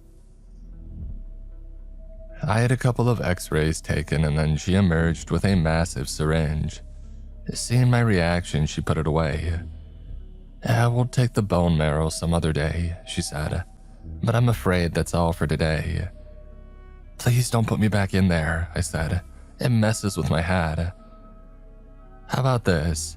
I asked the guards to turn the lights off at 9 p.m., and I get you a couple of books to read. Would that help?" I shrugged. It would help, but it still wasn't an enticing thought. "And we'll talk again tomorrow," she added. "Deal?" Sure, yeah, deal." For the next few days, Allie tried to make sure that I was comfortable as possible. Lights out at night, books to read, and she came by at least once per day. Mostly just to get a couple of samples or to talk about the results. For example, the iron value in my blood was a lot lower than it ought to be, so I had to take some extra pills for that. And days would pass, maybe weeks, and the only people that I would see were Allie and the guards, and Allie was the only one talking to me. And we developed a sort of quasi-friendship, where she would get me out of my cell and I would provide her with answers. And sometimes we would just sit and talk for a while. She would tell me about her sons back in California, about her messy divorce a year or so back. It was nice to hear something so ordinary. And then there was that one day when she wanted to show me why they were doing this to begin with, to give some context.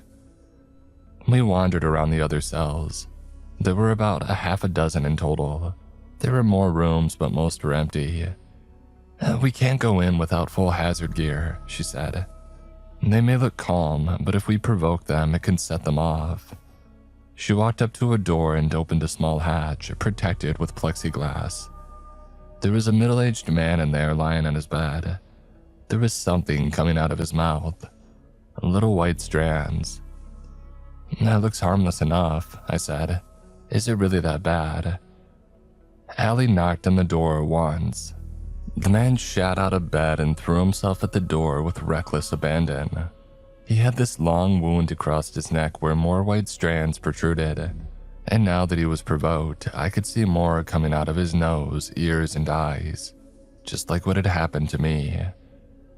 As some people change more and some less, she explained. Long before my time, they tried experimenting with specific dosages in volunteers to see if the transformation could be steered. Well, could it? And not really, she sighed. But boy, could it do some terrible things. The man pressed his face against the plexiglass. The white strands poked and prodded at the edges, trying to find a way through. Allie didn't back down. And most people already have a minuscule amount of the catalyst in their system, she explained, sort of like microplastics. What is it? I asked. I think the layman's term for it is blameless. A stupid name, but it seems pretty ingrained by now. But there was a Danish-American philosopher that had another name for it. She closed the hatch and looked me straight in the eye, maybe just for a factor to drive a point home. He called it the soul, she said. He claimed that this material was what gave our ancestors that first ability to speak, to think, and to reason. I was shown a handful of other patients. I didn't think all that much of it until I saw a young woman. She had this black, pixie-cut hair. I just blurted out my thoughts. I had gotten so used to talking to Allie that I didn't consider what I was saying. Elizabeth, I said. Salinger, right? You two know each other. In a way, I know her dad. Oh, he's been looking for her, she said. It's horrible, really. She had a very gruesome infection. Allie looked through the hatch. Elizabeth was just standing there drooling on the floor. There are certain creatures that feed on this catalyst, she explained, but most people have very little of it. So what they do is they plant like a seed, and over time it blossoms into, well, this. She pointed at the hatch. Once we're well and ripe, they usually come back to harvest us, like wheat. When you say creature, you mean? Allie closed the hatch and turned to me. She leaned back against the door with her arms folded. I mean creatures, unnatural things, things that slip between the cracks from other places and end up here. Things from places that you and I can't even imagine. Being taken back to my cell, I pondered this revelation. I wasn't inclined to believe the word of a Danish-American philosopher, but I had read about similar theories. Stoned ape theory, for example. There was a lot of talk about the evolution of man being instigated by a third party. Most of it was pseudo-scientific nonsense, though. Not that I read a lot of articles back then. One night as I was drifting off to sleep, I heard a noise. The guards were all back in their break room, so it couldn't be them. I listened closely, trying to figure out where it was coming from. I ended up leaning against the door. There was a voice on the other side. "Can you hear me?" It said. Barely. "I'm using the keypad," it said. "It has a microphone. Volume don't go louder than this. You're talking through a keypad. If it's powered, I can use it." The voice said. "Are you the cop? The one they brought in?" Yeah, I said. Who is this? "I'm someone who can get you out of this place. That sound interesting to you?" I'm listening. The voice explained that it was trying to gather some information about the facility and that with my help, it could probably break a couple of locks. We would start with something small just to try it out. "There's a lamp in your room. It's turned off, but it's still connected. I'm gonna cycle through these and you will tell me if it comes back on." Sure. A couple of seconds later, the lamp blinked. Got it, I said. It's blinking. "Good. That means I can isolate your floor. Hold on." There was a short pause and then a click. The door was open. "Just check it. Don't go out." It was indeed unlocked. I peeked out at the empty hallway. "Yeah, we got some work to do, but I can get you out." Why would you want to? I asked. Who is this? "I'm John Digman, and I need to get my nephew out of there." From that point on, I would spend my day with Allie and the evening with John. We would speak through the keypad through the door. He would ask me to perform little tests. At one point, I was even asked to go into the hallway to check if we could get other doors unlocked. Turns out that we could. I was a bit hesitant about unlocking the door for the middle-aged man, but luckily he didn't hear it. But at that one moment when the lock clicked, I expected him to jump out of his bed and storm the door. I had never actually interacted with John Digman directly like this before. His capabilities were downright frightening. He was getting enough influence to completely control the floor, but if that's what it took for me to get out, hell, he could have it. He was an uncomfortable person to talk to say the least. There was something robotic about his voice and demeanor, and beyond it coming from the keypad. Still, I could understand the urgency.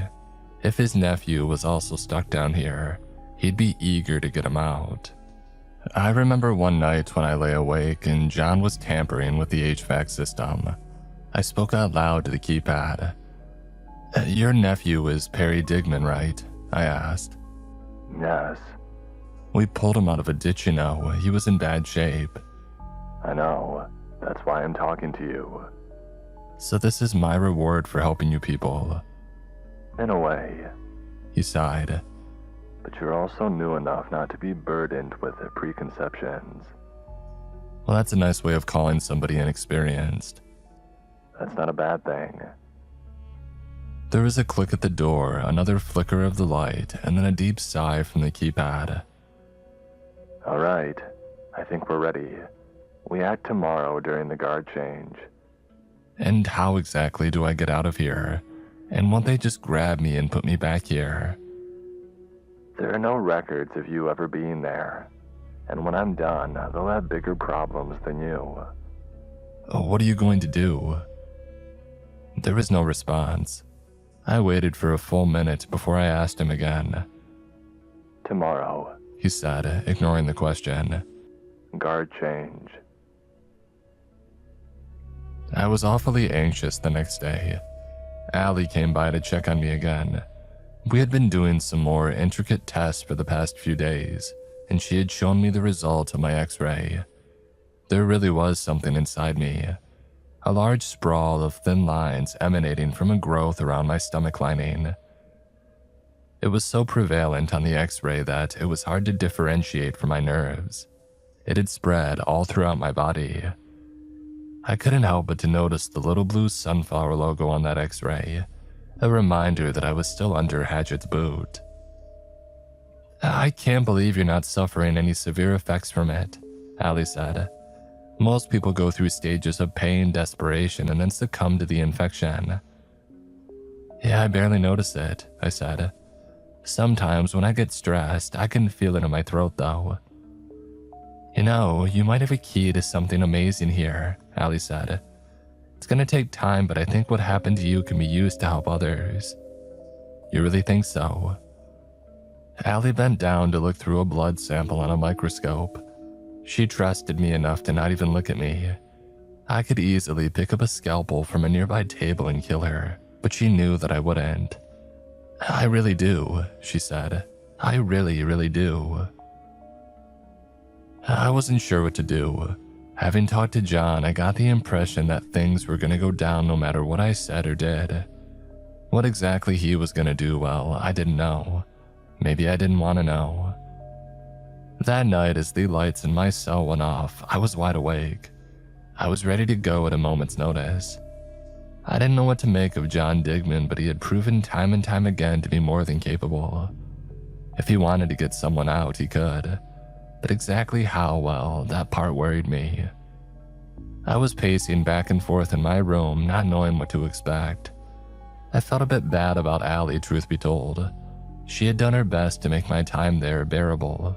I had to remind myself that she and everybody else there were, for all intents and purposes, the enemy. It must have been near midnight when I heard that first noise. It came out of nowhere, an alarm spoken by a monotone digital voice. Pressure alert. It repeated over and over. Pressure alert. There were a series of popping sounds going down the hall. The lights turned on and off before shutting down completely.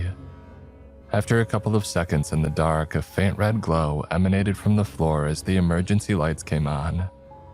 And then the door swung open. There were voices in the hallway, someone demanding a person to stop, somebody screaming at the top of their lungs, and somebody running down the hall as if chased by the devil. "John?" I said. "John, are you there?" There was no response. No matter how many times I asked, there was still nothing. And this was it.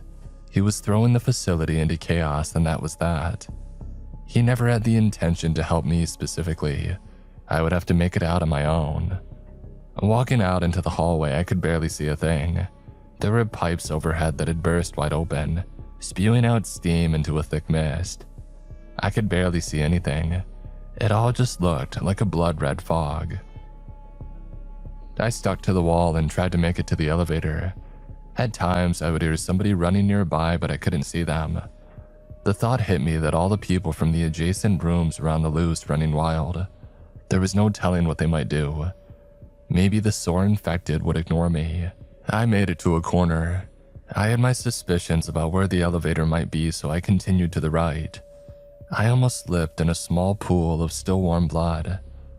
I swallowed my unease and kept going, trying not to imagine what might have happened. A couple of feet later, there was a bloody handprint on the wall. By the angle of it, I got the impression that somebody had been dragged down the hallway.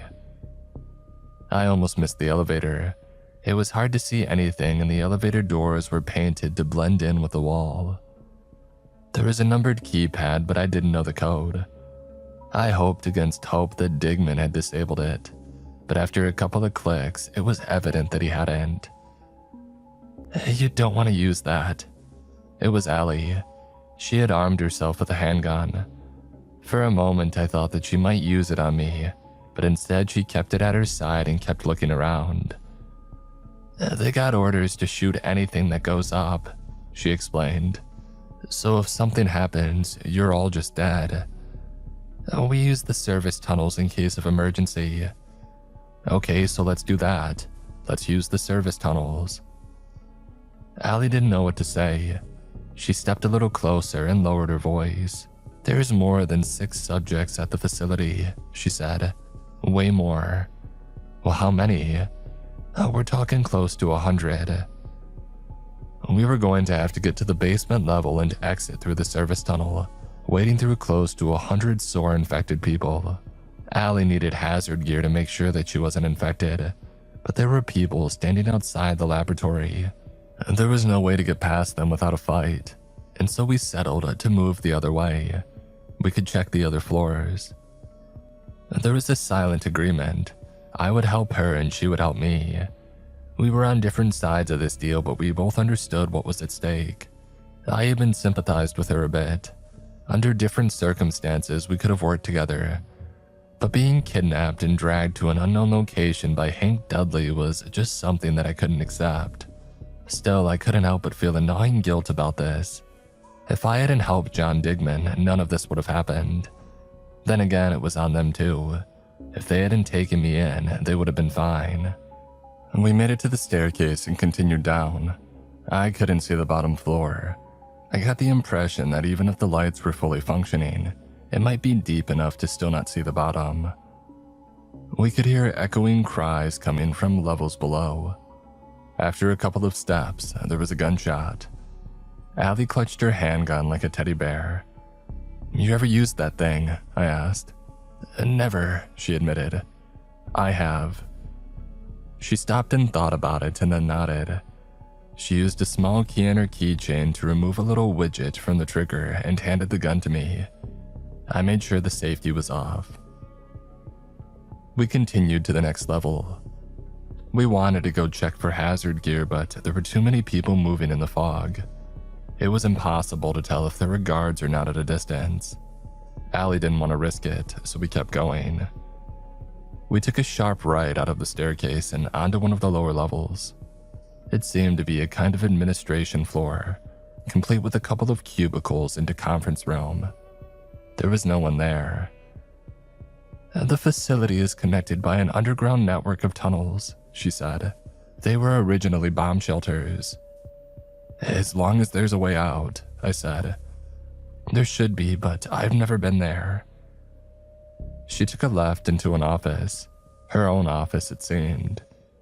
She dug through the drawers of her desk, looking for something. "I've got backup gear," she said. "I just need the keys to the locker." And then she stopped. She stared at something in the middle of the desk. A black spot. Allie didn't know what to make of it. And then she started shaking her head. No, how did they even... There was a click overhead. Sprinklers. It wasn't exactly water. It was more viscous, like thin jelly. It had this awful smell of ammonia and chlorine, and it coated the entire room in it, staining everything. It was the same substance that had covered my skin when I first got infected by Adam Salinger. Allie just looked at her hands, letting the keys slip between her fingers. There was no point in getting that hazmat suit anymore. She was already infected. For a moment, she just stood there as if considering every choice she had ever made that put her in this position. Allie looked at me more confused than scared, as if she couldn't understand it. "Come on," I said. "Let's go." "No," she said. "No, it's too late." "You don't know that. You don't understand it. You don't come back from it," she said. "I'm done." Her fingers curled as she looked up. Her breathing grew forced. "It feels comforting, inviting," and she opened her mouth wide, drinking the black water. I grabbed her by the shoulder and dragged her back out into the hall. I pushed her up against an opposing wall, pointing directly at her face. "It's not done," I said. "We're getting out and you're showing me the way right now." She coughed and something slipped out between her lips. Allie shook her head as if trying to get rid of the intrusive thoughts. She nodded at me. Without another word, we kept going. We continued down another 2 levels until we got to an elevator. This was a lower level elevator not connected to the surface. It was probably meant to exclusively move things between floors rather than transport people in and out of the facility. Maybe it was meant to move subjects without the risk of them getting out. Allie stumbled into the elevator, trying to get the keypad to work. She pressed in 2 times but couldn't get it right. "My hands," she said. "I'm shaking too much." "Give me the code." She did, and I pressed it. The elevator rolled downward. The doors opened to a nightmare. It was a large cave-like opening, large enough for trucks to drive through. The ground was covered in the black water, and there were a lot of people out there, easily over 100. Not only subjects, but infected support staff, guards, and maintenance workers. There were even a couple of people with hazmat suits who had taken off the top to drink the black water coming from the sprinklers. Allie stepped back. No one was attacking us yet, but she didn't know what to make of it. Chances were that if we stepped out into that water, she would lose herself completely. "We'll stick to the walls," I whispered. "If we're already infected, they shouldn't attack us, right?" "It's not that simple," Allie said, coughing. "This is a sort of SOAR super predator. Small harvesters attacking other infected. There could be one out there." "It doesn't look like it," I said, "and we can't stay here." "And to hell with it," she spat. "Let's go." We stuck to the walls as planned. We had to push our way past the infected. They were erratic and spontaneous. The slightest push could set them off. It was impossible to tell what they might do next. It was strange, though. They were all moving in the same direction, as if they knew something instinctively. Could they know of a way out, collectively? I held Allie's hand and dragged her with me, but she was slowing down. After a while, she stopped moving completely.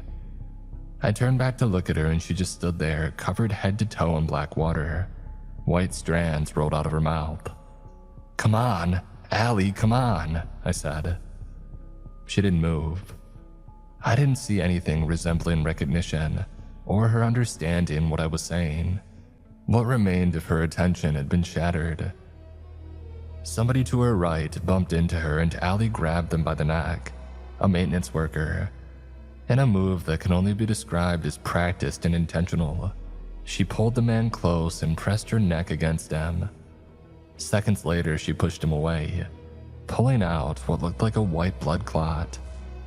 It sloshed onto her chest like a messy toddler's dinner before slurping back into an open hole in her neck. There was an energy in her eyes, a hunger, a level of control that she found in that one act. And with that intention, she locked eyes with me. She was a super predator. I ran like hell, and she followed me. All the while, she grabbed people along the way, tearing out their throats and eating their infection. She was much stronger than a normal person, and I could see her muscles bulge and tense, swelling to almost twice their original size. She didn't have to stop to continue her rampage, and maybe there was something about me that she found irresistible. I took a sharp left turn going into a side tunnel. It was hot as hell. The steam pipes had burst wide open, and there was no ventilation down there. It felt like breathing scalding water. What remained of Allie sprinted with complete abandon, smacking her arms against the hollow pipes as she kept going. She was gaining on me. I rounded a corner, and there was a door to my right. It opened outward so that I could hide behind it. I had an idea, and I hoped to God it would work. I swung the door open and hid behind it.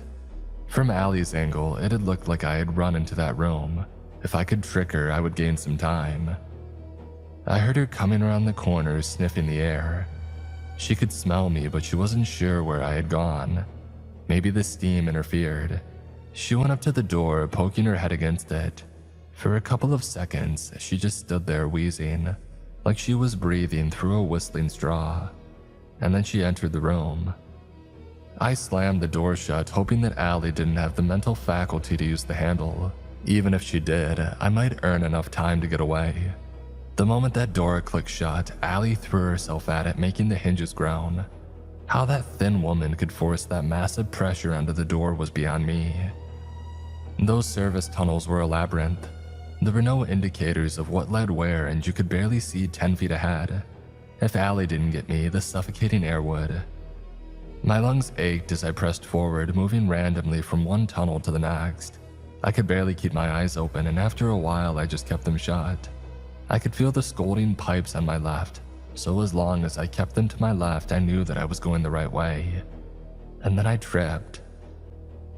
There was a dead man in the way, and I had tripped over him. I hit the ground hard, knocking the air out of my lungs. There was a short moment where my vision blackened, as I rolled onto my back and wheezed for air. Looking down the hall where I came from, I could see someone coming around the corner. Allie had figured a way out and was still chasing me. I got a better view of her. She had this beer gut now and her arms seemed longer. I could barely see her face anymore, on account of all the white strands poking out of her head. She was making this howling wail sound like a grieving wolf. It pierced my ears, overpowering even the sound of puffing steam. There was no way that I could get up fast enough to get away. She would find me any second. I had to do something. I rolled over onto my stomach and I held my breath. I heard her coming my way, wailing with every step, and within seconds, she was standing over me. I think the dead body confused her. She couldn't understand if I was living or dead. She bent down and poked the back of my head with her white little strands as if to test me. One of the strands poked a hole in my skin as if to see if I would recoil. I bit down on my lip hard, hoping that she would just go away. I clutched the gun, getting ready. There was a hesitation, but I think she figured she'd give it a try. She rose up, bracing herself, but then stopped. I managed to keep calm enough not to roll over and start firing at her. There were sounds coming from the other end of the corridor, a more immediate target. It was better to chase living prey. She ran down the corridor, huffing with every step. She sounded heavier. I gasped for air and got up off the floor. I figured I might go back and start finding a way out through the main tunnels. There had been trucks there, so there had to be an entrance big enough for them to get through. Then again, being out with the other infected was dangerous. Not only might Allie find me again, but there was a large chance that Hatchet personnel had started to clear the floors by now. A thought struck me. A dumb thought, but a thought nonetheless. Allie might still be acting on some sort of instinctive desire, meaning that she might be looking for a way out. She was still freshly infected. There might be parts of her that still had a want of their own. Either way, the safest place for me would be behind the predator, not in front of it or to its side. So I followed her from afar. It was easy to follow her lead. There were so many bodies along the way, most of them with torn out throats or ripped open chests. I counted at least 13. I wandered around those tunnels for the better part of an hour, maybe 2. And finally, I stumbled upon a checkpoint. It had already been overrun and the doors were flung wide open. There were bloody spots on the numbered keypads, using the same 6-digit code that Allie had shown me. But the final door had been toppled right over. She had not even attempted to open it properly. When I finally made it outside, there was an eeriness to it. One moment I was standing in shrieking steam pipes, blaring alarms, and red emergency lights. The next moment I was standing in a pine forest near an overgrown dirt road, from panic to serenity in 5 steps. Somewhere out there I could hear the echo of Allie's wailing cry. It was growing more distant, disappearing into the woods. But I wasn't alone. There were a handful of sore subjects out there wandering off into the woods. Most of them looked harmless enough, mindlessly wandering back and forth. I could see Elizabeth Salinger among them, the young woman with the black pixie haircut. She looked just like the rest of them. My thoughts drifted back to her father Adam. What do you want to see her like this? There was a tinge of regret in me. Maybe I could have helped these people if I had stayed. Maybe this could have all been avoided. I didn't even know who I was supposed to be angry at. Myself, John, or Hank. I heard gunfire in the distance. I was still holding on to Allie's gun. Some part of me had wanted to take her out mercifully, but there was no way to know if a bullet would have stopped her. Checking the magazine, I realized the gun was empty. Of course, Allie had never used it. She had just assumed it was loaded. I made my way into the woods in the opposite direction of Allie's wailing, and I hoped against hope that I would find my way back to civilization one way or another.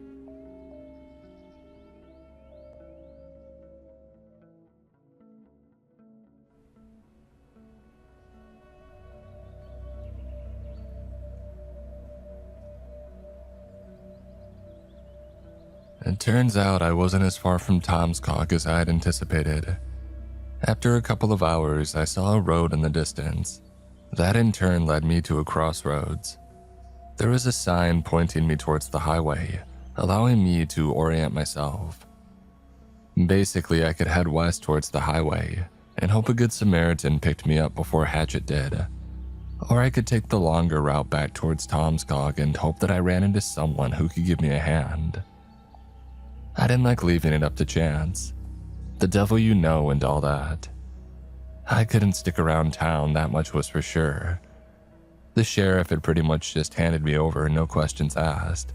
I'm sure Nick was pissed about it, but I couldn't imagine him giving me a hard time about packing my bags and leaving. It's not like there was a warrant out for my arrest or anything. If anything, Hatchet would be keeping their distance. There was no way to know what I'd told people or what preparations I had made. So yeah, back to Tomskog was the plan. I made my way back to the gas station on the outskirts of town. It was a roundabout kind of way to get there, but it was familiar and the people who worked there had seen me and Nick countless times. I was sure they would let me use the phone if I had asked nicely. I left Allie's empty gun behind. The thing was some sort of internal security model with a disengaged biolock, and the weight of it had thrown me off anyway. I got in line behind a man in a trucker cap and waited patiently for my turn. Just as I was about to ask the cashier to borrow their phone, the man in the cap turned to me. "Ain't you Nicky's partner?" he asked. "Yeah. I'm Tom," he said. "Tommy, Nicky's brother." I stepped out of line and I shook his hand. I had heard Tommy mentioned a couple of times, but I had only ever met him in passing.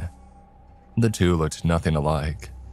Nick was losing hair while this guy was half Sasquatch. I could barely see his mouth move under all that beard. They had the same eyes and cheekbone though. The resemblance was there. "You alright?" he asked. "I ain't trying to bust your chops, but you got pine in your hair, loafers, and a hoodie. Ain't exactly autumn gear." "I was in a bit of an accident," I admitted. "I was about to call Nick about it." "You got car trouble?" "Nah, you wouldn't mind giving me a ride to Nick's though, would you?" "Of course not."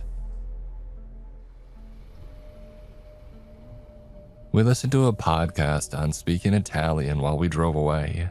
And to quote Tommy, he was dating an Italian chick and wanted to be prepared if they were gonna capiche him. I swear to whatever deity there is that he sounded exactly like Brad Pitt from that Inglourious movie. I thought he was joking around for a second, but Tommy was 100% honest. Kinda stupid, but honest. I guess it ran in the family. We stopped at Nick's and Tommy decided to come along to drop some stuff off, mostly groceries. He stepped inside like it was no big deal, almost forgetting to mention that I was even there. Nick was slouching around in his kitchen having a smoke when he spotted me. He almost swallowed his own tongue. He stumbled over a couple of words before he attacked me with a drawn-out hug. The man smelled like an open bag of moist Cheetos, but it was nice to see him. Tommy didn't seem to get the big idea. To him, we were just on a sort of temporary administrative leave. He apparently had no idea about the context. Maybe that was for the best. Tommy left and I filled Nick in, but he had the courtesy of taking a proper shower first. I explained about the facility, about the way that Digman ruined it, and what had happened to my caretaker. I explained that I had no idea what had happened to Hank Dudley or the rest of the escapees, but Nick was way ahead of me there. Apparently, Hank Dudley had been found with a gunshot wound to the temple. Tomskog PD had gotten specific instructions to stay as far away from that whole ordeal as possible. "And they put me on administrative leave as soon as they nabbed you," he explained. "It seems like watching your partner get semi-legally kidnapped makes you a bit of a liability. But you'll be back on the force in a bit then." Maybe," he sighed. "But I ain't sticking around to figure that part out." Nick explained the situation. As he did, he fried up some sausage and pasta. It smelled like a grease fire waiting to happen, but at least it wasn't what I'd eaten from a tray back at Hatchet. It was made in an actual kitchen, in a frying pan. The idea was for Nick to get back on the force at the start of October, or at least to come in for a reevaluation.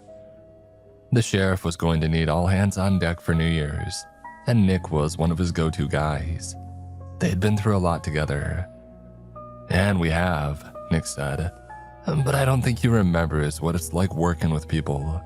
They're only replaceable for so long, you know. So if you're not going back, what's the plan?" "I'm thinking Kansas City," he smiled. "And maybe Dallas if I feel up for a drive. I know some people down there." "You're leaving?" "Yeah, why not?" he shrugged. "I ain't got anything waiting for me in this town, and I bet that I get to shoot a lot more folks around central Dallas." "You really want that, Nick?" "It's a figure of speech. It really ain't." We finished dinner watching an old episode of Top Gear. Nick knew all the lines and kept handing me unwanted trivia. I didn't really see the appeal. Just looked like grown men playing with cars and taking turns calling each other slow, fat, or short. As the episode came to an end, and the streaming service paused on a still image on the title screen, Nick sighed. "I'm glad you're okay," he said. "I tried, you know, but they took my gun and..." "I get it," I said. "Hatchet runs this town." "Yeah, they run a lot of towns," Nick added. "And they cut me off completely." He put away his empty plate and reached for a cigarette. Just as he had grabbed the package, he sighed again and let the thing rest on the table. Would you mind if I came along?" I asked. "To Dallas." "You sure?" "Yeah." "All right." He ruffled his hair a little and reached for the remote. I searched his features for a hint of a lie or sarcasm, but Nick wasn't like that. It was just one of those things that didn't need any further discussion. And guess we were going to Dallas by the end of the month. There was a bit more to it. My place had been seized and condemned under the guise of a health hazard, so I once again had to stay at Nick's for the time being. Nick was going to have his brothers sell the house once we were out of town. I didn't really have anything to contribute, but Nick was as gracious a host as ever. I think he missed me in his own way. Besides, he was, to quote, expecting his brother's life insurance to kick in any day now that he's dating that Italian chick. Apparently that woman had 5 brothers, one of which literally drove a garbage truck. Waste disposal. It was nice to have an endgame. Leaving town, letting Tom's cog deal with itself and just start over somewhere new. I mean, sure, it would be difficult getting a new job with the police down south, but there were a lot of opportunities for ex-cops.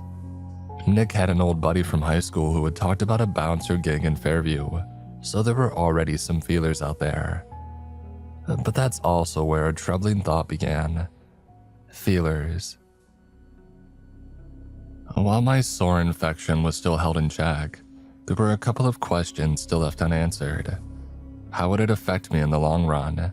And yes, while I wasn't infectious, did that mean that I would have no adverse effect on others at all? What if I started dating someone? Could I kiss them without worrying about them getting strangled from the inside out? It was a disturbing thought, but it would have to wait. After about a week back at Nick's place, I was getting into a bit of a routine. I stayed out of sight and tried to keep a low profile without being all too suspicious. I didn't necessarily hide, but I didn't walk around out in the open during daytime either. But I still made my way around town, especially in the dark. I even went grocery shopping a couple of times. But it's on those little nights out that I started to notice a couple of things. The first thing was by Frog Lake. Nick and I had to go by there a couple of times to cull the frogs, but now that I wandered by there was a large group of them dead, bobbing around in the water. It was possible that something else was killing them, and for different reasons than the Tomscog PD. It made me wonder what the police department was dealing with when Nick and I weren't around to help. And next was vandalism at the graveyard. A couple of gravestones had been knocked over and at least 2 freshly dug graves had been vandalized. There were warning signs hanging on the little stone wall outside, We had never gotten any calls about that during my time at the PD. But the thing that really caused me concern wasn't even mine to discover. It was Nick who did.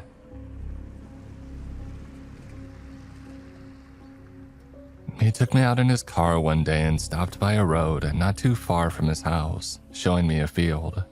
I didn't get it at first until I took a couple of steps closer and I looked in the grass. There were hundreds, if not thousands, of dried out sunflowers resting in the grass. Most of them had long since lost their illustrious Tomskog blue, but a couple of them still retained hints of it. They were dead as doornails, as if the ground itself was poisoned, or whatever sustained them had suddenly run out. In all my days, I've never seen anything like it, Nick said, chewing on some gum. And this is absolutely beyond messed up. You got any idea what did it? I asked. Well, I was hoping you'd tell me, he said. You're the one who saw behind closed doors and all that. I didn't see anything that can explain this. You sure? The thing is, I wasn't. I didn't know the intricacies of how the creatures in the Hatchet facility worked. Maybe they drank sunflowers like they were orange juice. I don't know, I admitted. There was a lot of weird stuff. Anything weird enough to do this? Perhaps, yeah. I didn't like where my mind took me and what it implied. There was a non-zero chance that this was Allie's work. What might she have devolved into? No matter the answer, Nick was quick to pick up on my worries. I'll check with Charlie, he said. She might have an idea. Well, then what? I asked. Well, then we'll know, he said. And when you know, you know. Nick made a couple of calls to Charlie at dispatch. Not the official monitored number, but her personal one. It didn't take long for him to get an idea about what's going on. There had been reports around town about a strange woman roaming around town. Apparently, she had really long white hair. According to Charlie, there were whispers around the station about the woman being some kind of escaped subject from the Hatchet facility. My blood froze. This was, without a question, Allie, and chances were she was still on the hunt. All these signs had been noticed closer and closer to Nick's place. The frogs were downtown. The graveyard was just down the main road and across the street. The field was almost visible from his living room window. I talked to Nick about leaving town earlier, but he didn't want to draw any suspicion. Disappearing suddenly overnight wasn't the same as accepting a position in another city after careful consideration. Nick didn't want to draw too much attention and have the duck or Hatchet come down on him, especially not when taking his new housemate into consideration. And so we did the second best thing. We prepared ourselves. Tommy had a couple of hunting rifles to lend us, and Nick had this idea of cleaning the outside of the house with chlorine to eliminate any of my smells. That might be enough to at least throw her off my trail for a bit. After that, all we could do was wait. And Nick didn't mind helping out. We were both stuck waiting out the month either way. He would sit up late at night listening to Top Gear on low volume while I slept, and we would switch places early in the morning.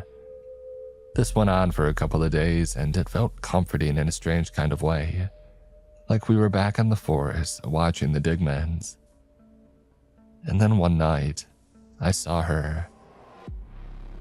It was almost 3 a.m. when I saw something move out back.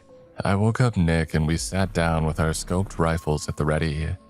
We couldn't see a lot out there, but we could see her long, stripy hair. Except it wasn't hair. They were white strands emerging from her eyes, ears, and nose and mouth, like her entire head was an overflowing toothpaste tube. It had grown so long that she dragged it behind her, like the macabre train of a wedding dress. It would snag against branches and leaves, forcing her to pull her head in random directions. I cracked the window and I took aim. It was dark, but I could see the white strands waving in the wind even at a distance. But there was something else. She was running and she was heading in a particular direction. Before I got the chance to figure out her target, there was a sound, a blood-curdling screech. She was tackling something out in the field. Before I could pull the trigger, I noticed something. She wasn't alone. "Are you seeing this?" Nick whispered. He peeked out between the curtains, dressed in nothing but a pair of cargo pants. He had been asleep just a minute earlier. The man looked like a 12-year-old boy. Didn't have a string of hair on his chest. It always made me chuckle. He was talking about other shades out in the field, some following Allie and others going ahead. If we took a shot at her, we'd be pulling the attention of about a dozen people who were seemingly just as rabid. I didn't recognize them from the facility or the tunnels. Had she infected the locals? I didn't recognize them from around town either. Maybe they were passers-by or people from truck stops along the highway. Strangers. They had brought down an animal, something large. It screeched and stomped, but it was already over. And after about an hour or so, they all left. I put on my boots and I wandered out. The autumn cold burned my hands and sunk into the cold steel of the trigger. Hunting rifles aren't as fancy as those high-tech handguns that Hatchet has, but you sure as hell know when they're ready to go. I crunched through the crackling frosted grass only to see what remained of a doe in the field. The doe was covered in white chemical burns, soaking right past the fur and into the top surface meat. All in this swerving organic pattern, like sleeping worms. The problem was it was still alive, and there were white strands coming out of it. "Holy shit," I whispered. "They can infect animals." "Yeah, looks like it." Nick didn't waste any time, and he quickly put a bullet in its head. I didn't have time to stop him. There was no doubt those things would come back for us now. That sound traveled far. I grabbed him by the arm to pull him back to the house, but he just shook his head, still just dressed in his stupid cargo pants. "No, you see where they went," he said. "North by northwest. It's a straight line. They're looking for me. There's no chance that They're not looking for you," he snapped back. "What's north by northwest of here?" I blinked. Holy shit, how could I have missed that? We returned to Nick's place. I checked the maps on his computer and facepalmed so hard I thought that I was going to break my nose. Yeah, all the signs had been pointing at them slowly making their way towards me, but it was also a straight line to another area further outside of town. Ranching land. Digman's place. The same that we had kept under surveillance months back. "They're heading for Digman," I sighed. "Come on. I bet you a month's salary that the Digman kid made his way back there when that Hatchet crap went down," he said. "You take that bet?" I did not. We sat down and thought about it. We could just pack up and leave and nobody would be any wiser. They'd be busy sweeping up the bits and pieces of this nonsense for weeks.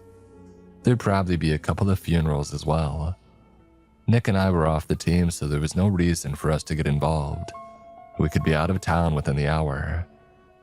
But then again, if we didn't act, people might get hurt. Most probably so. Either way, we fetched our gear and made our way to Nick's car.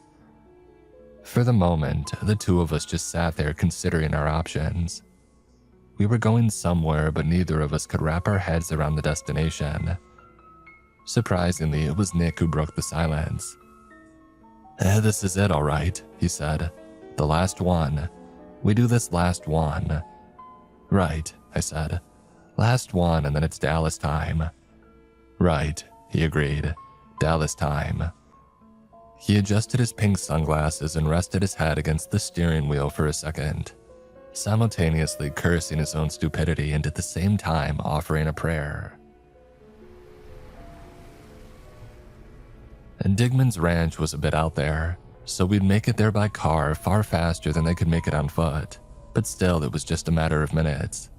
Nick took a sharp turn following the main road through town. He was a bit too used to driving a police vehicle. He was breaking several traffic regulations. Then again, there weren't a lot of traffic cops in or near Tomskog anymore, not with me and Nick off the force. He took up position on a hill on an opposing side of Digman's compound. We had a good view of the surrounding area and could clearly see the field on the southeast side of the property. If they were coming from anywhere, that would be it. We'd be able to pick them off far in advance. And so we got out, readied ourselves, and waited. And that was that. We waited for hours, and there were no rabid beast people coming to eat the Digmans that night. As the clock rolled on and late night marched into early morning, a frustrating realization had dawned on us. From this night on, we would have to watch the Digmans again. At least if we wanted to clean this mess up before we moved on to greener pastures. Nick and I were on the same page here. It felt strange leaving this behind, especially for me considering that in a roundabout way, I was involved in letting Allie out. It felt like coming full circle in a way. Tailing and watching John Digman had been one of my earliest assignments in Tomskog. It was only appropriate that it would be the last thing that I did as well. I don't think the irony was lost on Nick either. The following night, when we returned for our first shift, he had already picked up hot dogs. We spent a couple of nights out there. At first, it was just because we wanted to make sure nothing would turn around and bite me in the ass, but it soon dawned on me what might really be at stake here. It wasn't just about watching Digman's back. If those things killed a yearwalker, there was no telling what would happen. The saying goes, if you kill a yearwalker, you get their wish at the end of the year. What might a bloodthirsty, mindless creature wish for? Would I even want to know? And Nick had a slightly different take on it. They can't make wishes, he said, chewing some gum. They gotta have souls to make wishes. You think sick people ain't got a soul? He looked up at me, obviously a bit taken aback. Maybe he had forgotten that I was, for all intents and purposes, one of them. Nick just gave me a shit-eating grin and leaned back with his rifle. Nah, he chuckled. You're deader than Jimmy Hoffa. I couldn't help but to laugh. Who the hell pulls out a Jimmy Hoffa reference in this year of our Lord? It took a couple of nights before we noticed some movement around Digman's place, and not roaming monster people but a curious passerby. That and Digman's place itself was pretty full of movement. Strange lights and movements in the middle of the night. Hard to explain, but I wasn't there for that. I was there to make sure that nothing tried to eat itself into a wish. We thought about taking a shot or going in closer to get a better look, but we couldn't risk it. Someone passing by doesn't mean ill intent. Besides, the guy had a scarf. What kind of monster would dress up in a scarf? By the time that we had made it down to the main road with Nick's car, the guy was already gone. Maybe we had been wrong. We spotted that same person 4 more times over the following days. A single person with a scarf sneaking around outside. I think it learned to anticipate us because it seemed to start running just before we even got there by car. They were out for something, but no matter how prepared we were, we couldn't get there in time. And Digman was nowhere to be seen as of yet. Maybe he, like me, wanted to keep out of sight for a bit, until Hatchet had calmed down and got off our back. Finally, Nick and I decided to set up a bit of a trap. Instead of staying by the car up on the hill, we'd be waiting in the dark down by the road, weapons in hand. Next night came around and we were in position. We kept the car up on the hill to make it look like we were still up there watching from afar, but we were actually on foot, down by the main road outside of the compound, ready to step in and confront the stranger. If they were infected, we would have to deal with it. We stayed quiet when we saw him coming down the road. We just kept our heads low. It was just some average man. His scarf looked like something that he had just thrown together, like a pair of cut-up old pants or something. Everything else looked fairly coordinated. It was strange to say the least. Unknowingly, I touched my own throat. I had felt something tickle plenty of times, like I was a bad cough away from something breaking. Is that what had happened to this guy? He was just standing out there as if waiting for us to come down the hill and chase him. And then a thought hit me. He was stalling. I turned my attention back towards the woods, and just as I had suspected, we weren't alone. I slowly sunk into the underbrush, poking Nick at the side. He rolled his head around and I saw the light in his eyes dull. We had been tricked. It had wanted us to catch it, so that we would come down from that hill and away from the car. Now we had walked straight into its trap, and we had no high ground to defend ourselves. By thinking ourselves as the predators, we had turned ourselves into prey. We were being surrounded. "God damn it," Nick whispered. "Come on." We kept our heads down, hoping that they wouldn't catch us anytime soon. I couldn't see Allie among them. There were 8 in total, including the one on the road. Men and women of various ages, all with scarves covering their throats, possibly to hide some kind of disfiguration, or to keep something in their throats safe from the cold. There was no doubt in my mind that they were sore infected. I could feel it. They moved between the trees looking for us. Luckily, it was just as dark for them as it was for me and Nick, and Digman's place had been powerless all night. There were no floodlights or streetlights, and that made it hard to judge just how far away these things really were. And they weren't speaking, they were clicking. It was such a miserable sound. Every time they clicked, I felt something inside me click back, like something poking at my stomach. They were calling out to me, and a part of me wanted to answer. I had to bite down on my lips so hard that I almost bled. One of them passed right by me and Nick. If it had stumbled just a little, it would have fallen right on top of me. Instead, I heard it wheezing as it struggled to move. It was a strange noise, as if the breathing was coming from the scarf rather than the mouth or the nose.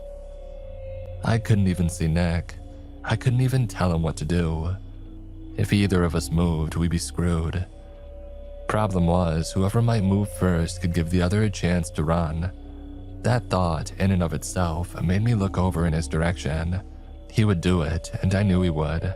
And that son of a would do it at the first drop of a hat, and I would have to live with it. No way. It all happened so suddenly.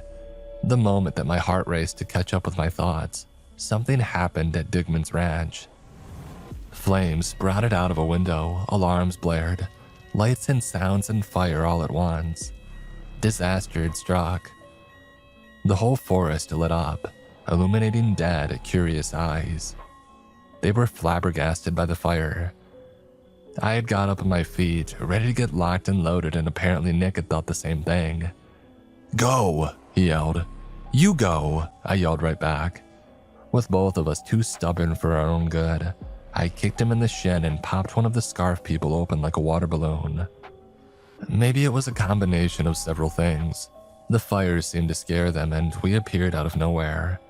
One of them threw herself at me, and for a split second, that scarf gave way to these long white tendrils sprouting out of her neck like a hellish lotus flower. She was way too close to shoot, so I could only push her off and wait for Nick to finish the deal. I didn't have to wait long.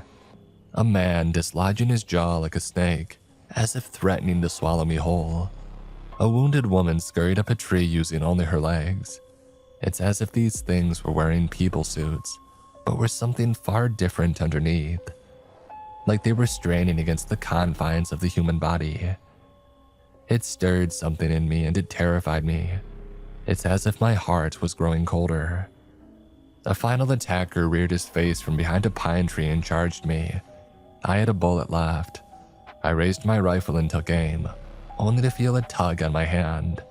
White strands coming out of my own arm, holding back the trigger finger. I barely had a chance to react as he was close enough for me to smell the chemical burns. Nick shut him down with a final bullet to the neck. There were a handful left, but they were far and few between. Somewhere in the distance, there was a noise, a vibrating yell. It wasn't that loud, but something about it made the leaves rattle like a threatened snake. And despite it being nothing short of monstrous, there was something about the tone that made me shudder with recognition. It was Allie, all right, or at least something wearing Allie like a cheap suit. I got down on one leg and turned from left to right, sweeping the forest for those white strands to poke out at me. But they weren't there. They were moving away. My trigger finger ached and I looked down a couple of times and just to make sure that there would be no more interruptions. "We gotta go," I said. "They're gonna come back with more." "What? How?" I didn't know. It's as if some part of me could feel what was about to happen and what they were about to do. A small part of me was already listening, and it was hard to stop. I shook my head, trying to set my thoughts straight. "Let's just go." We got back to the car up on the hill. We both collapsed against the front of the car, letting our feet rest for a while. The walk up and down the hill was brutal, especially in the dark. "We're gonna have to keep an eye out," I said. "I didn't see the big one." "It sounds like we're putting Dallas on hold then," he sighed. "You can go, Nick, really." He nodded, looking down the hill. Digman's place was going up in flames. What the hell had they done in there? "Yeah, I know," he said. "I could." He leaned his rifle on his knee, looking down the scope. He elbowed me a little. "You seeing that?" Perry and John Digman are making their way out of the house. They looked defeated as they watched the fire. The kid looked emotionally destroyed, like he had been through more than just a fire. "You know, a clean shot would get you a wish," Nick said. "Could get rid of that infection. Hell, could get you rid of that thing in the woods too." "Yeah, I know," I said. "I could." I saw them through my scope. I had taken harder shots at harder targets at longer ranges, but even now, something in me told me that I couldn't.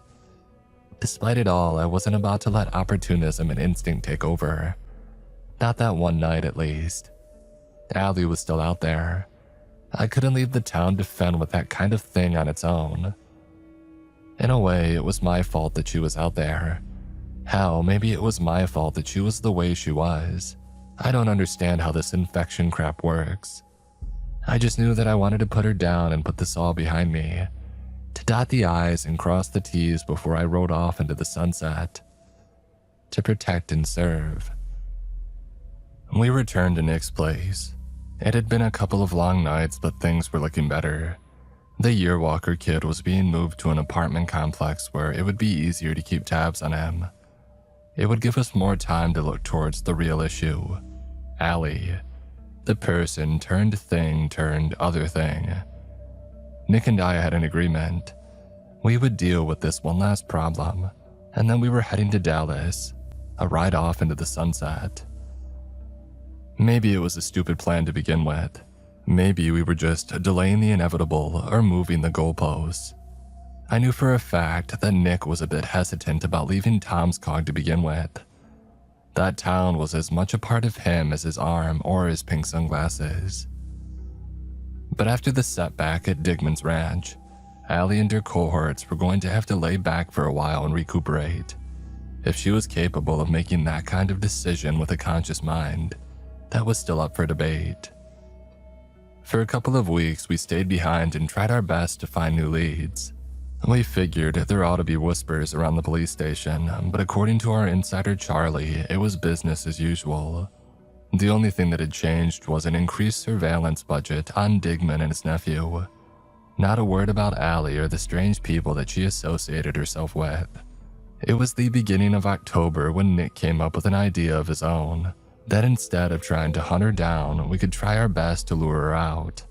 The only problem was, he had no idea what we were dealing with. Neither did I, to be honest. Sure, I had an uncomfortable truth of my own hiding in my stomach lining, but I didn't understand it. It's like having a kidney doesn't make me a doctor. It just means it's there. "We should get a hold of that guy again," Nick blurted out. "The tall, weird guy." He didn't need to say the name out loud. I knew exactly who he was talking about. Nick was talking about the guy named Evan. I say guy in very loose terms because there was no telling what kind of creature or identity that we were dealing with. Evan, as he was called, was something that we had run into a couple of times before. He seemed helpful enough when need be, but there was no denying that this was a thing that was far more than human, or less than if you prefer, but he might have insights on hunting down Allie. It wasn't that hard to get an idea of his whereabouts. There had been a handful of sightings, and Charlie had dispatched continuous updates whenever something new popped up. Problem was, it was all sightings and passing. There was nothing permanent. He was always on the move. Still, we figured he might agree to see us if given the opportunity. That's what we banked on, at least. We ran into Evan by mistake. We had been driving around checking a couple of locations where he had been spotted, and decided to stop for a gas station hot dog and a coffee. There was this old park bench by the side entrance of the gas station where Nick and I sat down. And all of a sudden, there was Evan. It was hard to tell what he looked like. He was like a moving pile of blankets, all haphazardly sewn together. It looked more like something you would cover your car in to protect it from rain rather than clothes to wear. There was even crime scene tape used to keep it together. The sun had just started to set, casting a long shadow from an already tall man across the table. He sat down with a thud. Despite me and Nick both sitting on the same side, we could feel the weight shift. This was like sitting face to face with a small car. "Officers," he said. His voice was just uncomfortable, like a cat in a centipede had an unfortunate baby. "Evan," I said, "keeping tabs on us." "Yes." There wasn't much more to it. I gave Nick a curious look and he shrugged back at me. This was my show, he was just there for the ride. "We need to find a dangerous woman," I said. "She has something terrible inside of her and we need to deal with it." "Why?" he asked. "Because somebody needs to. People will get hurt." "Yes."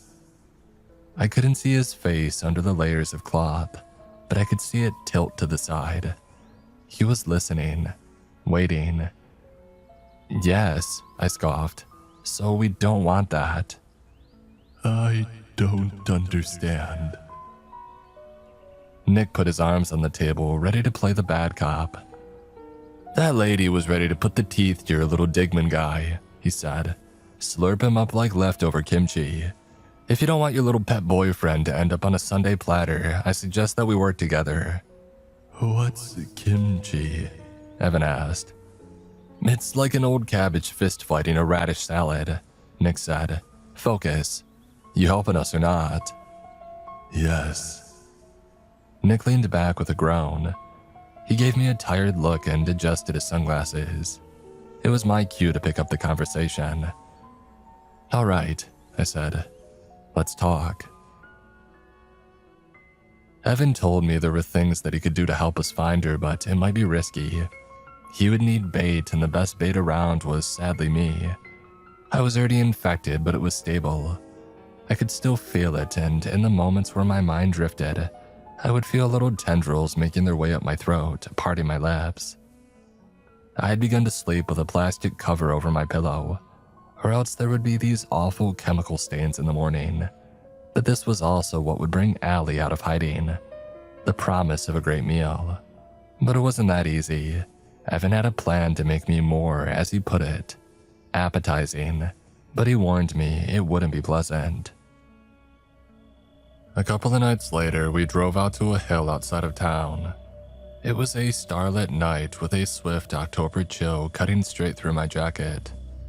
I could feel something inside of me curl into the pit of my stomach, huddling for warmth. And Nick and I had to make our way up a slithering gravel path on foot, per Evan's instructions. We found him at the top of the hill with a telescope. If I didn't know any better, it almost looked like a picnic. "Are we looking at stars tonight?" Nick said. "I can spot the Big Dipper, you know, but it's more like a big spoon." "No spoons," said Evan. "You, come here." He pointed at me. I stepped forward and he moved away from the telescope. "I need to know how far gone you are," he continued. "Tell me what you see." I looked back at Nick. He crossed his arms, giving Evan an uneasy look. This was far out of both of our comfort zones. Then again, it was just a telescope. Telescopes didn't bite. I walked over and leaned in, making sure to not touch the dials. At first, I didn't spot anything in particular, but after I found the right angle, I could clearly see a celestial body. Something large and brownish red. "Hold on," I said. "Is that Jupiter?" "What do you see?" Evan asked. It was a difficult question. As soon as the planet came into focus, my eyes would blur. I would have to blink away the moisture.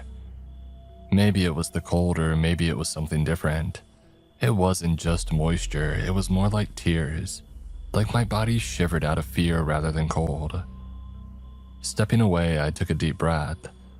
There were lines of tears streaming down my face, but I didn't understand why. I sniffled. "You alright?" Nick asked. "Yeah, I don't know why this..." "Hold on," I said. "This is weird." I stepped back, looking again. It was clearer now, as if something inside me dared to look a little closer. It was definitely Jupiter. I could see the storms and swirls. But there was something else. Right there in the middle of it.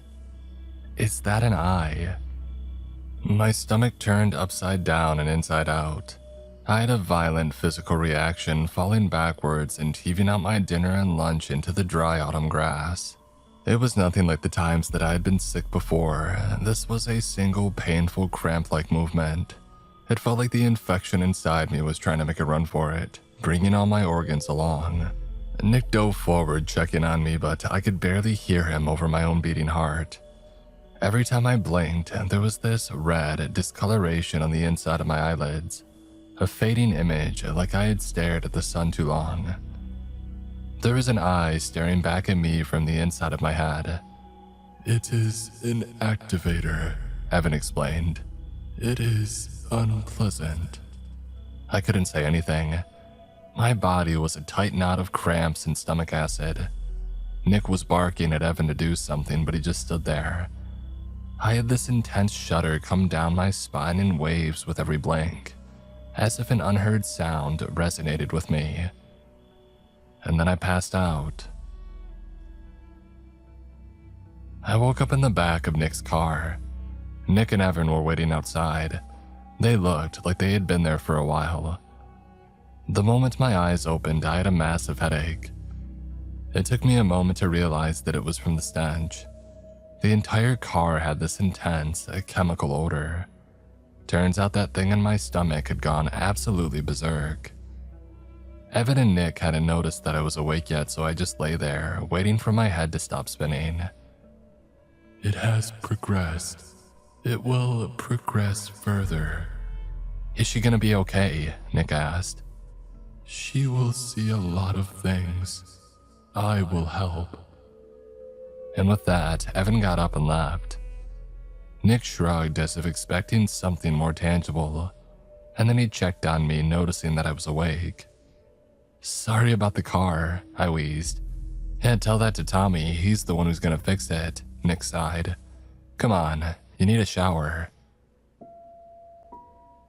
I got back to Nick's place, took a shower, and I crashed on the couch. It was not just an uneasy sleep, it felt like an uneasy grasp of the world itself. Like I was having trouble differentiating dream from reality, and awake from unconscious. Like the worst fever dream that I ever had. I'd wake up gasping for air only to realize that I was still sleeping. I would find myself on my knees in the bathroom, heaving up whatever remained of my stomach, and I would dream of it at the same time. I'd forget where I was and what I was doing. Even in my mind, I would refrain from looking up. In my half-dream state, I would see that red planet when I looked out the window. It's as if my eyes were stuck in that telescope, and I would see that spot of red in the distance in perfect clarity. And in the middle of it, among the swirling storms, I would see that red eye looking at me. But it wasn't just looking at me, it was looking through me. It was concerned. Like a mother hen looking at a child unborn, aching to peck at the broken shell, to help, to plead. In the morning, I was sicker than I had ever been. I had a fever and my eyes were swollen. I couldn't close them properly. Nick was screaming at somebody on the phone one moment and throwing me into a bathtub the next. I remember him apologizing as he stripped me down and covered me in ice water. It was a surreal experience, like it wasn't really happening to me. It felt more like watching him do it to someone else, but through my own eyes. He brought these big bags of ice from the supermarket and poured it all in, but I couldn't feel a thing. I remember looking at him and trying my best to figure out if I was dreaming or not. I couldn't raise my hand to poke him on the nose, making me consider that maybe this was real life. Had it been a dream, nothing could have stopped me. "I don't care what that guy says," Nick said. "You're one bad cough from an ambulance." I finally managed to move my hand, touching his nose with a boob. It felt like the air itself was jelly. "A perv," I said. "You're a perv." Nick buried his face in his hands. I almost recognized it as relief. Maybe I was getting better. At some point I fell asleep, but I was still in that room. Nick was gone, but the room remained. The light was different. There was a hole in the wall and strange trees outside. Evan was there, leaning against a broken doorway. There was an eerie silence in the air, like there was supposed to be crickets outside, but there weren't. "This is what remains of somewhere else," he said. His voice was different, smoother, almost human. He was a bit smaller and dressed in a poncho rather than a makeshift blanket fort. "You can come and go as you want," I asked. "Or are you from here?" "No," he said. "There is a lot of me to go around." "And that's messed up." "Yes." I looked out the crack in the wall. A starlit night. I knew the red planet was out there, the red eye. I felt my stomach acid swirl. "Normal people don't see it," he continued, "but those who do see it a lot." "It feels like it's alive," I said. "I hate it." "It is worried about us," Evan said, "thinking there is something wrong." "Is there?" Evan took a few steps forward, leaning out through the crack in the wall. The texture of these ceramic tiles looked different, older. "Imagine the egg of a bird, but it takes longer to hatch than it should. And finally, it moves. But you are not seeing the feathers, no beak. You start to worry if your egg is the bird you expected." "Snakes lay eggs too," I said. "And turtles." "Or maybe the egg is dead," Evan said. "Maybe something else lives in there." "I'd be worried too," I said. "So what exactly are we in this metaphor? Are we the egg or what's inside?" "Neither," said Evan. "We're what lives in the bumps in the shell." "Eggshells don't have bumps. They're smooth. And not if you look close enough." I got out of the bath. The water was long gone. It was a pleasant night, not too cold, not too warm. I joined Evan at the crack of the wall looking out. In the distance, there was a tree. It was larger than anything I had ever seen, tall enough for the branches to reach the sky, as if trying to pluck the moon like low-hanging fruit. Except it wasn't a tree. It was a mussel with branches being white, living tendrils. A smell tickled my nose, the same smell that I had felt back in the car. My smell. Veins as wide as highways, cuts and bruises as tall and wide as parking garages. Every heartbeat sending pulses of blackened blood, as thick as waves on an upwards ocean. It never stopped moving, squirming, reaching. "She's nothing," Evan said. "She's blameless." "Well, that's not nothing," I gasped. "Perhaps there's a good reason to worry." Something inside me resonated with that thing. I could feel how satisfied it was. It had wanted this to become something whole. It had wanted to bring it all together. It wanted to reach through the cracks in the shell. It wished for it. It wished for it every moment of every day. A wish upon a red, weeping star, desperate to look the other way. I woke up screaming. I had crawled out of the bath, curled up into a corner, and clawed at the walls like a cornered animal. Nick had wrapped a blanket around me and held me like a child, shushing me. His arms were stained with acid burns and there were spots of his blood on the walls. And yet, there he was. Exhaustion took hold as my lungs gave out. I couldn't scream anymore and settled into a forced, wheezing breath. "It's all right," Nick whispered. "You're awake, it's okay." I couldn't speak. I could feel that muscle in the dark space beyond, clawing at the world, begging to reach through. And there were so many things looking to help. I could feel them everywhere, inside and out. That's what Allie would want, given the Yearwalker's wish.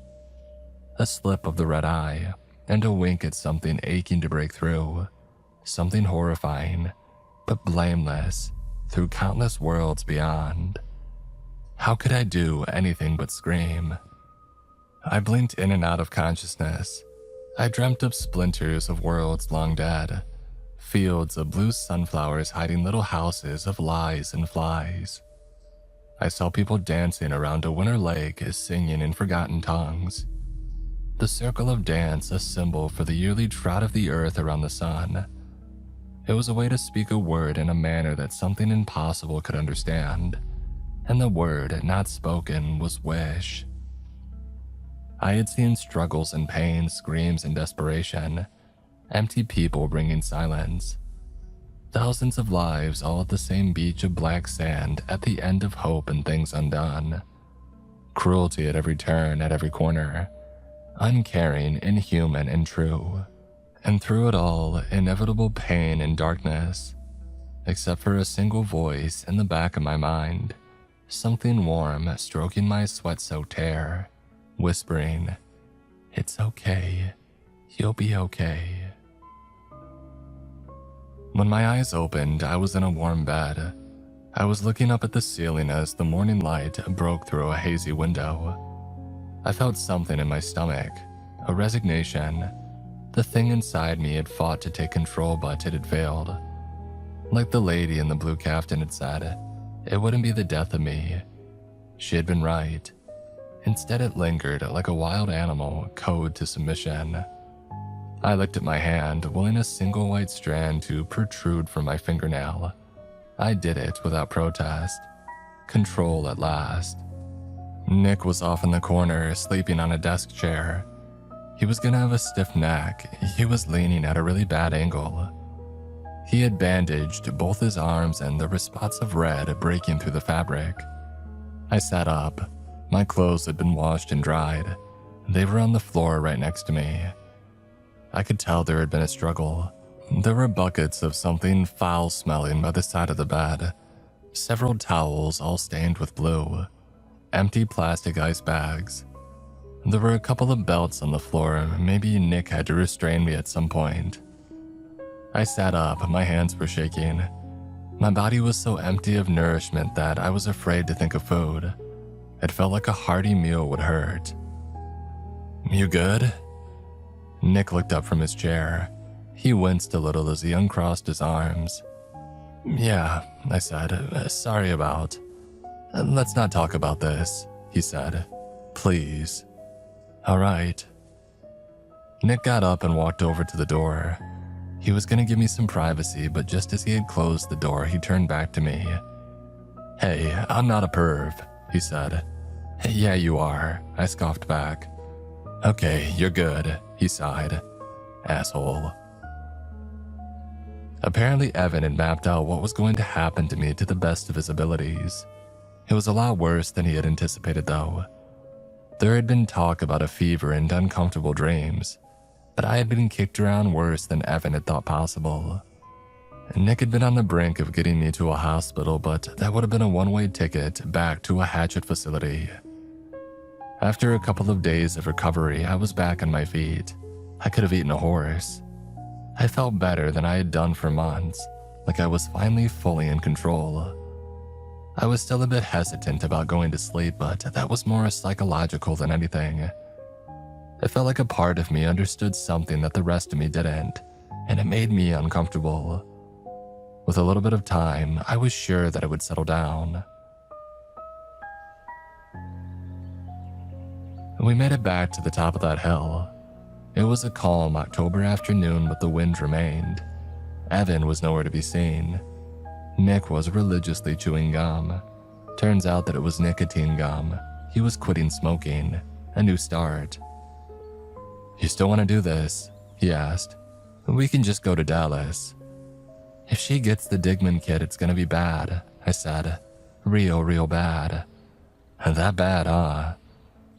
He picked up a rock and flicked it down the hill, like he was skipping it across a lake. There was a thump as it smacked against a log. "It would kill a lot of people," I said. "That's what it wants." "So let's just let the duck deal with it," he said. "It doesn't have to be us." "Maybe," I sighed. "But do you want to risk it?" He picked up another rock, throwing it with the same flick of the wrist. Despite being thrown at the same power and angle, it hit something else. Nick nodded at me. "You scared the shit out of me," he said. "I've never seen anything like that." "Sorry," I said. "I was having a bad time."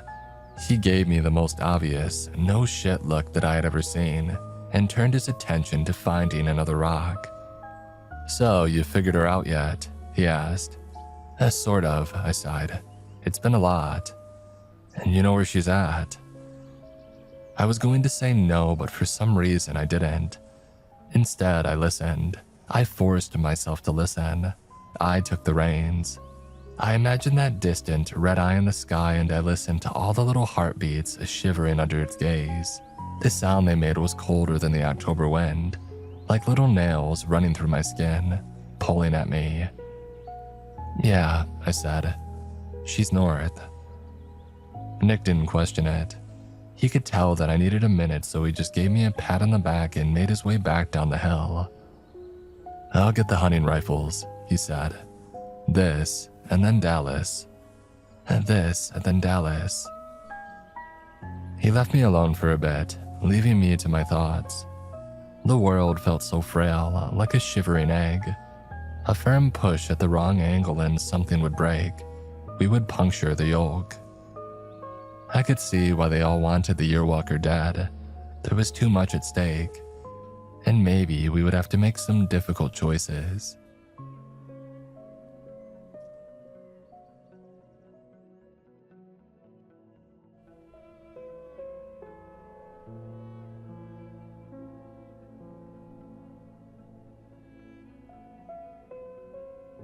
After a couple of days, it was clear to me and Nick that Allie was harder to get a hold of than anticipated. One day she'd be at the edge of town, the next she would be in the next state over. We figured she was getting some kind of help with transportation. Maybe somebody was driving her. It wasn't far enough for her to be on a plane, but she was definitely not traveling on foot anymore. Nick tried to convince Charlie to put up a roadblock, but it just couldn't be done. Not just because there was no point to it, on paper, but also because she would lose her job. It'd be apparent that she was still in contact with us. And while it wasn't illegal for her to talk to Nick or me, it was something she would get fired for. She figured she could do more good where she was, rather than at home with her kids. And Nick and I would keep our ears on the police radio, and I would stand in the living room like a walking dowsing rod, feeling with an outstretched hand which way Allie was going. It changed so often and so fast. This kept going well into November, and there would be calls from the station asking Nick to get back in the force, but he just hadn't answered. It was a dumb tactic, but it worked for now. Chances were it wouldn't work for long. They'd either get tired of asking and start telling, or they would figure out that he was up to no good. Nick didn't seem all that bothered, though. For all bad things that one could say about Sheriff Mason, he and Nick were on good terms. And then came a day when Allie's movement stopped. It was sudden, and from what I could feel, not too far away.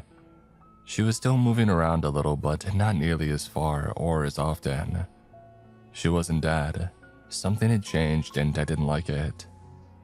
Nick and I had prepared to face her and be done with this whole ordeal. But what were we going up against? And before we could figure out an answer, we got a call. It was a foggy Tuesday afternoon when Charlie called me. I had been shooting cans in the backyard when I heard the phone. I slumped down in a raggedy plastic chair and picked up, cracking open a lukewarm beer. "Yeah," I said. I'm hearing some chatter on John Digman. I think the Duck are gonna make a move. "So?" So, if you don't want the Duck involved in this whole Yearwalker business, maybe you ought to pay him a visit first. Give him a heads up. "I don't give a shit about John Digman," I said. "Not after that stunt that he pulled at the Hatchet facility." Look, I'm just telling you what I know. You play whatever cards you want. There was a slight pause as Charlie took a deep breath. I could hear her walking away, possibly locking herself in the bathroom. Maybe somebody was listening. Besides, She continued. it sounds like you won't be around for long anyway. And with that, I got a dial tone. I relayed my talk to Nick. He was just as skeptical as me, but we were getting into enemy of my enemy territory, and John Digman was an insider among insiders.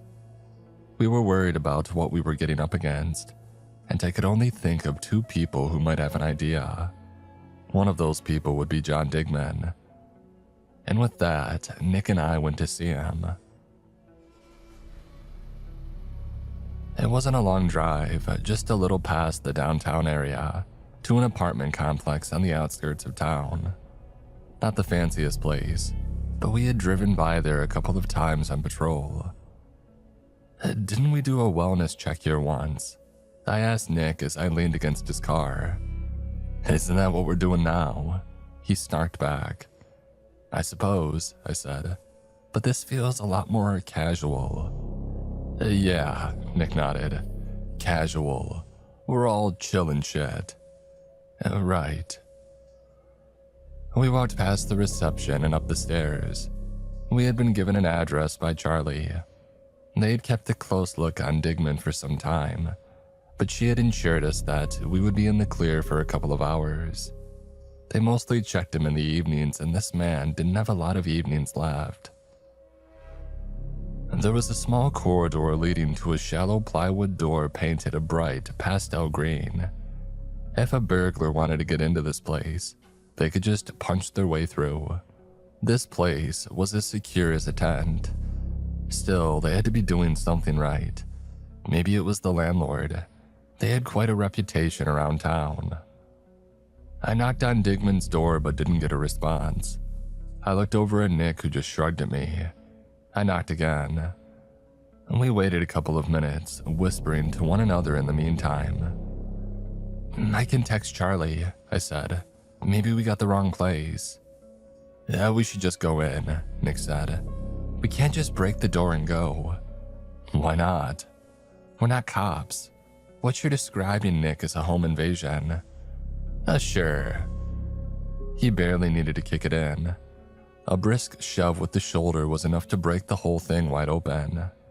The place was a mess. It looked like somebody had lived in that room for weeks, possibly months. Open takeout boxes paired with half-drunk soda and eroding paper cups. A smell of dying sugar and festering mold. I didn't even need to look around to know that there'd be cockroaches. Nick almost gagged. And before we got a chance to look around, we spotted him. He was in a chair by the window turned outward, away from the door. It was strange. From that angle, all they could see was the top of a tree. The rest was just sky. John Digman looked terrible. His skin was turning an actual gray and his hair looked metallic. His eyes were bloodshot and his breathing labored. The first thing that I thought of when I saw him was some kind of horror store mannequin. It didn't make sense that a man like that could still be alive. Nick couldn't keep a straight face. For all his disgust and mistrust of John Digman, I could tell that he hated seeing him like this. These two had met on more than one occasion. They probably knew each other pretty well, all things considered. Nick walked up to him, leaning against the window. "Jesus, John," he said. "You look like shit." John didn't move his head. He turned his eyes upward. Even that took a tremendous amount of effort. "Screw you," he coughed. Some things never change, I guess." I faced John, who turned his gaze to me. There was something there, a spark of recognition. We had talked before back at the Hatchet facility. There was a tinge of something at the corner of his mouth. Was he happy to see me, or was he trying to say something? His eyes turned downward towards his hand. He blinked at me. The words just wouldn't come. I reached out and touched his hand.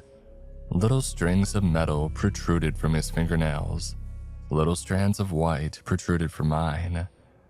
In a moment of understanding, that twitch in his mouth curled into a smile. "Figures," he whispered. I looked up at Nick. "Give us a minute." And Nick was more than happy to step outside for a bit. As I held John's cold hand, his eyes rolled back into his skull. Seconds later, mine did too. It's hard to explain the sensation of stepping away from yourself. It's like when you've been sitting down for so long that your body doesn't feel like a body anymore. It's just a vessel for something else. You detach. That's what I felt like. I was moving away from something that I didn't need. Away from that sensation. The world looked a whole lot different, and yet familiar. The world looked a bit darker with a tint of midnight blue. We were in the same apartment, but the windows were busted. Far in the distance, we could see a towering tree, reaching for the moon. I wasn't really me, and John wasn't really John. And yet, we were just as us as we would ever be. I hate to say it, but in that space, John was sort of handsome. His long hair was stripped of all metal-tinted gray, and his eyes were this warm, green-brownish mix. He looked 20 years younger. He looked like a kind of roadie at an underground punk concert, the kind who would share his bottle of water with you. "Oh, it's so much better out here," John sighed. "So quiet." He got out of his car, or what remained of it. It looked slightly different and a whole lot more disintegrated. The thing nearly fell apart as he got up. "I guess I'll be seeing more of this place soon enough," he continued. "It's that bad, huh?" I said. "Yeah." He leaned against the wall with a heavy sigh, rubbing his tired eyes. He put his hands in his pocket and talked out loud. "It's not an infection, really," he said. "It's more like a merger. But it's not just a thing, it's you. A different you. And there are so many of those. That doesn't make any kind of sense." "Well, there's this you," he said, pointing at me. "The one from this place. And then there's another one somewhere else. One that's on fire. One that's evolved in underwater caves. Another that's just a stringy, hungry animal." "I'm guessing that's the one that I got," I said. "I don't feel very on-fiery." "Yeah, no. You would know if it was the fire one," he said. "It's all like branches from a really long tree, or different heads of a hydra, but it's all just you." I thought back on the people that I had seen in the Hatchet facility, those who drank from the sprinklers. They weren't the same as me and Allie. Different branches, same tree, all just trying to come to light, to exist, to get away from whatever a hellhole had been. "What about those who can't control themselves?" I asked. "Some just lose control, others just die." "Nature doesn't care, and like it or not, this is nature," he said. "Different natures trying to coexist in a system that never prepared to mix, but still nature. Sometimes it gets weird." "Can we fix them?" I asked. "What, all of them? No, that's not realistic." "And what about just one?" He thought about it and then shrugged. "I suppose," he said, "but you gotta go pretty far out. I don't think you're ready for that." Maybe we could get a hold of the woman in the Captain, I said. The one who fixed me. Holy shit, John laughed. You met Dawn. I'm surprised she's still around. You know her. Oh, every place has one of those, he said. Sometimes it's just a kid in a blue sweater. Sometimes it's a woman in a caftan. I think one of them was just some guy named Tom. Every place has someone who cares for it, and when it falls to shit, they usually do too. He leaned out the broken window, poking away some of the remaining glass shards. It was a nice night out. Then again, it was hard to tell the time of day. It seemed to always be night here. There was this one place where Clark Gable ran for president, he said. Crazy shit. I think they had him on the $10 bill. Man lived to be 85. I joined him looking out the window. I wonder what that would have been like, I said. A whole other world. Oh, there's a lot of them, John nodded. And I got this strange feeling. About what? He took a deep breath and slowly exhaled. He closed his eyes for a couple of seconds. When he opened them, there was a sparkle that I hadn't seen before. A bit of life. Maybe there will be another place in another time, where two unlucky people figure this out again, he said. And maybe one of them will joke that there was once this one world where we elected a reality show host as president. You think so? It's way crazier than Clark Gable. Fair. He stepped away from the window and there was a faint blue glow to his eyes. Something had changed. You ought to go back, he said. I'll see about that thing. Oh, what thing? Helping someone, he said. Just one, all right. I nodded and stepped away from the window. All right, I said. Let's go back. No, he said, shaking his head. Just you. I gasped as I pulled back. It was bright outside and the white strands in my fingers retracted. It felt like I had held my breath for a full minute. The air in me was stale and barren. And in front of me lay John Digman, dead. It was unceremonious and ugly. Nick had come back inside the moment that he heard me gasp. The two of us just stood there for a moment. And Digman had been a part of our world since the moment that I came to Tomskog. And with his death came this passing of the torch. I just couldn't fathom whom the torch had been passed to, or how. He said that he would help, I muttered. He said that. All right.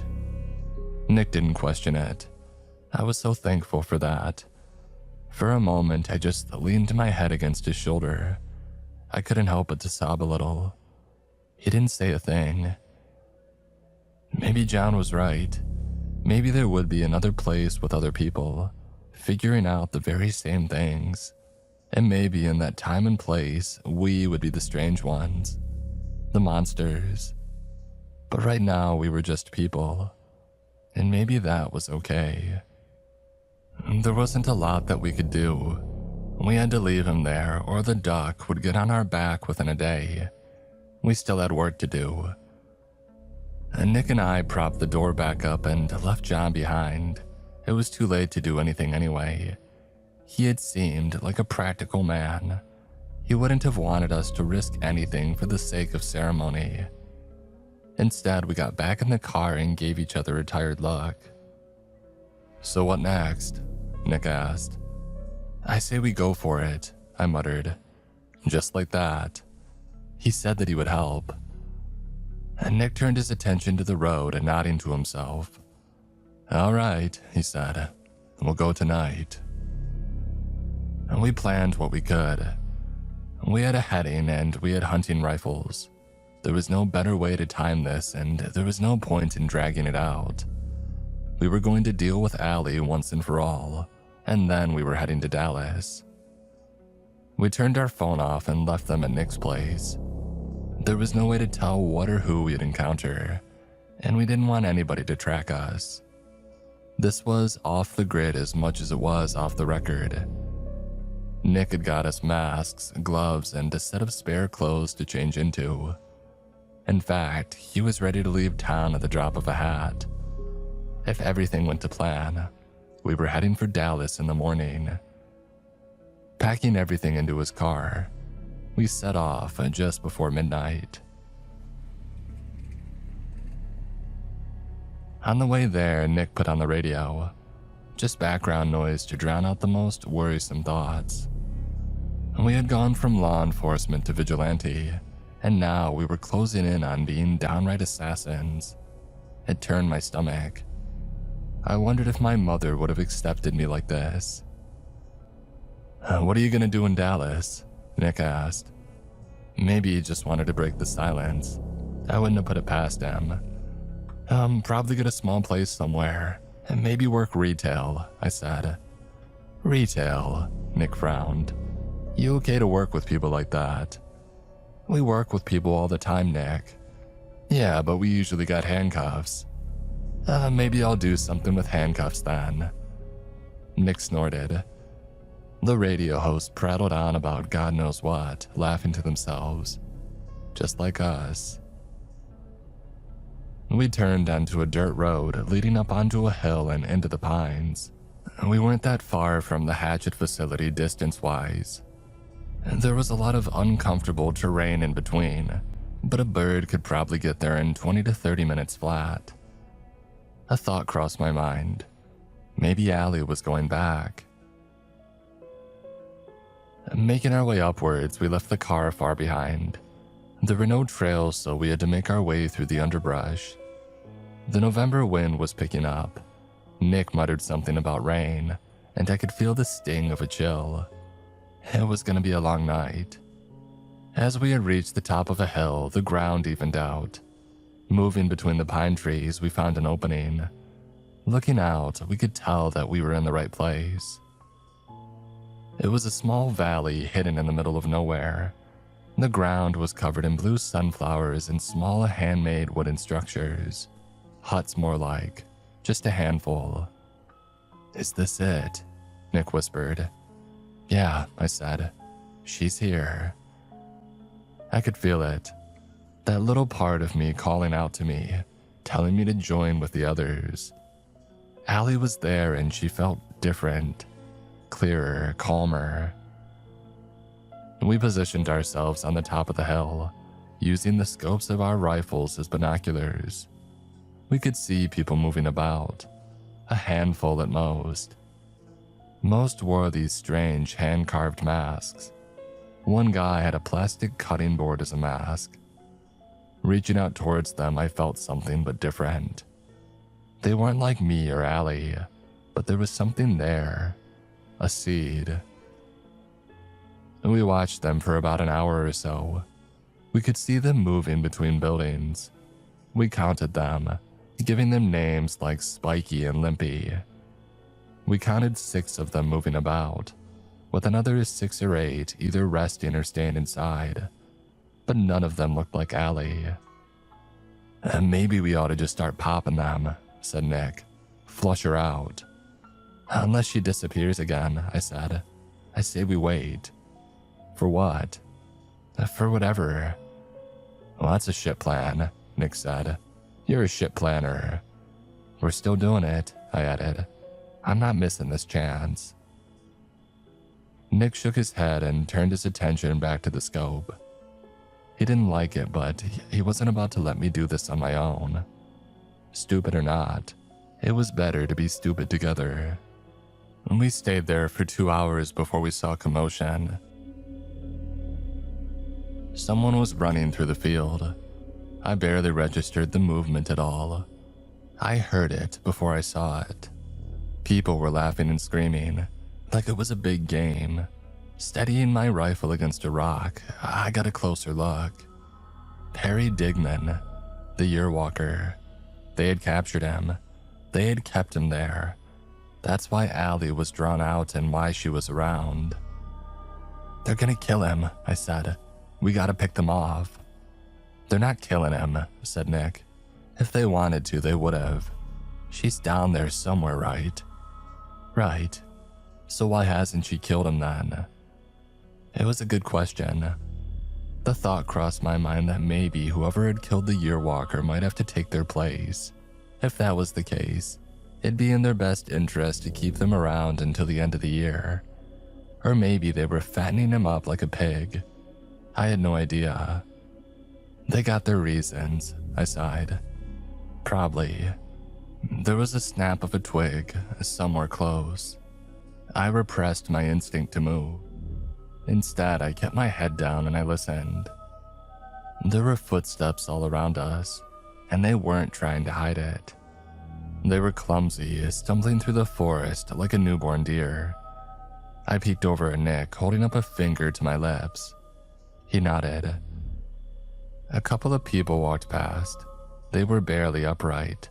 Some of them didn't have shoes on. Others were barely dressed to be outside. As one became 8, I started to recognize a couple of them. I had seen them back at the facility. They weren't paying much attention, and within a few minutes, they had passed us by. I tried to keep myself from holding my breath, instead forcing air into my lungs at a steady pace. The last thing that you want is for a sudden exhale to give you away. But then the last stranger passed us by, and that was someone far more familiar to me. She was dressed in a gray hoodie and had this black pixie-like haircut. Elizabeth Salinger. How the hell had she made it here and why? I knew it was a dead giveaway, but I couldn't keep my eyes off of her. Her out of all people. Before I could figure out an answer, her head turned to me, those piercing eyes cutting straight through the night and meeting mine. I felt like a rabbit being stared down by a lion, like she was about to do something violent at any second. Instead, she blinked at me. A little water poured out of her mouth as she gargled. She made a noise, this awful guttural grunt, like she was trying to swallow her own throat. And then she coughed up a glob of water and spoke. Just one. She gargled. And with that, she turned her attention away, leaving me to finish whatever business I had. Turning to Nick, my eyes were wide open. He kept looking at me and then back at her and then back at me again. I shook my head at him. Just one. After that, hell broke loose. We saw Perry Digman get a hold of a rock and chase off his attackers as they closed in on him. They clearly weren't trying to kill him. They were either toying with him or trying to capture him. Either way, they were about to get some company. Elizabeth and her sore-infected crowd were heading straight for them. I had no idea what was about to go down, but we had a different target in mind. Perry was already heading off straight into the woods on the opposite side. "She's not coming out," I said, "and shit's about to hit the fan." "Oh, what are you suggesting then?" Nick whispered. "We go down there," I said. "Stay low and they'll get a better idea of where she is, and then we finish it." "You up for that?" he asked. Of course I was. As Perry and the masked folks ran off, Nick and I got up. I'd help the kid if I could, but there was just no time. And yet I had this feeling that John was still around to help in some way. We made our way down the hill and into the field of sunflowers. As we moved around, we noticed poles with electronics attached to them. Old phones, speakers, radios. Anything that could produce a noise or an image. Some of them even worked. While I didn't understand it, a part of me seemed to enjoy it. There was a pit in my stomach that liked the noise of the in-between spaces, the static. It was comforting, not to me, but a part of me. There were still masked people running about. Nick and I stayed low and out of sight, hoping against hope that they wouldn't get too close to notice. I had pulled my mask up. It was strange. The sunflowers almost moved out of the way as we passed through, like they were inviting us to get closer. I didn't like it. Dry and dead things should rustle when you move past. They shouldn't bend out of their way. We moved past what looked like a root cellar where they had kept Perry. A nasty place, some kind of underground prison cell. Not much further ahead, I could see a log cabin. It was sort of hidden away by the pine trees and barely visible in the night, but I felt that it was the place to go. That's where she was. There was screaming in the distance. Nick turned his attention to my right, and before I could react, he stood up. He raised his rifle, and without a second thought, he fired. That one shot rung out like a dinner bell. There had been a masked man creeping up on us from the side, and now the jig was up. We had gone loud, and it was now or never. Nick slapped me on the shoulder without lowering the rifle. He was telling me to go. I headed straight for the cabin as Nick reloaded and fired another shot. I could feel the trickle of rain. If we had stayed quiet a little longer, it would have masked our movement perfectly, but now it was too late. The door to the cabin flung open, and a young woman in a green dress wielding a meat cleaver ran out. I aimed a shot at her leg, and I pulled the trigger, sending her reeling into the dirt. All the fight ran out of her. She flung the meat cleaver to the side and crawled away, whimpering for me not to kill her. I hadn't intended to. I just reloaded and entered the cabin. It was a cozy enough place. 2 large rooms, a couple of carpets, and a fireplace. A bed, some chairs, a table. It was quiet, and somehow that made it worse. Rounding the corner with my rifle raised, I saw a woman in a white dress. She was sitting with her back towards me, but I couldn't tell if it was Allie or not. It didn't look like her. Then again, there was no telling what might have happened to her these past few weeks. Months. But Allie had been rabid. This woman was sitting at a makeshift desk, putting pen to paper. She had a goose feather pen and an inkwell, for crying out loud. "Name?" I asked. "Oh, I'm sure you remember." I raised my rifle to shoot as she turned to me. My body froze. Her face was a tangled mess. It wasn't even a face anymore. It looked like a biologic mass, twisting and turning, competing to stay on top like a bucket of eels. The smoothness of bone gave way to the fibers of muscle. Her head looked more like a struggling bag, trying to contain a broken memory of a body. I was so mesmerized that I couldn't understand what I was looking at. The voice wasn't really coming from her, it was coming from that pit in my stomach, and the many screens and radios in the fields around us. There was even a walkie-talkie on the radio, and it was coming from there too. "Sorry about last time," she said. "It's been hectic." "So it is you. You're Allie." "In a manner of speaking," she explained. "But I become so many other things. So many other people. But I am what I am, yes. Good enough for me." Rifle raised, I squinted. I looked past the scope and into the iron sights. She wasn't moving, not throwing herself on the ground. No pleading, no begging. Instead, that swirling mass just looked at me. For a split second, I doubted myself. Maybe I ought to aim for her heart, her stomach. No. Headshot.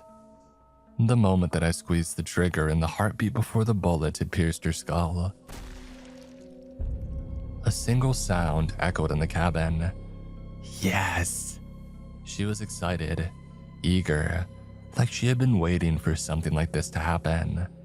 Blood spurted out of the back of her head, and the whirling mess in her face unfurled on the floor like an exploding flower, leaving only an empty sack of skin behind. It suddenly dawned on me what it reminded me of. That ungodly tree in the other world. That thing that reached towards the sky. An unnatural skin construction. An amalgamation. Just to be sure, I put a couple more bullets in her. Her heart, her lungs, 2 more in the stomach. It was strange though. Looking at where she had sat, there was nothing there. What had she been writing on? The door burst open. There was a knock on the wall as to alert me to their presence. Not just anybody would do that. I knew that it was Nick before he rounded the corner. "We gotta go," Nick said. "There's more. A lot more." "Got it," I said. "We're done."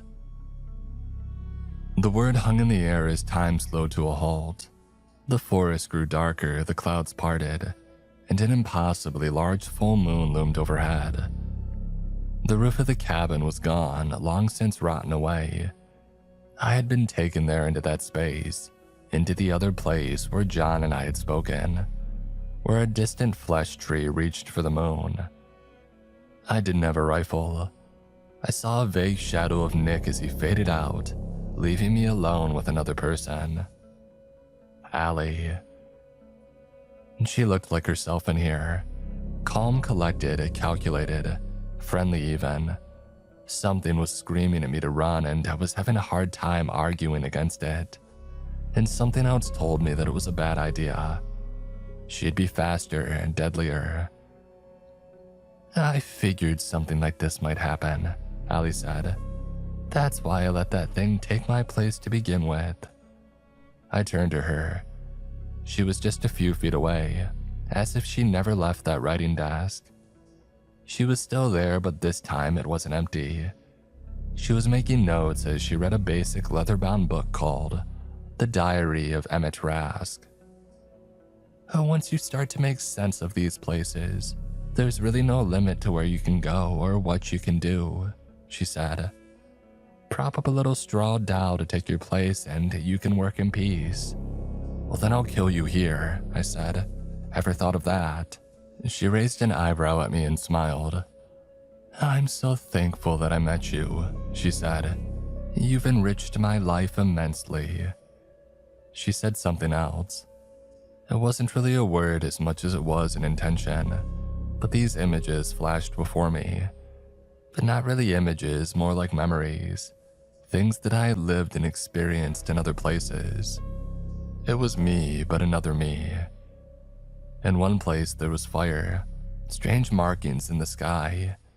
I was being forced to the ground by masked creatures and speared with iron rods. They weren't killing me. They were pinning me to the ground to be consumed later, like skewering a worm on a hook. She never even asked for it. They just wanted to please her. In another place, I was dressed in a traditional cotton dress and dragged into a lake to drown. They had lied to me, telling me that it was for the good of the village, but it wasn't. It was for the good of her. And all the while, she just stood at the bank of the lake, looking blameless. I was in water but breathing. Something in the dark grabbed me by the neck, like they had done when I was a pup. But they dragged me to the forbidden deep, like she had demanded. I was to be eaten. A will to live can only get you so far. Teeth was the real force of nature. And it wouldn't stop. 1,000 places, 1,000 selves. The numbness of space, the searing heat of fire, the rot of acid. Volcanoes, lightning storms, trampled, cut, burned, sliced, starved, and crushed, one by one, they all gave way to her demands. A parade of deaths happening at her command, the heiress of something that I could barely understand. And then it was just me, the end of the line, the final one. And I was just standing there in front of her, struggling to remember my body. She had gotten up from her desk and taken off her reading glasses. I can't think of another way to consume you, she said. What can I even do that hasn't already been done? I couldn't answer. I couldn't speak. So many of me had never had lungs or mouths. Some had barely been born. I was having trouble finding myself and what I could do. My mind was reeling. Her hand crept closer. She reached for me. A touch. That'd be all it took. I'll have to improvise, she said. It'll be fun. Oblivion at her fingertips, somehow, somewhen. And none of me had been able to do anything, anywhere. What was I supposed to say?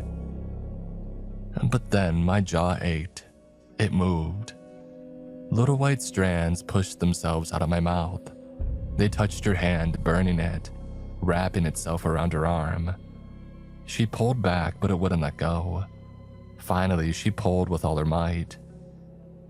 I had tried pulling on those strands before, but it had clung to my innards like an animal. This time it did nothing. There was no resistance. It let itself get pulled out, and like a clogged drain, the infection was ripped out of me. A mass of swirling white tendrils collapsed on top of Allie, burning her like a frenzied jellyfish.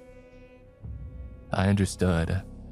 I had won over that thing inside fair and square, and this was my prize. It was giving me time. Even if it destroyed her in the here and now, this was temporary at best. But without the sore infection in me, she couldn't pull me back into this place. She would have to find her way back to my world, to my place, and that was not going to be easy. Allie screamed as her flesh sizzled and burned. She struggled as her fingers turned to bone and her nerves failed her. She collapsed to the floor. I wanted to say something, but it would be useless. That thing in a way was me, another me, and just like countless others, it was going to die. It had already started to wither, the little white strands twitching as the primitive nerves began to die. It was already fading, but I was going to live. I turned to run, and the moment I did, I tripped, landing face first into a field of dry blue sunflowers. I was out. Real. It was so disorienting, but I could feel myself moving. I couldn't stop. Nick pulled me up to my feet. "Come on," he yelled. "Don't weird out on me now. We're going to Dallas, goddammit." Dallas, right. I coughed and something felt odd. I was lighter, empty. I even sounded differently. Had this thing been poking at my voice? We made our way back up the hill. The masked ones were freaking out, tearing their hair out and running screaming into the woods. One of them set the cabin on fire and then themselves. It wouldn't last for long in the rain, but it managed to collapse the roof. By the time that we got back to Nick's car and slammed the door shut, I was soaking wet and ice cold. Nick was no better off. He dumped the hunting rifles into the back of the car and started it up. As he put the gear in reverse, I couldn't help but let out a cry. Nick had his hand on the parking brake, but he stopped himself. There was this deep sadness in me that I couldn't explain. Just touching upon the memories of those different places and ends, it made my heart ache. It wasn't fair. Was it all my fault?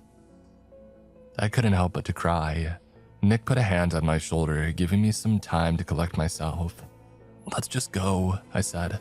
"Let's go to Dallas." "Are we done?" he asked. "I don't know," I bawled. "I don't know, and I'll never know. This is too much, Nick. It's beyond what I can do, what anyone can do." "So we're not done," he sighed. "That's what you're telling me." I threw my hands up in surrender. How could you fight something like Allie, the blameless woman? Nick turned the ignition off, leaving us both in the dark. He took his hands off the wheel and looked straight ahead. We sat there for a couple of minutes as he stroked my shoulder with his thumb. "I don't think she can die," I said. "It's impossible. So why not just go? Why not just go to Dallas?" "Oh, because we said one more thing," Nick said. "We said this one last thing and then Dallas. That was the deal. I'm not one to break a deal." "But it'll never be just one last thing," I cried. "She won't stop, not here, not anywhere, not when, not how. I don't know, Nick." "Well, then we'll figure it out," he spat back. "We figure it out and then we deal with it." He put the car in reverse, turned around, and started driving us back down the dirt road. As he did, he tried to say something, but the radio distracted him. He turned it off with a groan. "I don't want to date you," he said. I don't want to bang you, and I don't want to have some kind of asexual, not relationship, but kind of thing going. We're not like that. I didn't say anything. I let him go off. He clearly had something on his mind. I don't have a lot of friends, he said. Hell, my brother and I are like, what, second cousins? I mean, we're not, but we're like that, you know. He laughed as he took a turn a little too harshly. I don't even know his birthday, Nick laughed, and he doesn't know mine. All these people, they're people. Off in the distance, somewhere over there, you know. But you're here. You're with me. You don't give a shit about the little things and you look past the shit. You know how rarely I get that. How rarely I get someone in my life who gives a shit. He held up a finger. I got that once. One time. And we all know what she did. He continued. But you're not like that. You're not running off unless we agree on it. We're partners, real partners, and that's gotta mean something. Nick, you don't have to. No, forget that, he said. This isn't just your deal anymore, it's our deal. And I don't care if it's not possible, we're gonna do it anyway. He slammed his foot on the brake, sliding to the side of the road. He turned to me with a deep sigh. We do this thing and then we're heading to Dallas, he said. Or are you running off? I leaned back in my seat, feeling the unease swirl in me. The pictures of the many ends that I could, would, and had faced. But Nick wasn't looking at that. He was looking at a start. And I didn't have a whole lot of those to treasure. I turned to him, wiping away a tear.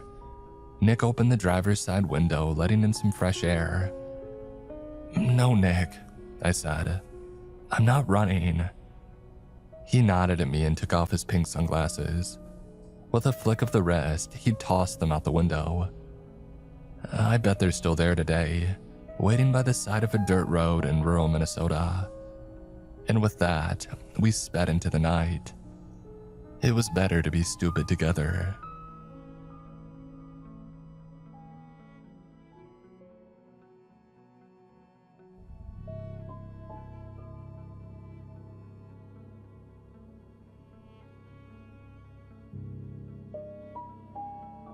As the end of November loomed, Nick and I were trying to figure out where to go next. Allie and her kind had turned to something that we could barely comprehend. It was hard to wrap our heads around, but we had agreed. We would deal with this one last thing and then we were heading to Dallas.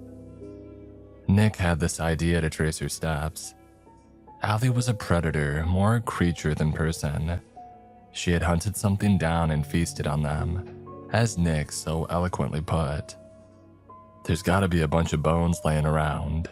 Not in a physical sense, but a metaphorical one, meaning that there had to be traces. While we had chased after her, she had been busy hunting prey and feasting on them. And at some point, something clicked, turning her into whatever she had become. A strange sort of quasi-human unraveling at the seams. You could tell just by her face. It wasn't all that hard to get a few crumbs to follow. Charlie on dispatch told us that there had been reports of highway assaults, and there were a few more missing people being reported than usual. That had to mean something. Sifting through a handful of cases, one stood out. It was an older one, but it caught my attention. And there was a case talking about an obsessive woman named Marielle, who had been missing for a long time. Apparently, there had recently been a ping on that case. Somebody had recognized her at a supermarket down in Mankato. I had felt the pull of Allie a couple of times going south. This Marielle had a couple of strange mentions in her file. For example, how she was obsessed with a particular phrase and a word. Blameless. And while it was impossible to confirm, my working theory was that Allie had gotten to her and consumed her. This somehow created an amalgamation of the two, perhaps giving Allie the clarity of mind she needed to overcome her feral state. It would explain a couple of things.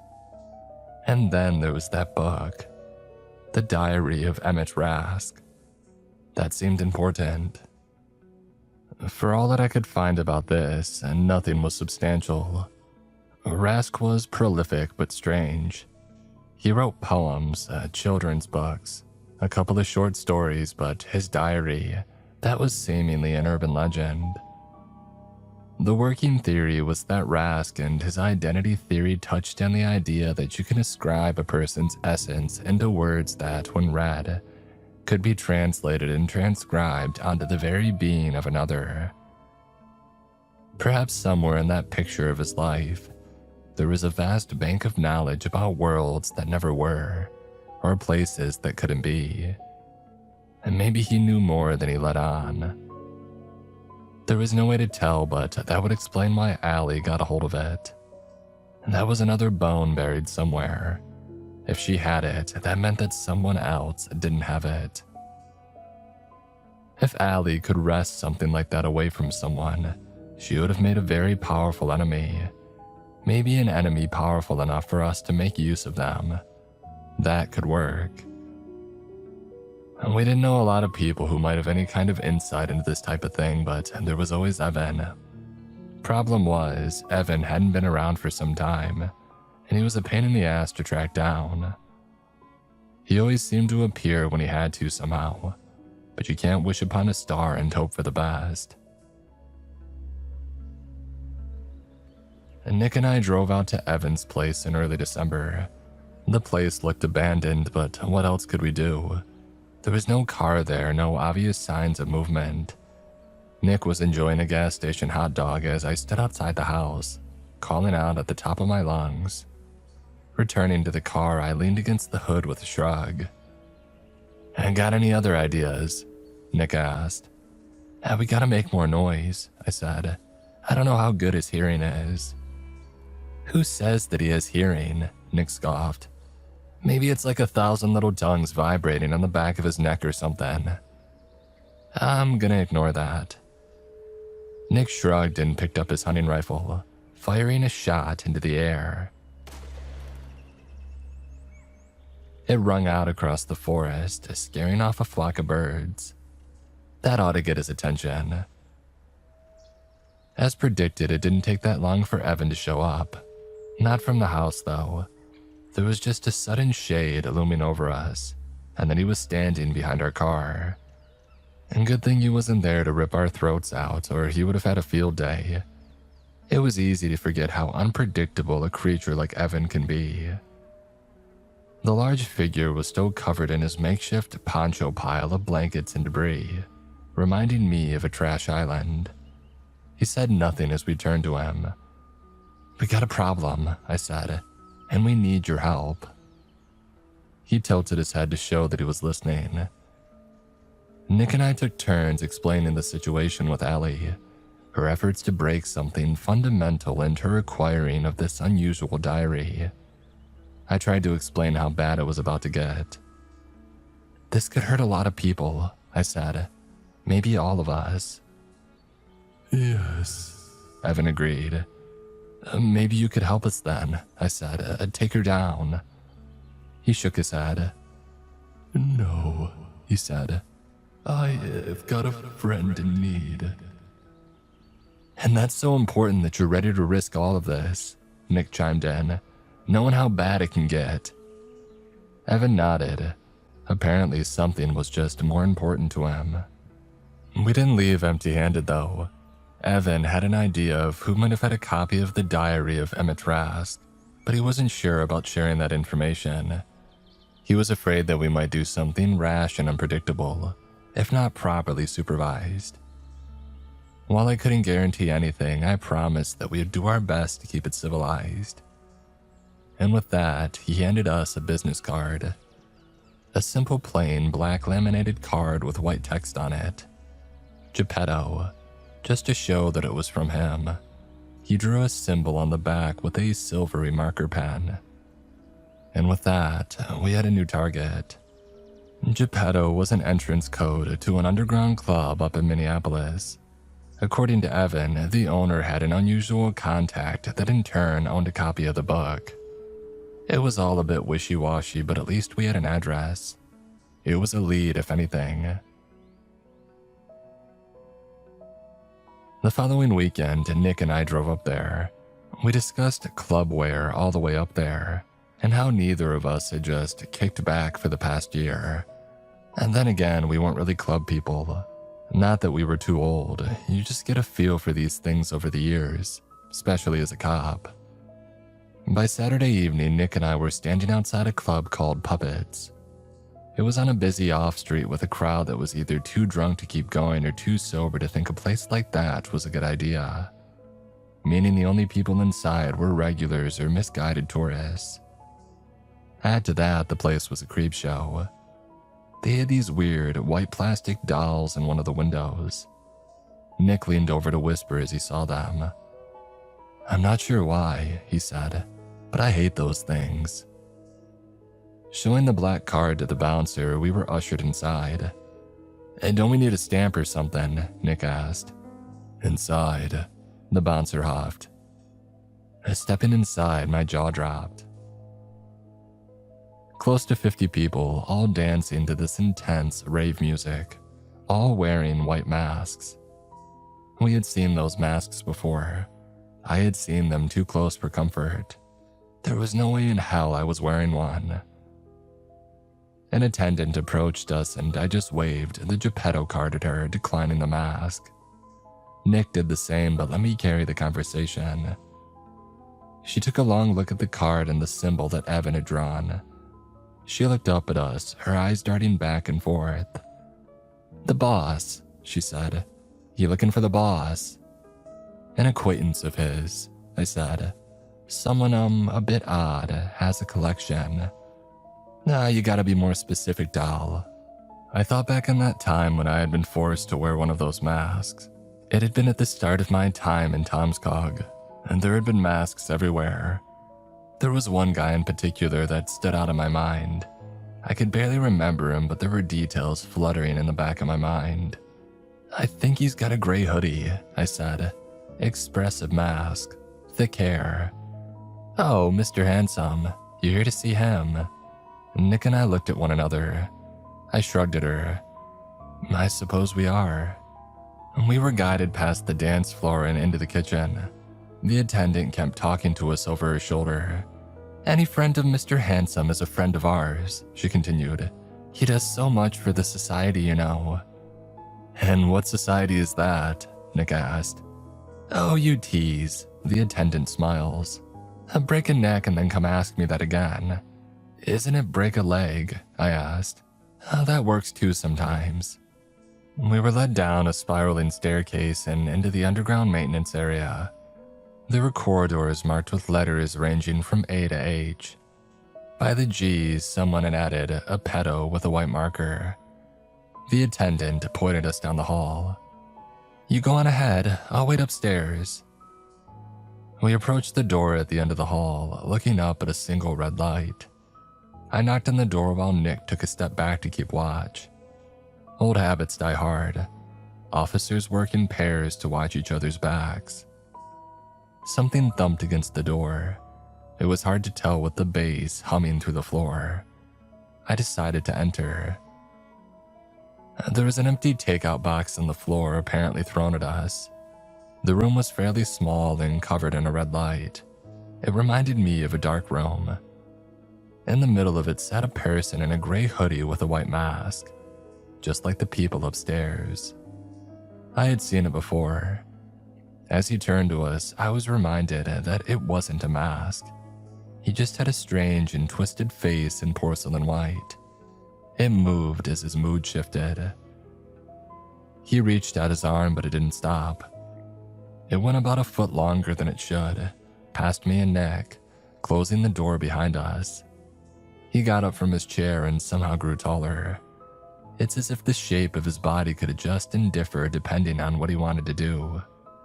It was eerie to see, and given our previous interaction, I wasn't sure we hadn't been led into a trap. There was a long pause as we watched one another. Nick had his hand inside his jacket, where I knew that he had a hidden handgun. The walls were covered in tools, materials, and electronics. One corner was full of boxes stacked to the ceiling. A couple of masks hung from strings tied around pipes lining the edge of the room. They slowly rotated, pushed by invisible winds, like a silent, restless crowd. I put on my cop persona and straightened my back. "Good evening," I said. "Did you recently lose a copy of a book named Diary of Emmett Rask?" His neck grew about the length of an arm as he pulled back from us, bobbing back and forth like an owl trying to focus on its prey. He nodded twice in rapid succession. "We're tracking down the thief and dealing with her," I said, "but we could use some help. I'm not sure if you're the right person to help us." There was a long, sound coming from him. Nick looked at me as if trying to tell me to keep going. "We're having trouble finding her," I said. "We sort of lost that tool. We also don't know how to deal with her. She's dangerous." The strange man nodded, still making that same sound. He walked over to the masks hanging from the pipes and plucked one from a string like a ripe fruit. Sitting back down, I saw the lower end of his jaw unhinge and loosen with a strap, as a long blue tongue extended from his face.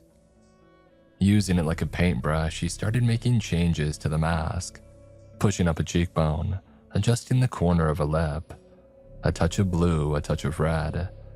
Massaging the mask with his hands, he shaped it like clay. It was made darker, longer. There was a tint of blue running from the eyes like someone crying, yet the expression was neutral. Finally, he pushed his thumbs in at the top, making two protruding nubs like budding horns. He turned to Nick, holding it out like a gift. He had this eerie smile in his face, nodding enthusiastically. He didn't say a thing. He just huffed as if trying to laugh. Nick took it, giving a closer look. Before I got a chance to say or do anything, the mask maker grabbed my hands. Nick stepped to the side, drawing his pistol. These two long hands with fingers that wouldn't stop moving or changing size grasped all the way up my wrists. It wasn't forceful but unpleasant. It didn't even look at Nick, instead focusing every heartbeat of attention on me. I felt like I was being stared at by the sun. It was overwhelming. He put something in my hands and moved my fingers. It just took a couple of seconds, and then he stepped back and allowed me to see what he had done. He placed a card in my hand and I had my hand right, "I owe you," and then he held out his hand, as if asking me to give it back to him. I just stood there for a moment before it clicked. "You're saying I owe you," I said. "That's what you're trying to say." He nodded. I handed the paper back to him. "Fair," I nodded, "as long as this helps." We left that place without turning our backs to him. He went right back to working on another mask. The moment that the door closed, I could hear whistling. Nick put his gun down, panting heavily. "I was this close," he whispered. "This close." "You think that'll help?" I asked, nodding at the mask he had been given. "For anything but next Halloween, I mean." "Nah," he shrugged. "I'm going as Charlie Brown." "Nick, I'm serious." "Look, these freaks got their screws so loose we don't even know what toolbox they're in anymore. But we keep coming back to them, and that's gotta count for something." I looked down at the mask. A simple neutral face in a coal black, with blue tears streaming down. It was uncanny, so realistic I thought that it would blink at me. Sure, I agreed with a sigh. Counts for something. I drove back while Nick fiddled with the mask. He looked it over, treating it a bit like a magic mirror. The rhythmic flow of the streetlights gleamed off the mask again and again, reflecting what little light it could in these strange molded plastic. "Should I put it on?" he asked. "Are we supposed to?" I asked back. "What else are we gonna do?" he scoffed. "It's a mask." "Maybe I'm supposed to do it," I said. "But he gave it to me, right?" he sighed. "I'm going for it." I didn't have time to protest. He put it on, adjusting a strap on the back of his head. It fit him perfectly. Nick leaned back in his seat. "It doesn't feel like anything. It's just a mask." Try saying something or thinking something, I said. You don't think that I'm thinking something? Well, generally no, Nick. He shook his head at me and then closed his eyes. I glanced over at him a couple of times. He was making little movements with his head and fingers, like a dog having a quiet dream. It looked strange, involuntary, and then for a second he clutched his chest, inhaling forcefully. I threw myself on the brakes to pull over and check on him, but Nick just waved me off. He pulled the mask away, shaking his head. No, I'm fine, he hesitated. It's fine, it was just a lot at once. I didn't care. I pulled over and put the car in park, looking at him. I thought about what we need, he said, and it showed me something. What? I think it's a way to get to her, he said. And you're not. I mean, this is weird. We made it all the way back to Nick's. By the time that we arrived, we were exhausted. I collapsed on his couch, wrapping myself in a blanket as his TV ran in the background. Nick slumped down next to me, still holding his mask. He looked weird without his pink sunglasses. He told me about his experience with the mask. He said it felt like he had been in a dark room, talking to a stranger on the other side of a wall. They had told him about something that he needed to find, and a cryptic message. That Allie wasn't out to kill. She was waiting for an eye to blink, a blind spot in which to act. I don't get that part, he said. What eye? What blink? The Yearwalker, I said. Maybe this proverbial eye blinks the moment that it grants a wish. Maybe that is what she's waiting for. So, New Year's Eve, Nick said. That's our target.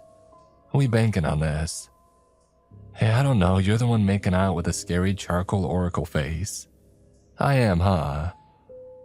He turned the mask over, holding it up to his face. He wanted to put it back on, but he didn't. Instead, he let out a long sigh and closing his eyes. I think you're right, he continued. I don't know why, but I think you are. Oh, I usually am, I smiled. Maybe that's why. Maybe. It was strange. No quips, no callbacks. That, more than the mask, concerned me. For the next few days, we went on a wild goose chase. There were items that we needed to get. Some of them were simple, like a large white sheet and a couple of metal rods. Others were a bit more difficult. We had to drive to a nearby town to get an old movie projector, for example. And then there was Digman's Ranch. John Digman's place had burned down, but we went there to poke through the ashes. It didn't take long for Nick, adorned with the strange mask, to find out what we were looking for.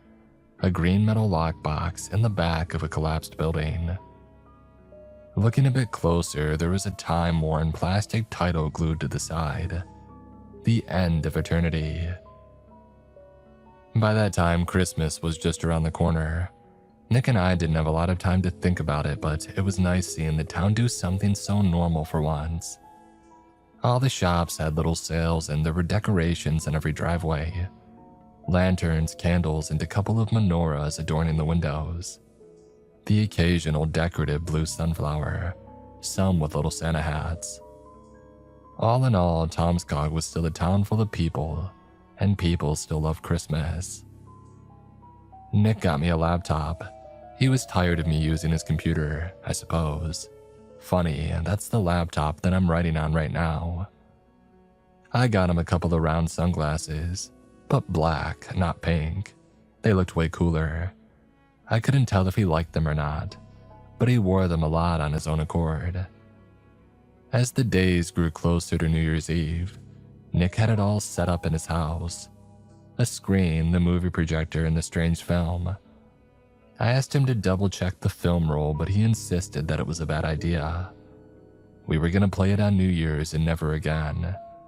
He treated that thing like it was something dangerous, and I wasn't inclined to doubt him. Then it was time.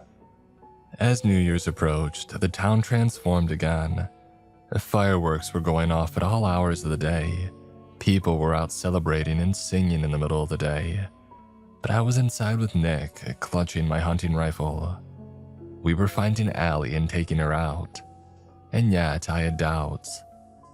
As we sat on his couch watching the empty projector screen, I asked him, "You sure this is gonna work?" "Yeah," Nick said. "They said it would. It's really gonna be that easy. Stepping through, boom, and then done." "Oh, I think there's more to it than that, but we got this."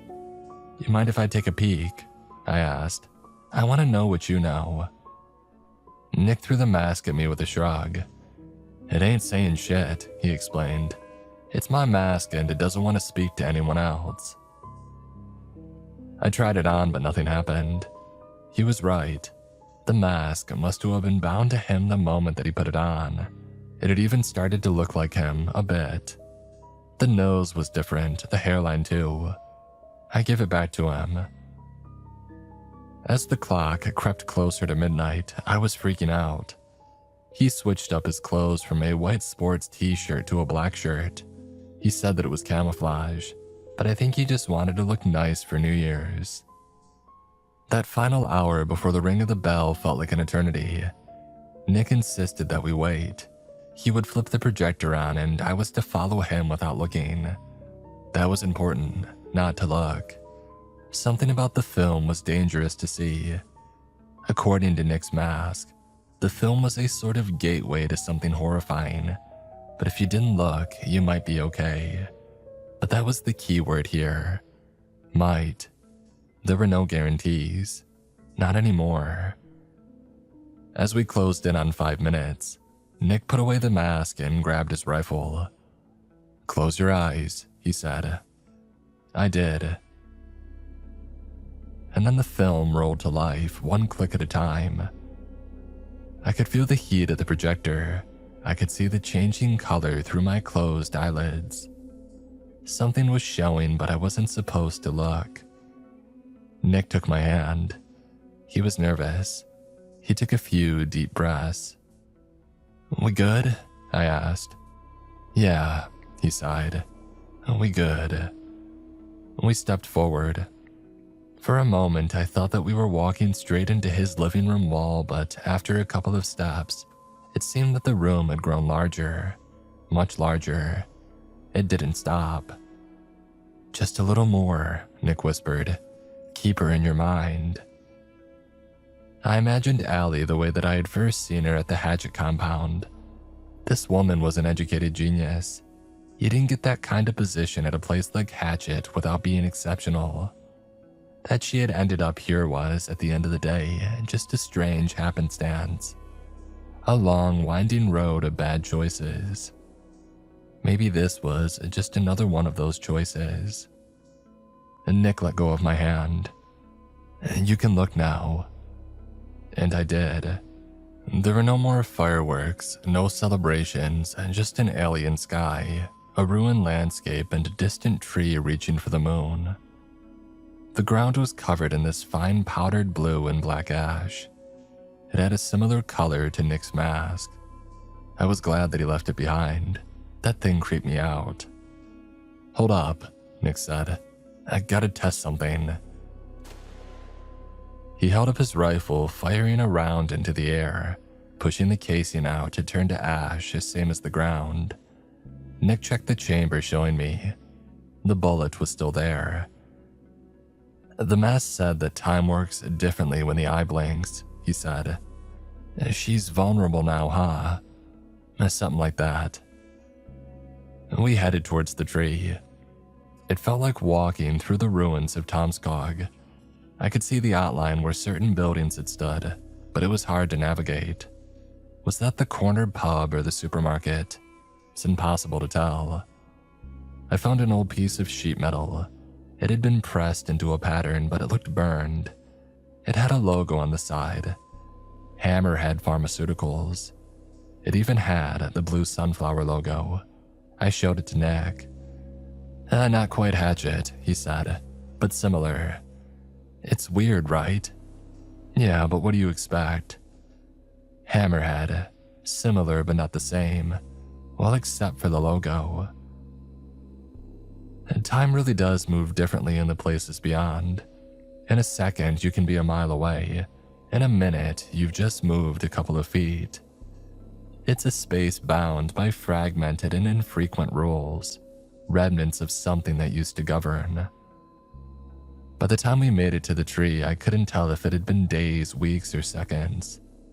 The base of the tree was so massive that it stretched to the horizon and back either way that we watched. It was impossibly large, like a vertical ocean, but it wasn't the size of the thing that bothered me. This wasn't a tree. It was organic. Muscle, bone, sinew. Some large, some small, some downright alien. Every rippling heartbeat moved like flash floods, straining under the flimsy shell. It was alive and well, a cancerous growth protruding from the ashen earth. There was a large building up ahead. It looked like an old hospital, the edge of which had been swallowed by the tree. The full moon felt like a midnight sun, sending a warmth across my arms. Looking down, our shadows had grown longer. It looked like they were trying to pull us back, begging us not to go any further. The building loomed ahead, accentuated by blue sunflowers. We stopped just before the main entrance, looking up at a sun-bleached sign. I saw the Hammerhead logo, but not much else. Nick checked his rifle again and then nodded at me. "And this is it," he said. "How do you know?" "Trust me," he said. "This is it." We made our way through the dark corridor. It's surprising how dark it can get when all the electronics are gone.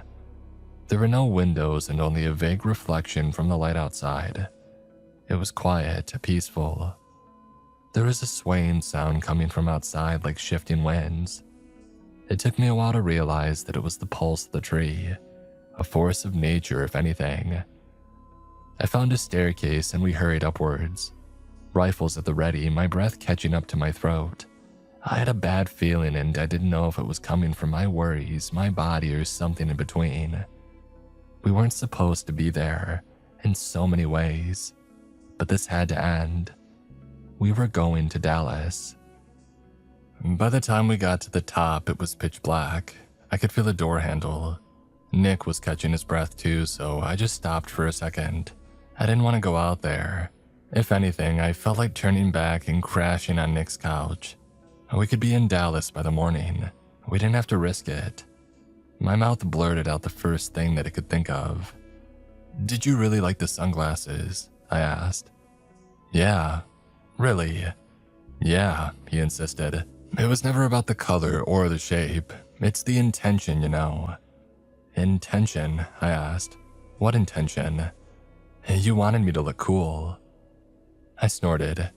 It was dumb but cute. That sort of summed him up in a way. He tapped the door to alert me. It was go time. We pushed and the doors swung wide open. It was an old helicopter pad, or what remained of it. The H had been reduced to an I. I could see old emergency relief boxes stacked empty in the corner. Bullet holes lined the sides of the roof. Someone outside had been shooting up, and someone up here had been shooting down. There were empty bullet casings on the ground, sun faded on one side. There were tracks in the dust. Someone had been there recently. I looked up, seeing the towering mass ahead of us. She had to be here. Allie couldn't get away again. It didn't take long to spot her. She had grown since the last time that I saw her, at least twice the size, with only remnants of her white robes clinging to her. She was barely holding a consistent shape, much like the tree itself. Instead of a changing face, her entire body was morphing in and out of whatever tool, pose, and movement that she needed. She was climbing the tree, heading to the top, to reach for the moon with the rest of the world. Instead of stretching out an arm, a cyst would burst to reveal a new arm, leaving the old arm to wither and die. A hooked hand would reach, pull her upward, and something else would take its place. A localized storm of flesh and mass, making its way upward like an infection reaching for a vein. We had been right on time. She had only just started. Nick crouched down, steadied his rifle, and took the first shot. I followed his lead. It was like popping balloons. Sudden little screams compounded into a mass of voices calling out in senseless hate. Nick kept firing. We got a couple of shots off and he was right. Time didn't work as it should. The bullets never left our chambers, but they still hurt her. I was on my 12th shot when I hit her shoulder, sending her reeling to the ground. Allie crashed into the concrete, breaking apart and reforming with a painful moan. "Not now," she called out. "Not now." I glanced over at Nick and he met my eyes. He was terrified. His lips trembled. "Don't stop," he wheezed. "Not for anything." We didn't move an inch closer. We kept our distance and we fired over and over and over. She kept screaming, screeching like a wind in pain, a tortured choir. "How can you be this moronic?" she cried. "Are you this hungry to die?" Nick shook his head and kept firing. I did too. An arm punctured, a jaw cracked. A shoulder blade splintered. We had to keep going. We had to. She had trouble moving, instead trying to spasm her way across the roof. She was going for us, but she couldn't. We were always ahead, running circles around her and never stopping the ceaseless bullet rain. Her blood sunk into the eroded cracks of the concrete, spilling across the roof in a crackling pattern. She turned to me, her reformed eyes trying to roll back into their sockets. When she looked at me, though, something changed. I saw me and Nick on top of a burning mountain, firing at a sizzling mass of lava, stabbing her with spears as she rolled around in a lake, sticking her with bayonets in a bombed-out apocalypse-scape. The fight wasn't going to end here. It wasn't ever going to end. She was immortal, unending, inevitable. I stopped firing and I looked into those eyes and I saw that it would never end. We were begging her to make us Sisyphus, pushing the same boulder up the hill forever. She would not stop, she couldn't, and she thought herself blameless in this. And then I got slapped with cold metal right across the jaw. Nick didn't hold back, it hurt like hell. "Don't stop." "It's pointless," I yelled back. "Look, she can't stop." "So?" He turned back to her, firing another shot.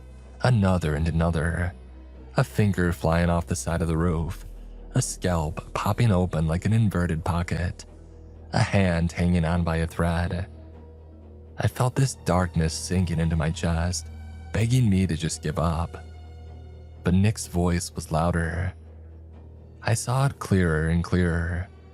In another place, we were sailors chasing a whale. We were the Mayan twins killing the bird demon, Heracles killing the Nemean lion, Perseus killing Medusa, King George and the dragon, Theseus and the Minotaur, Arjuna wielding the Rudra Astra, slaying countless unyielding demons.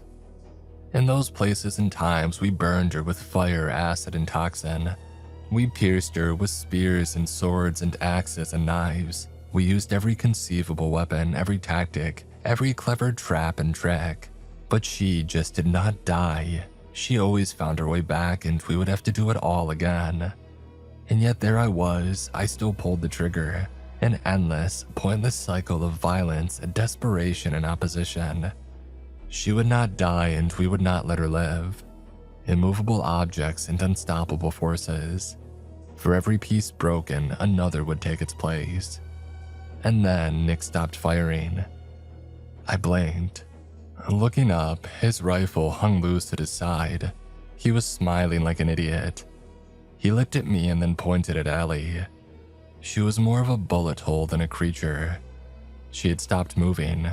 Not a twitch, not a huff, still as the grave. Nick wiped some blood spatters from his forehead. I hadn't even thought about how long we had stood there. "What had happened?" I asked.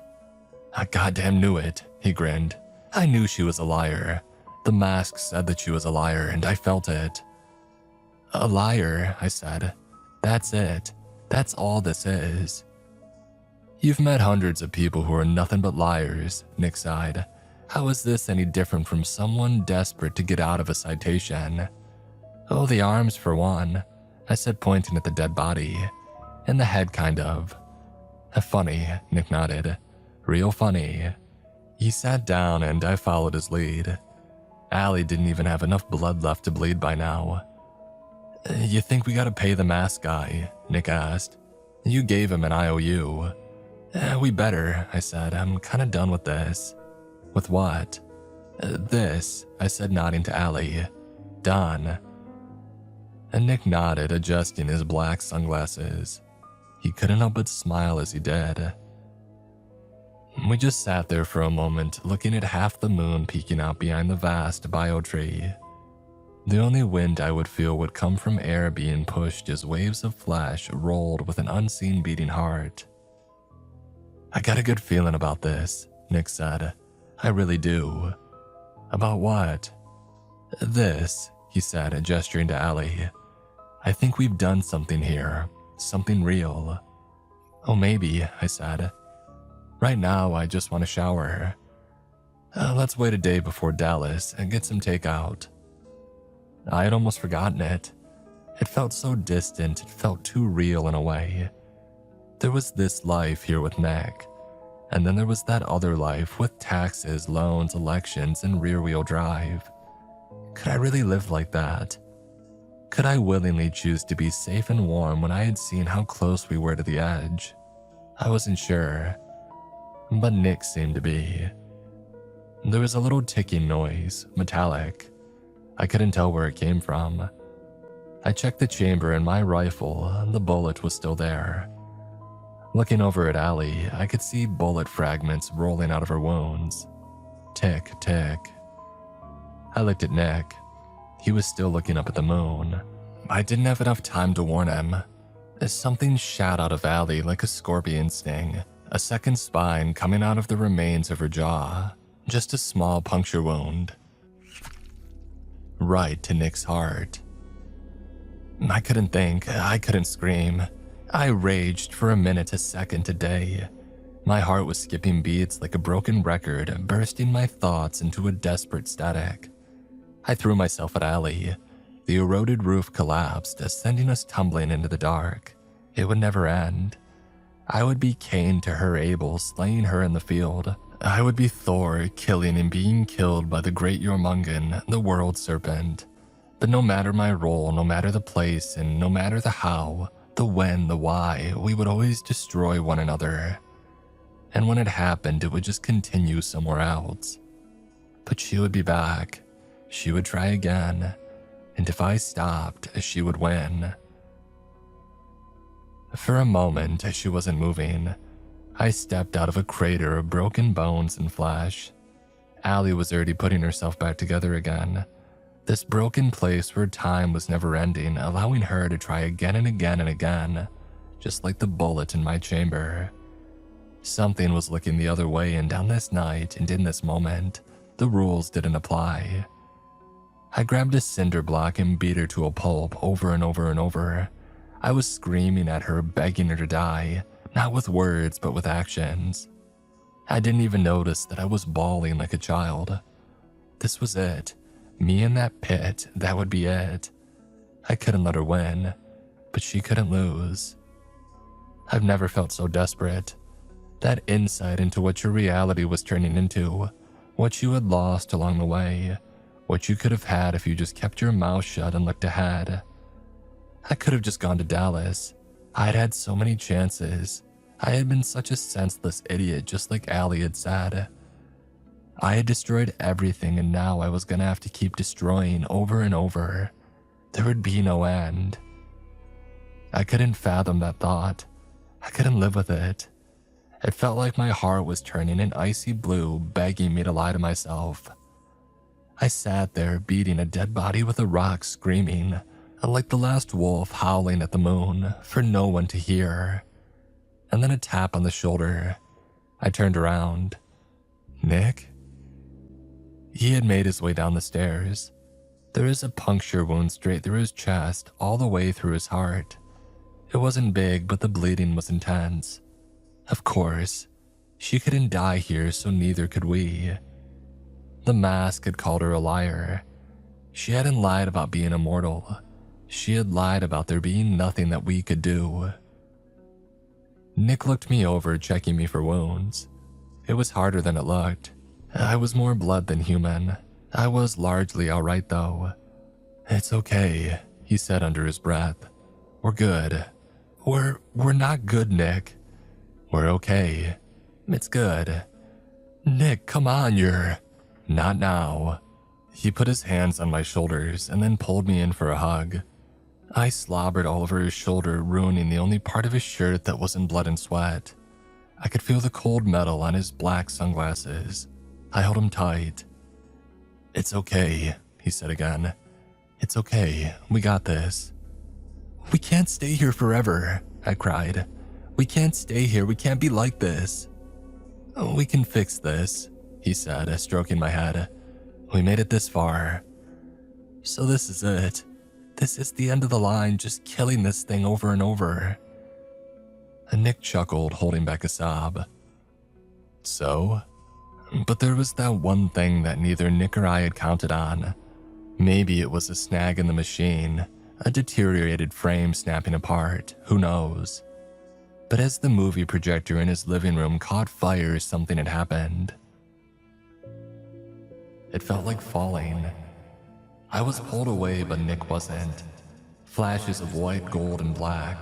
Bursts of static playing with my mind.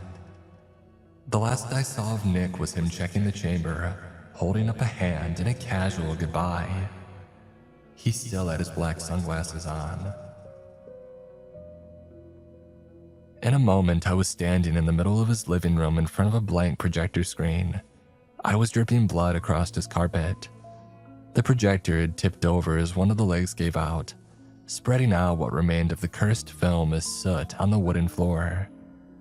It was just a minute past midnight, and the celebrations were going strong outside. But all I could hear was my beating heart and the tip-tap of dripping blood. The black mask that Nick had been given had split in two. The face now resembled me. The tears looked the same. Nick was still out there. He would always be there. Long after I'm gone, he'd still be there. That icy thought gripped my gut and twisted.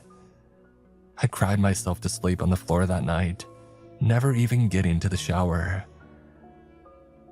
It hurts to recount what happened next. The weeks of dead-end leads. The duck left Tomskog after the year walk came to an end. The missing posters of Nick across the town popped up and disappeared as time passed. Still though, he had left that place with a hole in his heart. He would have died. Maybe it was a blessing in disguise. I never stopped trying to find a way back, but there was nothing left to do. All trails had turned to ash and all hope had followed. Evan was nowhere to be found. Not even the yearwalker was around. All that remained for me was a strange town where I wasn't wanted. So what could I do? I left. And for a while, that's been my story. That is, until not too long ago. I was talking to Charlie. Yeah, we still keep in touch every now and then. She doesn't get out much. Turns out there had been sightings of Perry Digman, the yearwalker in Grand Rapids, Michigan. I drove up there as soon as I could. I met Perry as he left his shift at a restaurant. I don't think he recognized me, but I sure as hell recognized him. You don't easily forget the faces of people that you've saved. Not even if they're surprised and under a struggling streetlight.